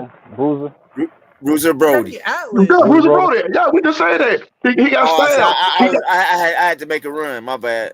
Yeah, Bruiser Brody. Matter of fact, Bruiser Brody. Who is that? Now, Cam. Now, I want to tell you who was the big motherfucker back then, though. Who? One of the biggest wrestlers back then in the days Bruno was that mother. Sammartino. No, man. Hell nah. The one of the biggest motherfucker wrestlers that was back there, script wise, was that motherfucker Tony Atlas. Yeah. Tony Atlas. Yes. Tony Atlas. Wasn't he tag team partners with what's his name? The Rock's dad? Weren't they tag team? Yep, they were tag team partners at one point in time. Yep. Yeah. Him and Rocky Johnson. Rocky Johnson was Tony Atlas and Rocky Johnson was the first And, black and, then, tag team. and then after that, superstar Billy Graham came in. That was a big old motherfucker there. No, wait. Didn't Tony Atlas and Lou Ferrigno team up? That was some other shit, but yeah. That's some other shit. Yeah, but you also forgetting Tony Atlas teaming up with the Junkyard Dog. Junkyard Dog. I was about to say that too, brother. Wait. I was about to say that was a hell of a team too. Remember when Tukey Williams? Remember Tukey came in? Remember Tukey was wrestling for a minute? This nigga went back to 78, 79. Yeah, remember 80. when Tukey swung? Nigga, you don't even remember when Tukey did it. You just remember it played back. Remember when Tukey wrestled, man? Come on, man. He was a bodybuilder and all. He didn't even last in wrestling, bro. Yeah, remember when Tukey didn't last. Remember when Zeus, aka Debo, was a wrestler, man? I don't remember Zeus. Yeah, I remember Zeus. That's Tiny Lester. He came out that movie. He came out that movie. Hogan head. Y'all say anything about Big No John holds Studd barred. though? Hey, y'all say anything about Big John Studd though? Hey, y'all guys did my nigga Rick Rude wrong though. I ain't gonna lie. I ain't hear wrong. One of y'all. On Ravishing Rick Rude. Hey, I just remember my grandma saying Ravishing Rick Rude was Val Venus before Val Venus. Exactly. Like Rick Rude. And you know he had insurance with the Lords of London. Rick Rude. Remember he Yep, he hurt his back. Remember he hurt his back against Steen in that match? Yep. And he was insured by the Lords of London. Just like Deion Sanders, his legs were insured by the Lords of London when he played football. Well, damn. Yep. Google that. I'm like, wow. Hey, what about the Midnight Express? Oh, that was dope. Bobby Sweet Stan Lane and Bobby Eaton. Yeah. Okay, who was the was it the Yellow Jackets? The Killer Bees. The Killer Bees. I fucking hated that name. Hey, them and the Heart Foundation had some man. The Heart Foundation was always nasty though, bro. Yeah, they were. That helped Brett catapult himself, man. Yeah, he became a legend, man, because of that. Jimmy Anvil Neidhart was nice. I think Owen was the better wrestler between him and Brett. Owen was the better wrestler, but Brett had more he had more appeal on the microphone. More star appeal. Yep. But coming out the Heart Foundation, one of the other baddest tag teams was the British Bulldogs. Yep. You motherfuckers. And there was hell then. You motherfuckers put motherfuckers. That's when the British. The Dynamite Kid, and the Dynamite Kid and the British Bulldog. David Boy Smith. David Boy Smith with the Dynamite Kid. David Boy Smith and Dynamite Kid, yup. Hey, that's when the British Bulldog was a monster, dog. Yeah, he was. He was big. That was a big boy. Davey Boy? Yeah, David Boy Smith. David Boy Smith. Davey Boy. Yeah, Davey Boy was the bigger one. Yeah, he was always the bigger one. That was just like after Scott Steiner when he got hurt. That mother jugger came back so gruesome and just had Real. muscle. Dog, he had muscle on top of muscle. Hey, That man, when he came back, he looked different, bro. Like I ain't never seen that. Because he was always big, but dog, he came back was from cut that. up. Bro, he got cut. He changed his whole persona and everything, man. Big Papa Pump. That boy was swole. Hey, that was them roids. That was them roids. roids. Yeah, definitely. Like when he used to flex, he used to do the 3 pumps and rip his shirt off. I ain't never seen somebody rip their shirt off with a flex. This nigga came in and just he had that headdress on and shit. The big bad booty daddy. Big Papa Small, holla if you know me. That nigga was here, boy. It's the Big Papa. Yep. That nigga was swole as fuck. Like, why are you this big, bro? Right. Like, that don't make sense. That's stupid. Them cut his hair, dyed his hair. You know who else was got big as swole fuck too, though? My dog was Ahmed Johnson. Oh my god. Man. Yeah. Ron Simmons beat the shit out of that backstage. But you know, they said Ahmed was one of the was a dangerous wrestler because he was so unorthodox. Yes. Yeah. They said he was so dangerous, bro. He was raw. He just raw. Fool. Yeah. A lot of people ain't want to wrestle him. Yeah. Ahmed Johnson. I would tell you who did never get the credit he deserved, and he should have been a major star in wrestling. Lashley. Huh? Bobby Lashley. No, Bobby Lashley got his. Bobby Lashley been. No, who I'm talking about, he should have been up there with Ric Flair and all of them, but they blackballed the shit out of my boy. They made him out of a joke. Who's that? Dusty Rhodes. Yeah, Dustin Rhodes. Dusty. Yeah. Oh, Dustin Rhodes. Dustin Rhodes. They should have done it, boy. Yeah, they did. Dusty Rhodes to Ric Flair is like Mankind to The Rock. No. I ain't talking about Dustin Rhodes. His son. Dustin. Goldust. Yeah. Dustin Rhodes should have been. He should have been up there with the big boys. I hated Dustin Rhodes. Man, I hated Goldust. Man. I didn't like how they did Dusty Rhodes when he left WCW and went to WWL. I didn't like his gimmick. Dusty Rhodes was an icon that I felt like was underrated and didn't get the appreciation. Yeah. That's what I'm saying. Yeah, Dusty for sure. Like that's why I said Dusty Rhodes to Ric Flair and Ric Flair and Hulk Hogan was like Mankind is to The Rock. Because Mankind. That's what I was saying earlier, Cam. Dustin Rhodes ain't needed no damn title. He did this shit. Like that, Dustin came with the image of a pro man. Well, that's what I'm saying. That's why I like Mick Foley so cold. Yeah. Mick Foley reinvented his image 2-3 different times. Cactus Jack. Well, I like him as Cactus Jack. I like when he was Cactus Jack. You feel that cat was boy. Cactus Jack? Shit, man, come on. Him and Terry Funk? Shit. Exactly. But Mankind, bro, that rockin' side connection was Mankind. Now Mankind was the sick one, boy. Yeah. Have a nice day. But when that nigga came with the Sacco, nigga, the rock connection. We talking icons, people. Iconic moments in the sport. Like the time that nigga did the people's elbow, I hollered. What? Holler. Are you guys gonna watch the pay-per-view tomorrow? The wrestling one? Crown Jewel? Hey, you ever watch Crown Jewel? Come on, 1 o'clock tomorrow. Yeah. Look, you know Mr. Gold be on all that shit. I don't know nothing about that. Huh? I'll beat your ass in wrestling. I'll beat your ass in Hey, Cam.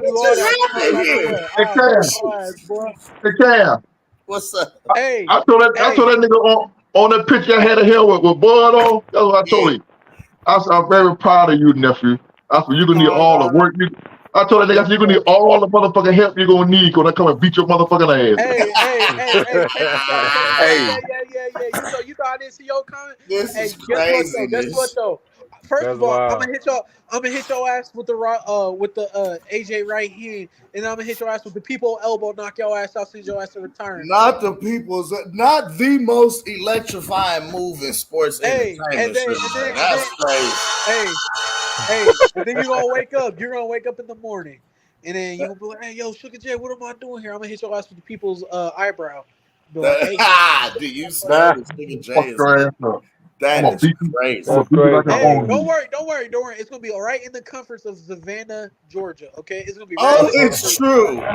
It's It's gonna true. Bring your ass up back to Michigan woman. hey, That's hey, crazy. I'm gonna send your ass back to Oklahoma.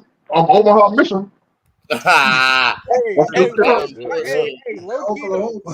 Hey, Mr. Golden, you kind of sound like that one nigga that used to say, "Damn, who's that one? Was that Ron Simmons, bro?" Ron Simmons. Ron Simmons. Ron Simmons. That's who you kind of sound like, Hey, bro.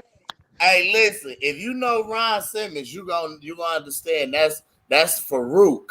That's the nation of Yep. domination right there, my guy. You gotta Yeah. understand. You gotta I know understand who what's I know who going on. the nation of I already know that. Damn. The Hey, I like Ron Simmons too. hey, that's who Mr. Golden sound like. I ain't gonna lie to you though. Damn. Damn. Damn, when I beat your I was happy motherfucking ass, what the fuck is when he gonna won say? WWF when he won a heavyweight title against Vader. When he beat Vader that time, he was the Oh first yeah. black heavyweight champion in WCW. Hey, can I say something though? Why? Hey, about the black championship. Hey, so look, we've had four. The last four black heavyweight champions all been fucked up by my nigga Brock Lesnar though. That is kind of crazy. Brock Lesnar beat The Rock. He beat Kofi. He beat Biggie. Now, He I didn't beat like the Bobby way they did Lashley. Kofi. I didn't like the way they Huh? did Kofi. That shit was fucked Hey, up. bro, they disrespect the fuck out of Kofi with that one, bro. I ain't gonna lie. They did his ass dirty. Yeah. His ass been by a title ever since. Well, I was gonna say, I'm out, fellas. what did Y'all be y'all expect good. Kofi Kingston to do with Brock You Lesnar? too, man. Honestly. Stay safe, boss. All right, y'all be good. All right, You one too, love, man. family. Appreciate you pulling up, man. All right, Cam, holler at me, man, whenever you get a chance, man, about the shot. Yep, About the I got score. you. Okay, Yes, no sir, no doubt. doubt. All Stay right. safe, bro. Oh my God, Detroit is in the chat. Detroit, pull up. You got Wait. to pull up. We got to talk to you about this Arrow shit, man. Cam, Did you see this the isn't pictures of Arrow, hey, Detroit?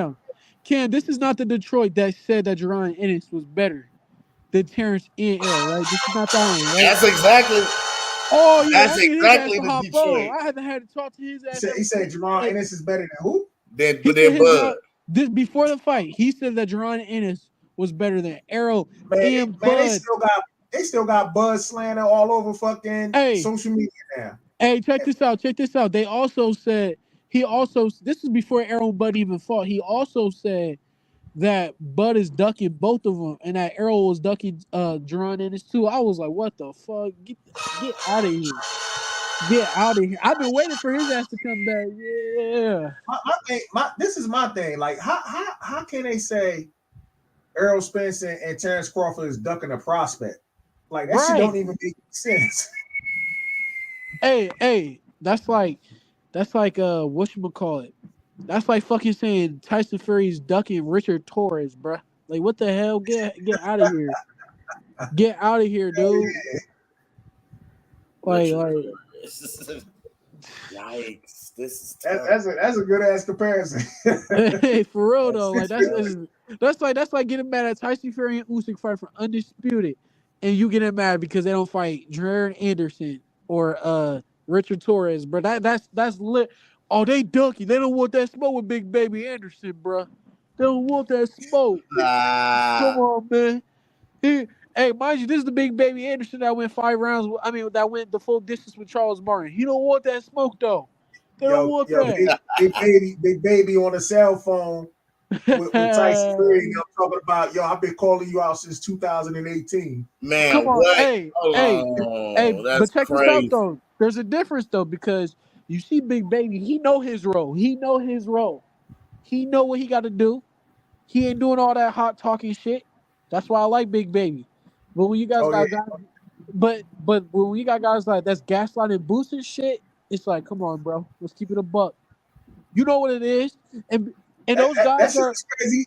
when he told Bud, he said, I've been calling your out since 2018. It was like, yo, Jamal, you were still a prospect, man. How the fuck is anybody paying attention to your ass, man? You a prospect. Man, Hey, I crazy said, part. this is crazy. Hey, here's the crazy part though. On top of that, those people like they rooted for Ennis more than Ennis fans themselves because they just want to see that nigga Bud lose, bro. And it's a sad thing to see. It's a real sad thing because all the true Jerron Ennis fans that I know, I don't see them really pushing for this fight. They're always like give Ennis a couple more fights, this that, you know, which is right. You know, give him some time, let him fight somebody like Stanionis. But nah, niggas that just mad because Bub beat the shit out of Ennis. They just hypocritical as fuck, and they want to see Bud lose. What they gonna do when Man, Bud? you know what it is, man. Right. If Ennis would have took that fight with Bud last year, and Bud beat the shit out of Ennis, you know what they would have said? Ennis was too young. Hey, they said 2018, right? Same thing when Floyd beat Canelo. They just said, "Oh, Ennis was too young." Didn't they just say 2018 was when they called out Bud? Yeah, that's what I'm saying. Like Hey, Ennis was a prospect. Hey, And check Bud this just out. got to the division. This nigga was fighting on Showbox, okay? Like what the hell? Like he was fighting on Showbox. He wasn't even on Showtime yet. Like, come on, man. Now, what if Bud would have been? They would have.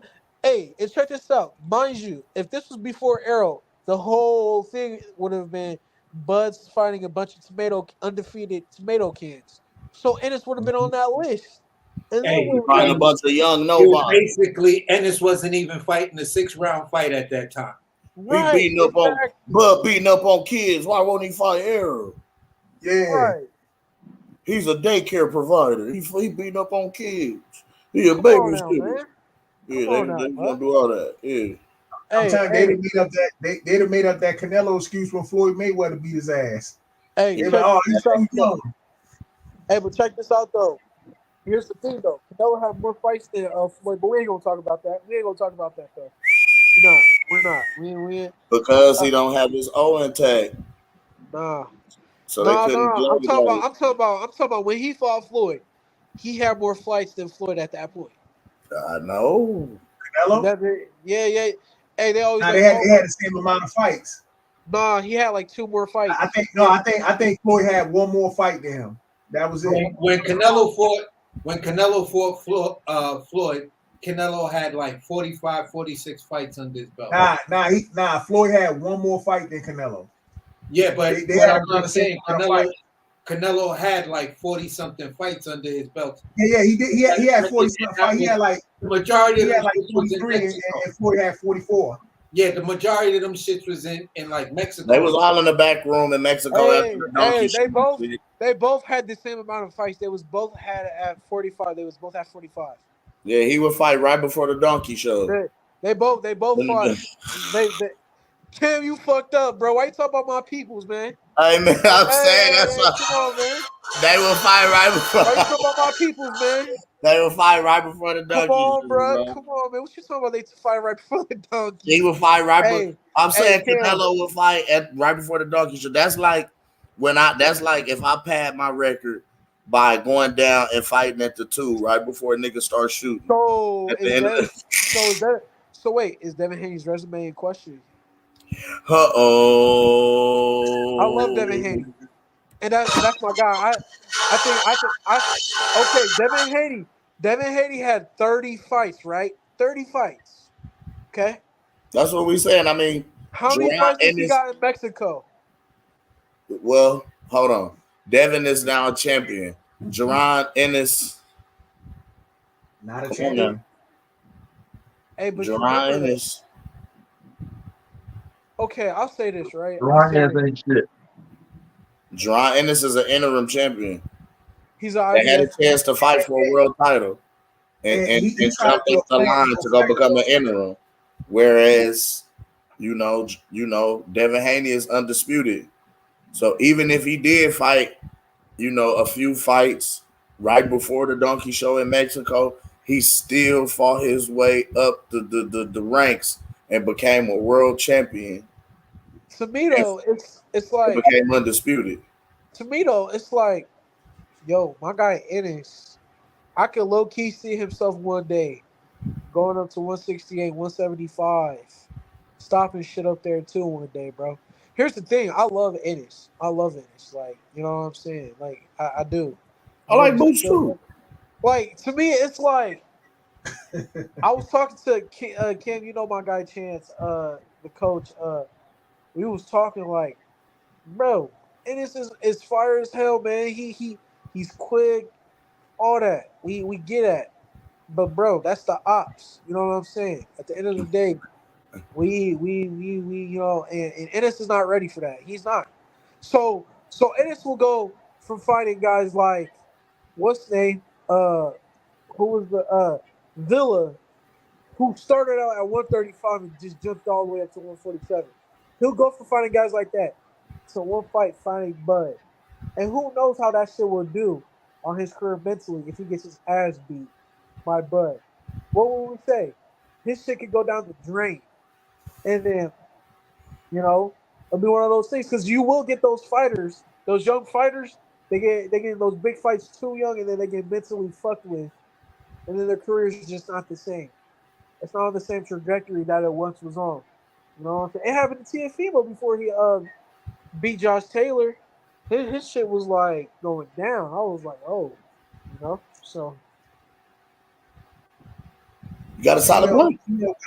T.O. got put in a lucky situation because I honestly thought Sandor Martin beat his ass, and then fucking Barboza was calling T.O. out, and T.O. was basically avoided Barboza, and then just got lucky to get in the fight with Josh Taylor. Man, I don't give a fuck, boy. Look, I get all that, but it's like he beat the man. You know what I'm saying? At 140. At the end of, like, because it's like, but I don't know because that man basically got a gift decision over fucking the last dude he fought like 2 years ago. okay, I mean, and I get you saying like gifted, right? But there's a lot of great fighters. There's been a lot of great fighters that got easy, not easy, but like either early knockouts, like question though, like it shouldn't have been stopped, or like for example, I seen when Mike Tyson knocked Carl Williams down with a jab or some shit like that. Carl Williams was still good. I mean, there was speculation saying like, you know, like he was good, he was still fresh, all that. They just stopped that shit, you know, or you know, like this. I see a great fighter. There's always going to be a great fighter that gets like a hard, close fought win. You know, it's just too. Yeah, you're right about that because the Carl of Truth Williams fight and Mike Tyson, that was really questionable. Also, yeah, he knocked him down with like a left hook, and Carl's got right back up, and they like stopped. Yeah, and they stopped it. And Carl of Truth was pissed off. He damn near was ready to fight the ref over that shit. Like, the fuck are you doing? And you could see that he literally said, "The fuck are you doing?" Yeah, that was funny as hell. And he was when Pacheco got in there and was asking him about the stoppage and did he think he was early? He was like, "Hell yeah, I was ready. I got back up. I was healthy. I wasn't hurt like that. I wasn't dazed. I was ready to fuck him up." But they stopped the fight. I was raw. I was like, whoa. Hey, and look, I'm a big Tyson fan, bro. But when I seen that shit, I was like, okay. I was like, all right. What fight you talking about? Because I was giving an example because you know you was talking about, you know, that hard close fought fight, you know, with Tiafimo, and I was saying like Mike Tyson had a couple of those. He had some close decisions. All right, fellas. Phone's going dead, man. I catch you on the rebound. All right, Mr. Golden. Hey, Mr. Golden. Hey, catch your Z's like my nigga Wilder. All right, catch your Z's. All right, but like Carl Williams. We was talking about Mike Tyson and Carl Williams because Tyson knocked down Carl Williams and they stopped that shit too early or some shit. And I was just giving an example of, you know, there's fighters that get questionable wins. There's always great fighters that get questionable. Like Rolling. Hey, let's not talk about Rolly, okay? That shit's not even in the discussion. That shit's not even in the discussion, all right? But no, there's been close fights. Floyd's had a lot of close fights where I mean, depending on how you looked at it, it could have went the other way. But at the end of the day, he won. You know what I'm saying? I'm not I talking mean, about I seen one fight that I thought Floyd lost with. That was Castillo that fight. first Castillo fight. Yeah. Hey, but he beat the shit out. Hey, this is what I said about Devin Haney versus Lomachenko too. This is exactly what I said. I said, okay, y'all saying the boy Devin Haney lost to Lomachenko. He lost this fight. He'll beat the shit out of Lomachenko in the second fight, like how Floyd beat Castillo. That's how I said it. That's how I said it. I was I like, don't know, man. I don't bro, know about that. hey, I say this. The knowledge that you gain fighting somebody like Lomachenko, bro, I feel like that's just gonna come in handy too when you But fight bigger. Lomachenko gaining knowledge too. I'm not saying Devin Haney won't win, but you said beat the shit out of his ass. I mean, I don't know about Hey, that I'm one. gonna say it like Bro, this, Bo. I feel Bo, like let he me picks say him it like apart, this. bro. He picks him Lomachenko apart. has an issue when it comes down to talented long fighters that can present tough angles to him. In that situation, I'm going with Sugar Jay's first statement that if they had the rematch, Devin Haney gonna beat the shit out of him because now he knows what to expect in those later championship rounds, and he just gonna whitewash him up until those championship rounds. To whereas out of a 10-round fight, it'll definitely be a 7-3 victory. Yeah, Exactly. Devin Haney, he underestimated Vasily Lomachenko though. Like I he don't think did. he did. I No, don't he think he did. He did. did because a lot of people don't know Lomachenko's a lot better than. Lomachenko could wrestle. Lomachenko could wrestle like how Bud can wrestle. That I motherfucker guess can wrestle. He can wrestle he like a motherfucker. So realistically, like later on in the rounds, like even though Dev was the bigger guy, like Lomachenko, he seemed stronger. It seemed like he was bullying Devin because Yeah, he switched gears on Devin. Devin ain't know what to do. and that's true, right? And I get that, right? And that's cool. But kind of like and I'm not saying Kambosos is on Lomachenko's level, but my first point would be this. The second fight, Devin Haney turned that shit up the second fight, okay? That's just one point. That's Cambosis. No, But Cambosis. hold on, and I get you, and I got you. But what I'm trying to tell you is this: like Devin Haney, he's already proven that he could do it. I think he could do it again. And here's another thing: Lomachenko, he struggled with what's his name? Oh boy, he was losing to Luke Campbell. He does struggle with longer and taller guys. He struggled with Luke Campbell. He was struggling with what's his name? Who's the Argentinian dude? Fuck, he just fought Catterall. He's Jose Venezuelan. Linares. He's Venezuelan. Linares was giving him fucking work. Yeah. Yeah. I don't know if he gave him work. I know he caught his ass, but I don't know if he was giving his ass work. Then he dropped Issue him. with Loma, he's just a little bit too small for the 135-pound division. If he was at 130, That is true. He's fighting above his fighting weight.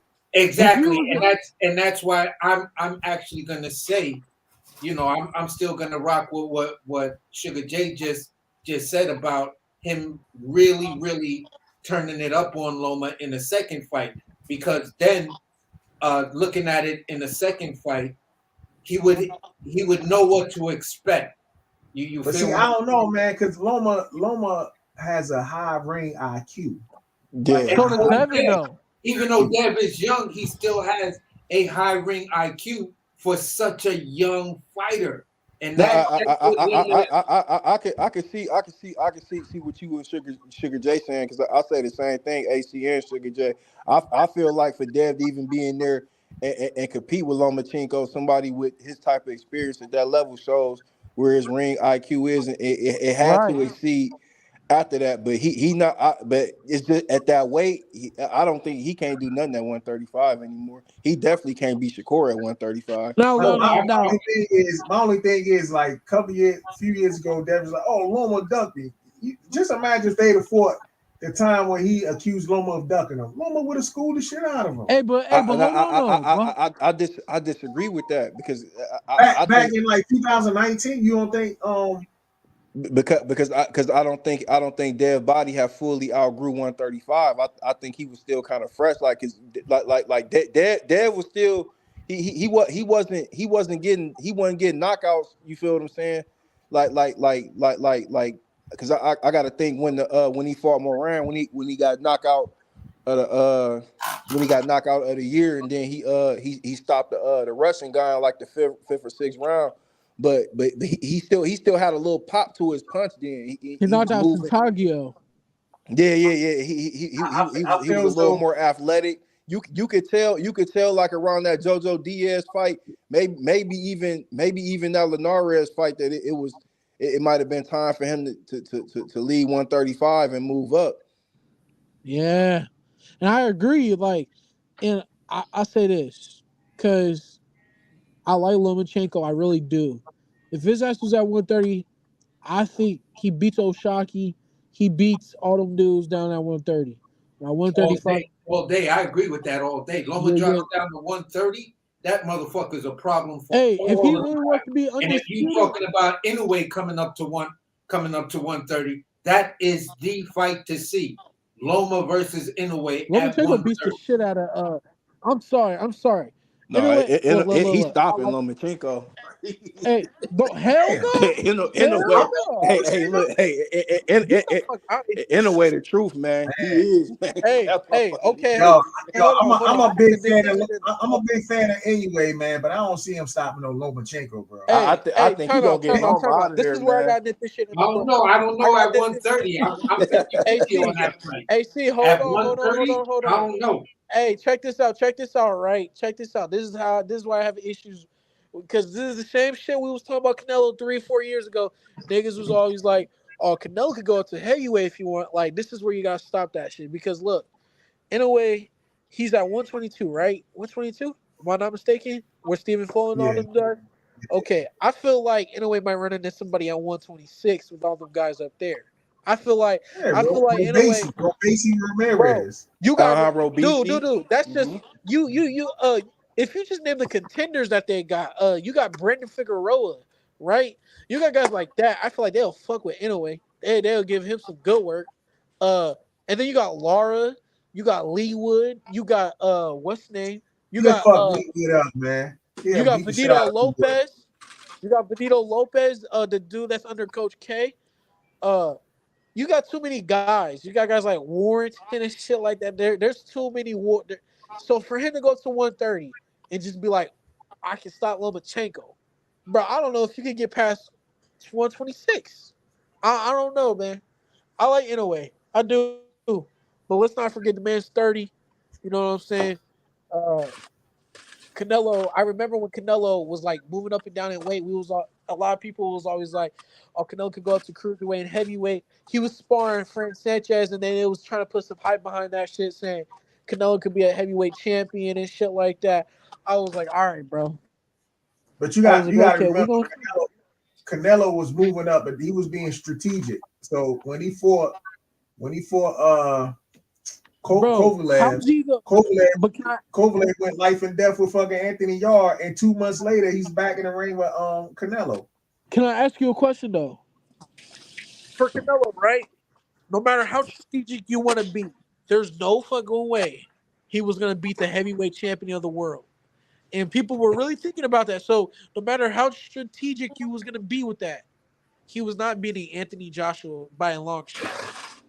And he was I think Canelo would just go like I don't even like Canelo, but I don't think he was going to really go up to no damn heavyweight. I just think the media. And I'm saying this. I'm saying, and I got you. But what I'm saying is this.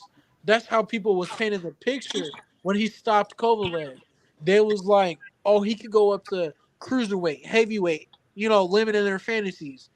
But you know the thing with Canelo used to walk around at like 200 something pounds. But hold on, that's the point I was gonna make. Hey, and that's true and all. But what's the name? Zerto Ramirez walks around at 200. He's not even a heavyweight. To me that don't I really think that dude's a heavyweight. Because check this out, right? Check this out, because if Bud, Errol, and all those guys walk around at 170, I mean, there's a chance that I wouldn't be surprised if somebody like Canelo could walk around at 200. I would not be surprised. That's walk around weight though. That's just But is it a healthy 170 though? Because you gotta look at the fighter, and then you gotta look at what type of body type they got. Like use Bud for example. Bud got the type of body type where he probably still got a fast metabolism even at his older age. So it may slow down, but his work ethic and how dedicated he is to the sport. You feel what I'm saying? If he was able to move up in weight class, just like everybody was saying, oh, he capping. Because I didn't got into it. And my opinion is I think he can go up and beat the shit out of Canelo. He don't got to punch Canelo in his chin and knock him out, but he can stop Canelo with a body shot. A liver. No man is outside of getting hit to the liver. You feel what I'm saying? My guy just slid off in here. He said he heard his name in the chat, and he is now here. One love to my guy. The Detroit Boxing Coalition is in the building. Detroit, you're back on. What's happening? What's the deal, man? Man, I'm cooling, man. Dig, man. I'm laying up in the motherfucking bed chilling, and I hit, I say, let me jump on the motherfucking phone. I hear y'all talking shit.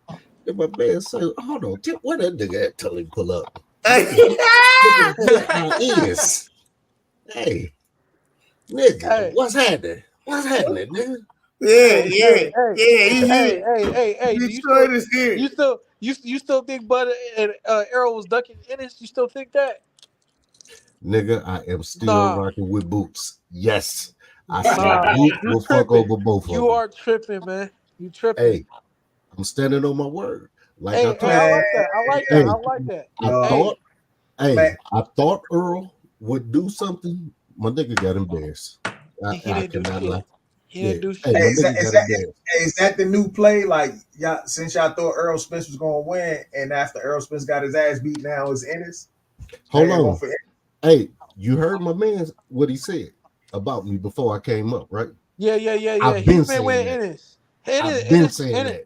Ennis is his guy. Ennis is his guy. But he picked Errol to beat Bud. He picked Errol to beat him. Ennis was his guy, though. And I pulled right up the day after. Hold on, the night of. Mad with the motherfucker to hit. I was going to say, he pulled up the night to fight. Yeah, nigga, hey. Shit, I'm going to keep it on. I don't know no other way to keep it. Hey, that's cool and all. That's cool. It's just, and you different, because I do remember, you talked about Ennis. Ennis was your favorite. And you said this then. You said this before they even fought. But what I do hate is how, fans, more so fans of Errol, they just mad because they nigga got their ass whooped. So now they want Ennis to go get his ass whooped by Bud. It's like, all right, you rooted for Ennis, but then what you gonna say? What you gonna say when Bud beat his ass though? What you gonna say? Hey, some of that ass whooping that Errol got. Remember, Bud, he tried to fight Ennis early 2023. Some of that ass whooping Errol got. Some of that was for boost too. Believe that. He was supposed to fight. Believe that. Some of that ass whooping for boost. I told my niggas on H Money panel. I said my nigga Bud was knocking at that dungeon door. Ain't nobody come outside. Bobo, time out, because check this out. If he would have fought Ennis on December 10th, 2022, and would have worn the same gloves and would have beat the shit out of Ennis, you know what they would have said? The gloves is fucked up. The gloves got a whole studio and shit. Yeah. God damn. Hey, shit different over here. Hey, Dick. You about to record some music? Hey, man, I do a lot, man. I do a lot. You better have some bars. Damn. Yeah, we got to hear something. You see watching this boxing to you in the background. Y'all see Cam the Baptist up there. Yes, sir. Yes, sir. Yeah. It was boxing to you. But anyway, so like I was saying. You ready to you changing your camera angles on niggas. Hey, shit different over here, man. I just listen, as long as you ain't spitting no bullshit propaganda, sir. As long as you're not telling bullshit from different angles. No, sir. You're good. You stand by your word. Participate in these type of Stand by activities. your word. You good. You feel me? As long as you're not- not spitting bullshit in high definition from different angles, Detroit, I'm gonna tune in. Hey, you're not like what's the name? You're not like dude that popped up last week. It was just talking, would not answer no questions. It was just deflecting. You ain't like that. Who you talking about? The motherfucker golden? No, Thank you, motherfucker. no. I'm talking about. I ain't talking about Mr. I ain't talking about going. I'm talking about what's his name? Boxing Talk, the goofy ass nigga. That's what I'm talking about. He was another YouTuber. He came up here and man, you could Oh, have you not talking about one. Outlet? You Yeah, talking about Raw? Outlet boxing. Yeah, that nigga. Oh, my Yeah. nigga Ross. Boxing that Outlet. nigga begging. Hey, yeah, he be going in. He's silly motherfucker. He be going in and sounding. That dude be making up shit like Fanon and whatnot. Hey, I swear to God, I have not watched the Fanon video since that nigga had me on his stream. And since he knew I fought for Bud and shit, he was like, he tried to keep me on the stream to, he was like, hey man, tell Terrence that it's all love from over here, you know, it's all good, you know. I was like, oh nah. I haven't watched Fanon ever since. Nah. Can't do it. Yo, Fanon but using all those fucking voices and shit. Hey, look, check this out. I haven't watched Drew Titan. I don't know if y'all knew who that was. Yeah. Yeah, Drew from my borough. He from Brooklyn. That's Yeah. I call that I know he nigga I call that nigga Tank Top Master. Y'all know. Yeah. Y'all know. That nigga still wearing G Unit wife beaters. Hey. Somebody had a meme with Drew Titan comparing him to that Fat Albert character and shit with the Hey, no. Drew Titan was the nigga with the tank top with the do-rag all the time that has that strong New York accent. And AC know exactly who I'm talking about.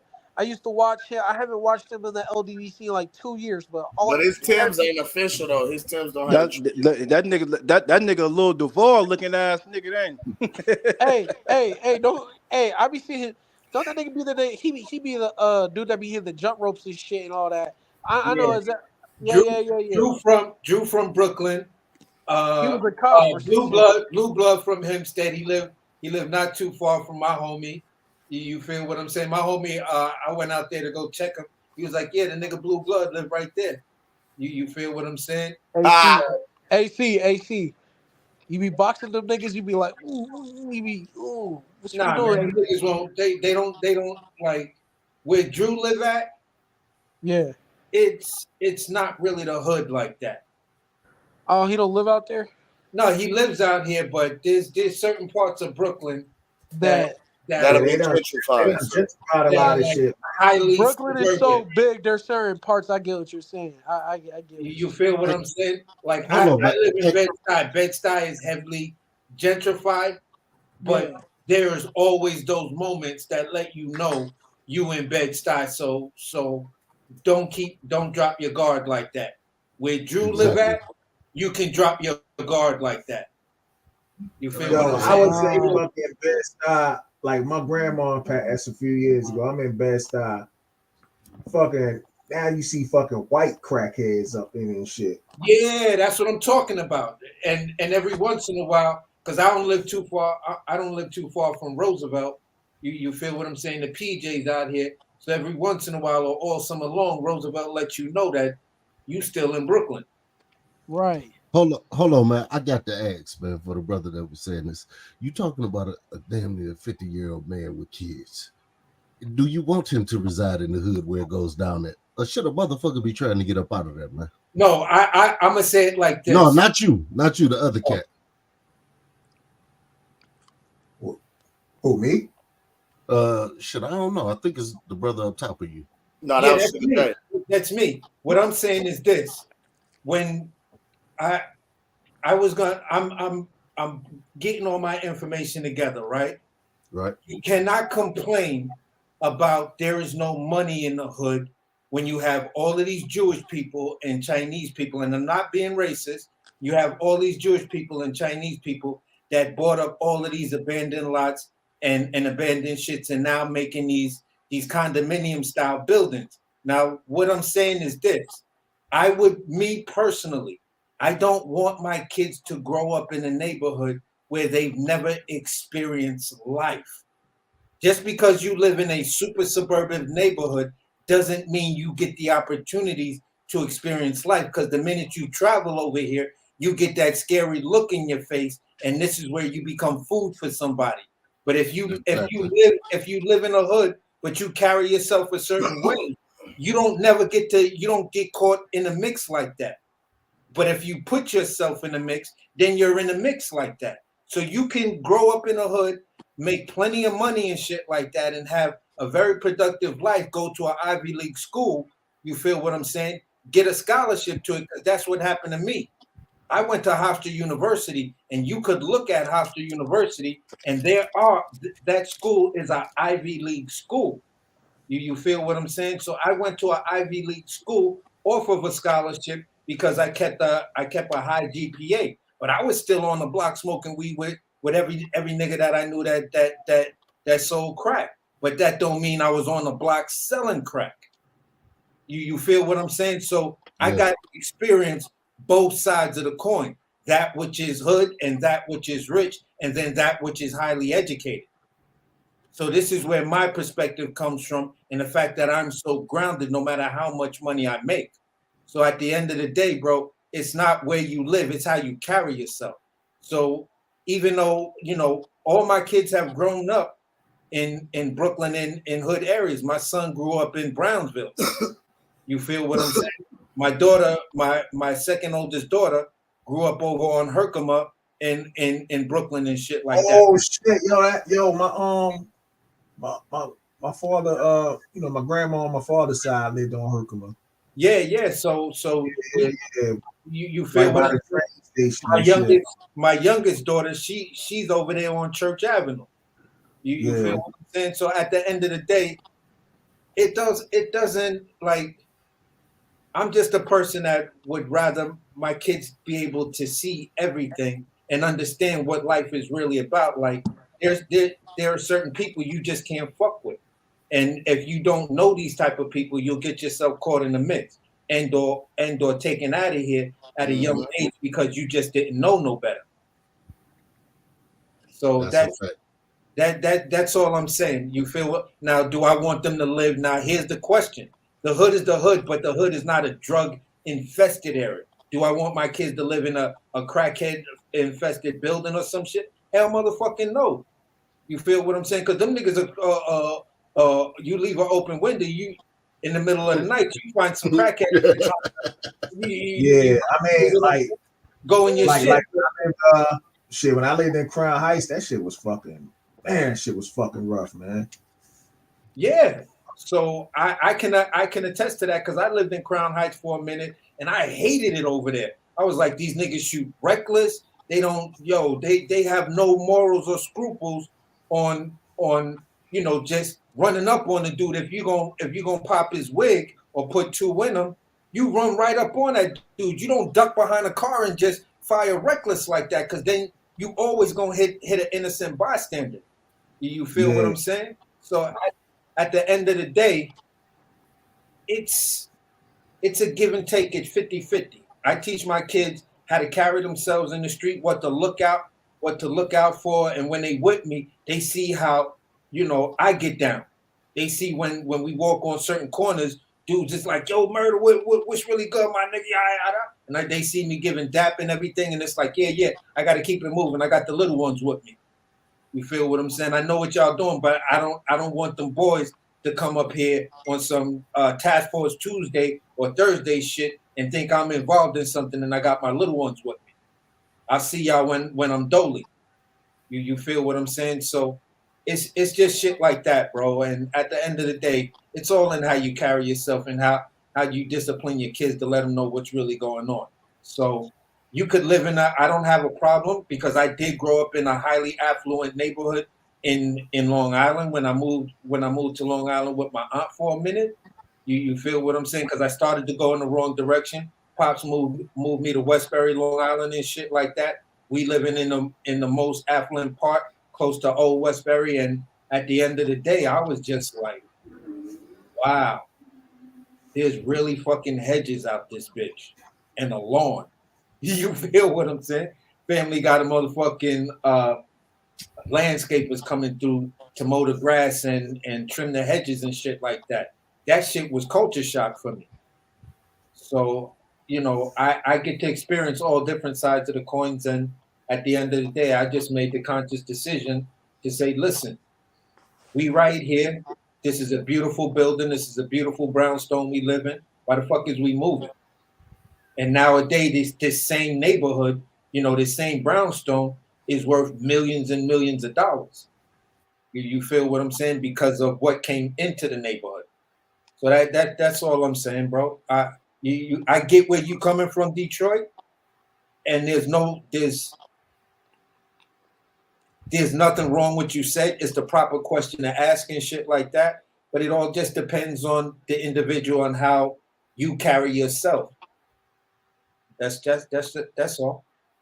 For sure. So no, but it was I could tell that the brother's a little younger, and he may be under the pressure. Like Fanon is damn near 60.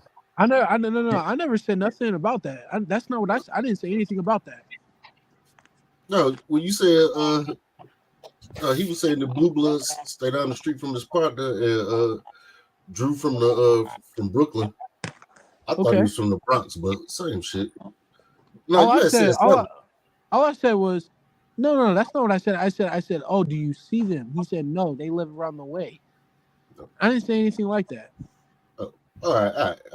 Just saying, man. The objective in life is to get the fuck up out the hood, because a lot of bullshit go on in the hood, especially when you really I agree.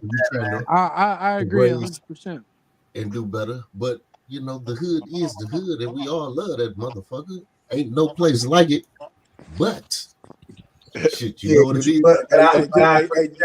Just like Lloyd Banks said, I'm in the hood because I'm hood. You in the hood because you ain't got no choice. But I'm gonna say this to everybody who has that opinion. If the hood is what it is, and this is still a hood, why when I look out my window or walk down the block in any direction, I can find condominiums where the per capita income is above $250,000. Does that still make this the hood, or is it something else now? Well, all I'm saying is this: you had all of these developers and people who came in and bought up the hood. So when rappers said that shit in whatever, you know, hindsight is always 20/20, and the devil is always in the detail. Shout out to my new station, which I'm about to switch up to. It begs to say, if these Jewish billionaires and multimillionaires and these Asian billionaires and multimillionaires came in, bought up the same abandoned building and all of these lots that used to be there, and now are collecting over $1 million in rent. How bad was the hood really when they made the investment in the motherfucker? And every rapper could have done the same fucking thing. It's a little different for you out there. They aren't billionaires like that though. Like you got to think these people coming in with real money. A lot of these rappers ain't got money like that. Well, you gotta think where you at though, AC. You in New York, like what y'all in New York would think like, man, this is a minute little area. This ain't nothing like anybody else looking at like this property in New York, like this shit going for top dollar. You feel what I'm saying? Like, and that's what when they bought it. This is what you got to think too, AC. It's like, you know, our people, man. Somebody going there and start buying up property, fixing it up, man, and it look like it's going into the hood. A lot of people on the hood gonna be like, "Yo, you pushing us out, man. You a sellout." You know, they gonna have that mindset and shit, because you know you can't clean up the hood and everybody gonna be satisfied. Motherfuckers gonna be like, "Yo, what about us, man? Why you kicking us out for these white folks?" Because but what I'm saying is that's a conscious choice between landlords, and that's also falls under the auspices of housing discrimination. What I'm saying is this: you had rappers that are from Brooklyn, like a Jay-Z and plenty of other rappers who, when you feel what I'm saying, even after they moved over to New Jersey and went into that small community over in New Jersey, you feel what I'm saying? The same buildings existed. You feel what I'm saying? Even Jay-Z said in one of his records, and I know the property he was talking about because I was in on that deal, and it was on Livingston Street. You feel what I'm saying? And basically he was talking about, I could have bought this property at such and such, you know, but I didn't. So now I feel like Dumbo. You feel what I'm saying? So all I'm saying is this: the same way you put in money to get your little 10% of the Barclay and shit like that, is the same way you could have bought up this property. You feel what I'm saying? Still had your high priced, you know, units in it, but then you also offer a percentage of units to get the tax incentives on the property. You feel what I'm saying? To low income or rent stabilized apartment. You feel what I'm saying? Now this is what these developers are doing. They buy up something in Bed-Stuy, collect all that bread, and then go someplace else, you know, like under Williamsburg Bridge or Williamsburg, and build multi-million-dollar units, and then have a small percentage of units that are rent stabilized. And that's the real estate game.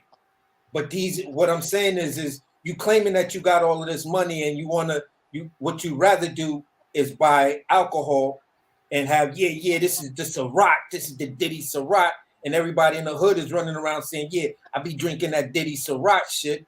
But at the same time, Diddy and all of these other dudes could have partnered with somebody and bought up these units if this is where you come from and you see the problems. That's all I'm saying. So I have this issue with saying we're talking about the hood in a way, and then they're in 2023 complaining about how gentrified the hood is. Yeah, but you could have prevented that back in the 90s and 2000s. But you was And buying. that's what I'm saying. They would have been called sellouts. You know what I'm saying? Because you can't rap about you from the hood and then you buy it up, you fix it up, and try to dress it all up, and then but you know people ain't got it like that. You also got to change your content if that's gonna be your initiative. And a person I see do that a lot in music. But let's take this as a an guy example. like Meek Mills. Like he like to talk about a lot of black excellence and a lot of political stuff, but your raps and your freestyles, you still talking about violence. So you got to pick a side. Like, am I still gonna help push this type of agenda, or am I actually gonna change? Let's look at this example, right? And this is the example I'll always throw in these dudes' face.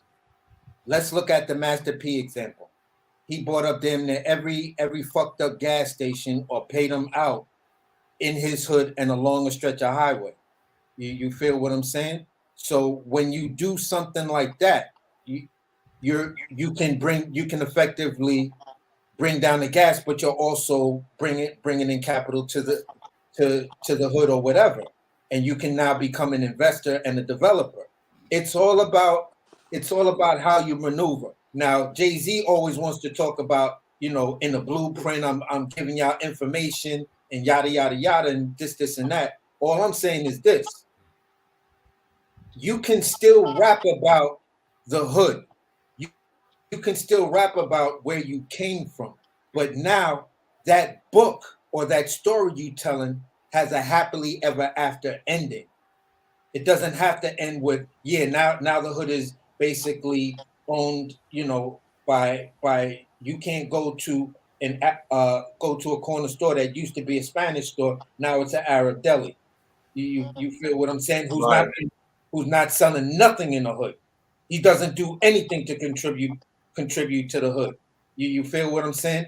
You the Jewish development firm who's putting up these condos and these over $100,000 a year units are not putting anything back into the hood. Now they're displacing all the regular residents because now you got the bike lanes, you got the city bikes, and then you're gonna have a fucking coffee shop. So all of that drives up the price of milk and bread because the Arabs don't give a fuck about you. So at the end of the day, now where I used to pay $1 and some change for a gallon of milk, Now that shit is almost $4 or $5, maybe $6. The supermarket you go to, you used to get a pack of wings for X amount of dollars for $3, $4. Now that shit is damn near $11. So you're displacing everyone else out the hood, and then you want to talk and try to take a political a political voice and say, yeah, we need to, use our voices in a way that does whatever. You should have used your fucking money. Your voice don't mean a fucking thing right now. You feel, and that's all I'm saying. You feel what I'm saying? That's a fact.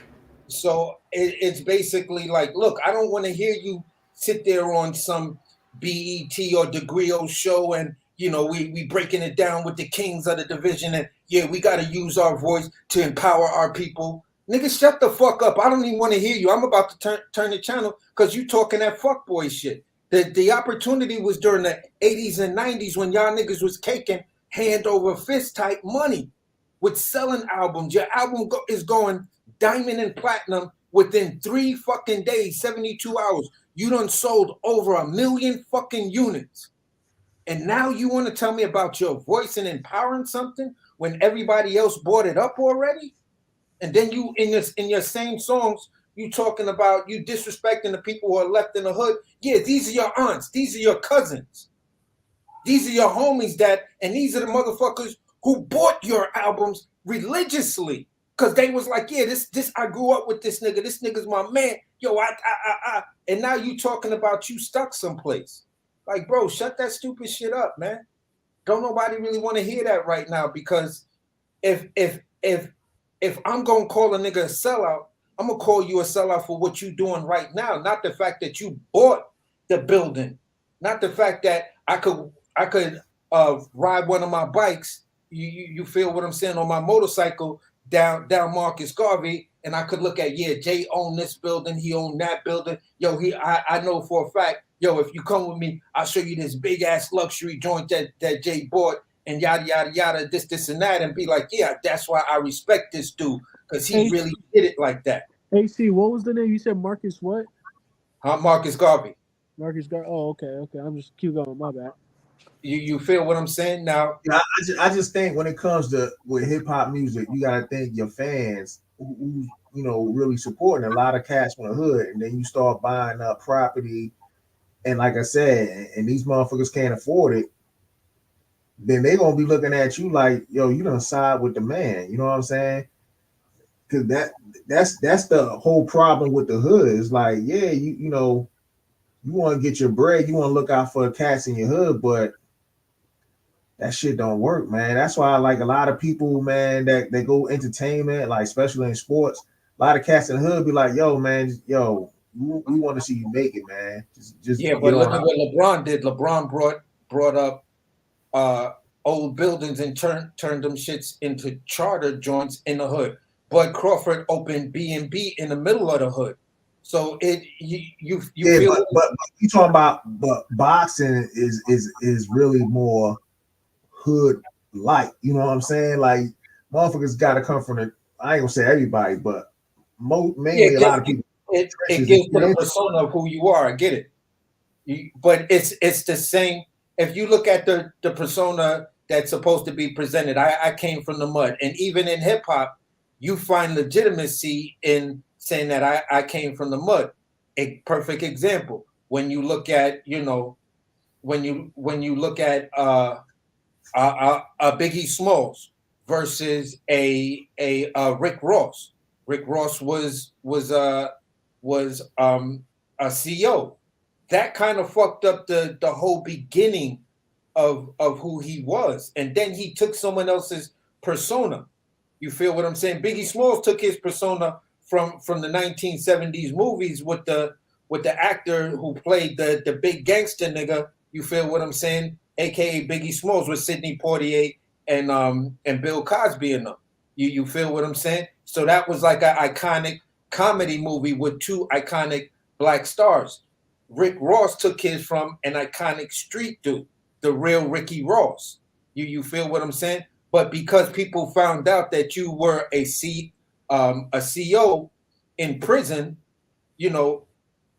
here in New, you could probably attest. I don't know if you was a huge Rick Ross fan when he first came out. It seemed as though, between the circles I was running in, niggas wasn't really checking for Rick Ross like that. Like, nah, I ain't trying to hear this CO dude try to talk about yada yada yada, and you working in the jail system. What's the fuck wrong with this dude? You feel what I'm saying? So at the end of the day, then it was the body of his work and his talent. You feel what I'm saying? That actually put him over the top, which I give him praise for. You feel what I'm saying? But at the same token, it's always a matter of, for me, I would respect you more as the artist who took your money and instead of complaining about the hood, you invested it back in the hood to the fact that, you prevented the price gouging. You feel what I'm saying? You're not displacing the people that you left behind. And when you just, what I mean by that is all of these other entities moved into black neighborhoods, and now the majority of black people can't even afford whatever half the shit that's in their neighborhood. They got to go to Western Beef and shit like that to actually try to see if they could get a deal. But you shop at the Key Food or whatever that's right up the block, you like, God damn, these niggas want motherfucking fucking $11 for a pack of fucking Kraft cheese. These niggas is crazy. You feel what I'm saying? But that's the residual aspect of people had the opportunity to even out the playing field, but they went a different direction. And when they went that different direction, you allowed the other groups to come in, change the dynamic, which then changed the landscape, which then changed the price point. So now everybody's suffering, and these new people have it definitely within their systems that unless you're making 150 and your credit score is above 700, you feel what? I'm not renting shit to you. And if you got kids, I'm definitely not renting shit to you. So this is where what my girl does come into play, because she works in a women's shelter and shit like that. And a lot of these women have good jobs, but ain't nobody trying to rent to them because they're single moms with kids. And if they are, the city's now copping out $3,500 in vouchers, and then they have to pay the balance. So a 4-bedroom nowadays, and Bold, you can attest to this. A 4-bedroom nowadays is basically going to start at about $4,000 to $4,200. Man. That's just a fact. You feel what I'm saying? So when you look at a lot of shit like that, bro, this shit is crazy out here, and you got to give it to all of those people who came out of this situation, who then turned around and looked at it and tried to whitewash their history and not saying, you know what? Let me see if I could cop this building. Let me see if I could cop that brownstone. Let me see if I could cop this. Buy these fucking neighborhoods up, because that's what it used to be. Used to go down the block and it'd be one black nigga that's just sitting on the corner and shit like that owned 6 and 7 buildings in the hood. That's the way it used to be. It used to be the fat nigga that I knew that used to sit on patching in Decatur. And when I finally got to meet him, he was like, yeah, I own this spot, I own this building. I'm like, damn, OG, you own all of that shit? Because I was talking to somebody and I was like, yeah, I need an apartment. And dude was like, well, how much money you make? I was like, well, I'm a chef and this is what I'm making, yada, yada, yada. And he was like, well, come see me tomorrow. And I'm looking at the dude like, come see you tomorrow? He was like, yeah, I own this building, that one down there, that one, and I got a couple of units here. I got a couple of units. Where do you want to live? In an apartment building or brownstone? And I was like, oh, shit. Wow. OG got it. But when he passed, his kids started beefing and shit like that, and the city swooped in and took all of that property. Now them shits is fucking luxury condominiums and shit like that. It is what it is, bro. Damn. Yeah, and that's what happened to when I look at it, and from my life experience and running in these circles, that's what I saw happen to Bed-Stuy. You know what I'm saying? Then it's gonna start to spread. You know, like I can't really speak for Fort Greene because Fort Greene was always on that knife's edge to where it could have went either way at any given point. But you kind of seen that Fort Greene was leaning towards that because everybody I knew from Long Island that came from good money, they all wanted to move to Fort Greene and Park Slope. They wasn't trying to see Bed-Stuy. It was like, nah, Bed-Stuy too wild. You know, I used to drive down, what's that shit called? Malcolm X or Reed Avenue. Yeah, they wild out there. They wild over there. So I'm moving over. I'm moving over or downtown Brooklyn. You know, right off of Adelphi and DeKalb and shit like that. And I'm like, oh, okay, that's what's up. I hear that. You feel me? Walking into their apartments like, damn, these shits is banging. You feel what I'm saying? Then, you know, people I knew in Park Slope, dudes I knew from all over the place, they ran over the Park Slope and shit like that. So it basically it is what it is, Duke. It's too late. You feel what I'm saying? It's definitely too late. So you can complain. These dudes can complain all they want. Oh, the hood is gentrified now. Yeah, but you had the opportunity to make something happen. You know, big names like Sid and Tut and, you know, a bunch of other niggas that I knew. You know what I'm saying? Yeah, you made your money off of the streets like that. You did buy a property, but you didn't invest in the money to actually get that property up and running to where it was making money for you. And once you did get caught up in the system, you were still doing what you was doing, and now you gave the city the right to actually seize that property, which then made it as like a forfeiture. You feel me? That all. But that's where I'm gonna land that plane, bro. So, all right, fellas. All right, Yeah. we've been on this thing about kicking 5 hours, man. We finna go and get up out of here. AC, what's your final thoughts before we take off tonight, man? Yo, it was a great night. We actually transformed it from it's boxing to you to it's WWE for you. You feel what I'm saying? It's wrestling for you to you. Yeah, for sure.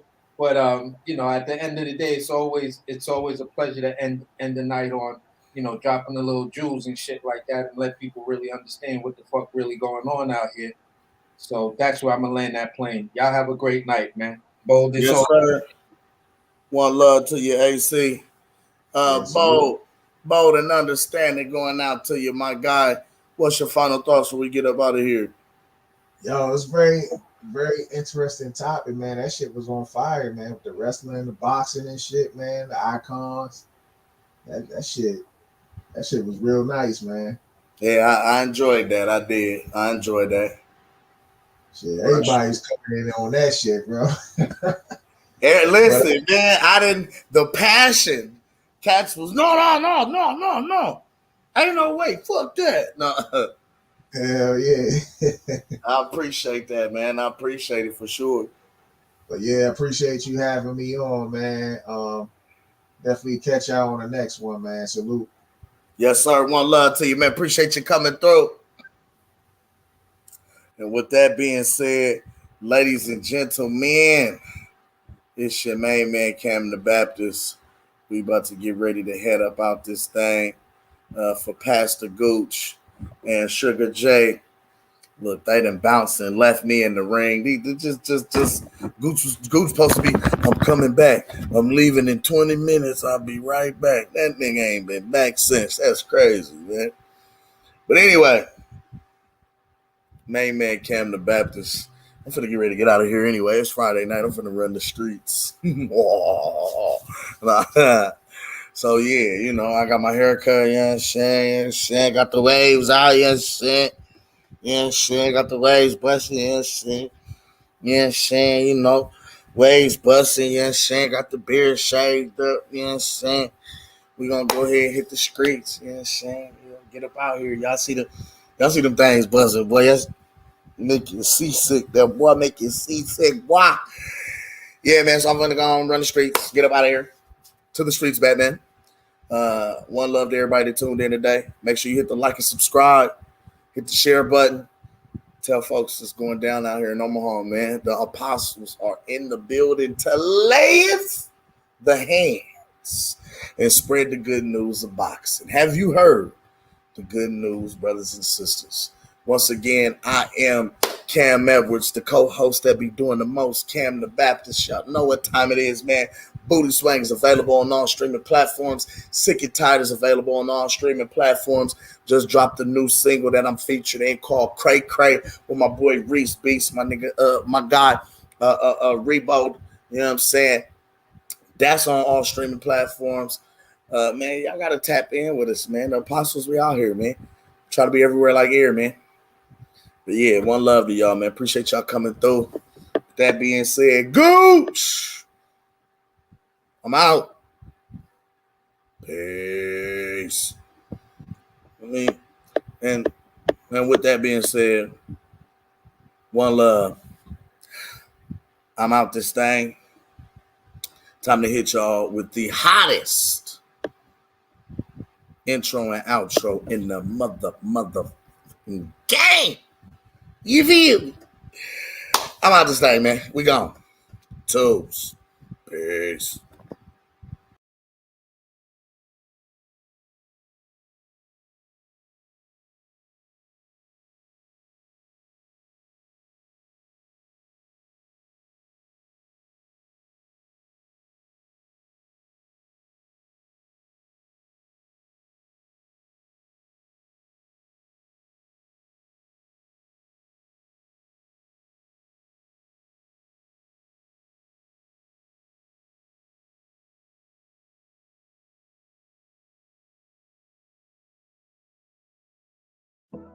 It's the Goose to you, Mr. Goose to you. And I'm with my guys, Sugar J the Wise One and Kim the Baptist. Yes, and we are the apostles of the youth boxing community.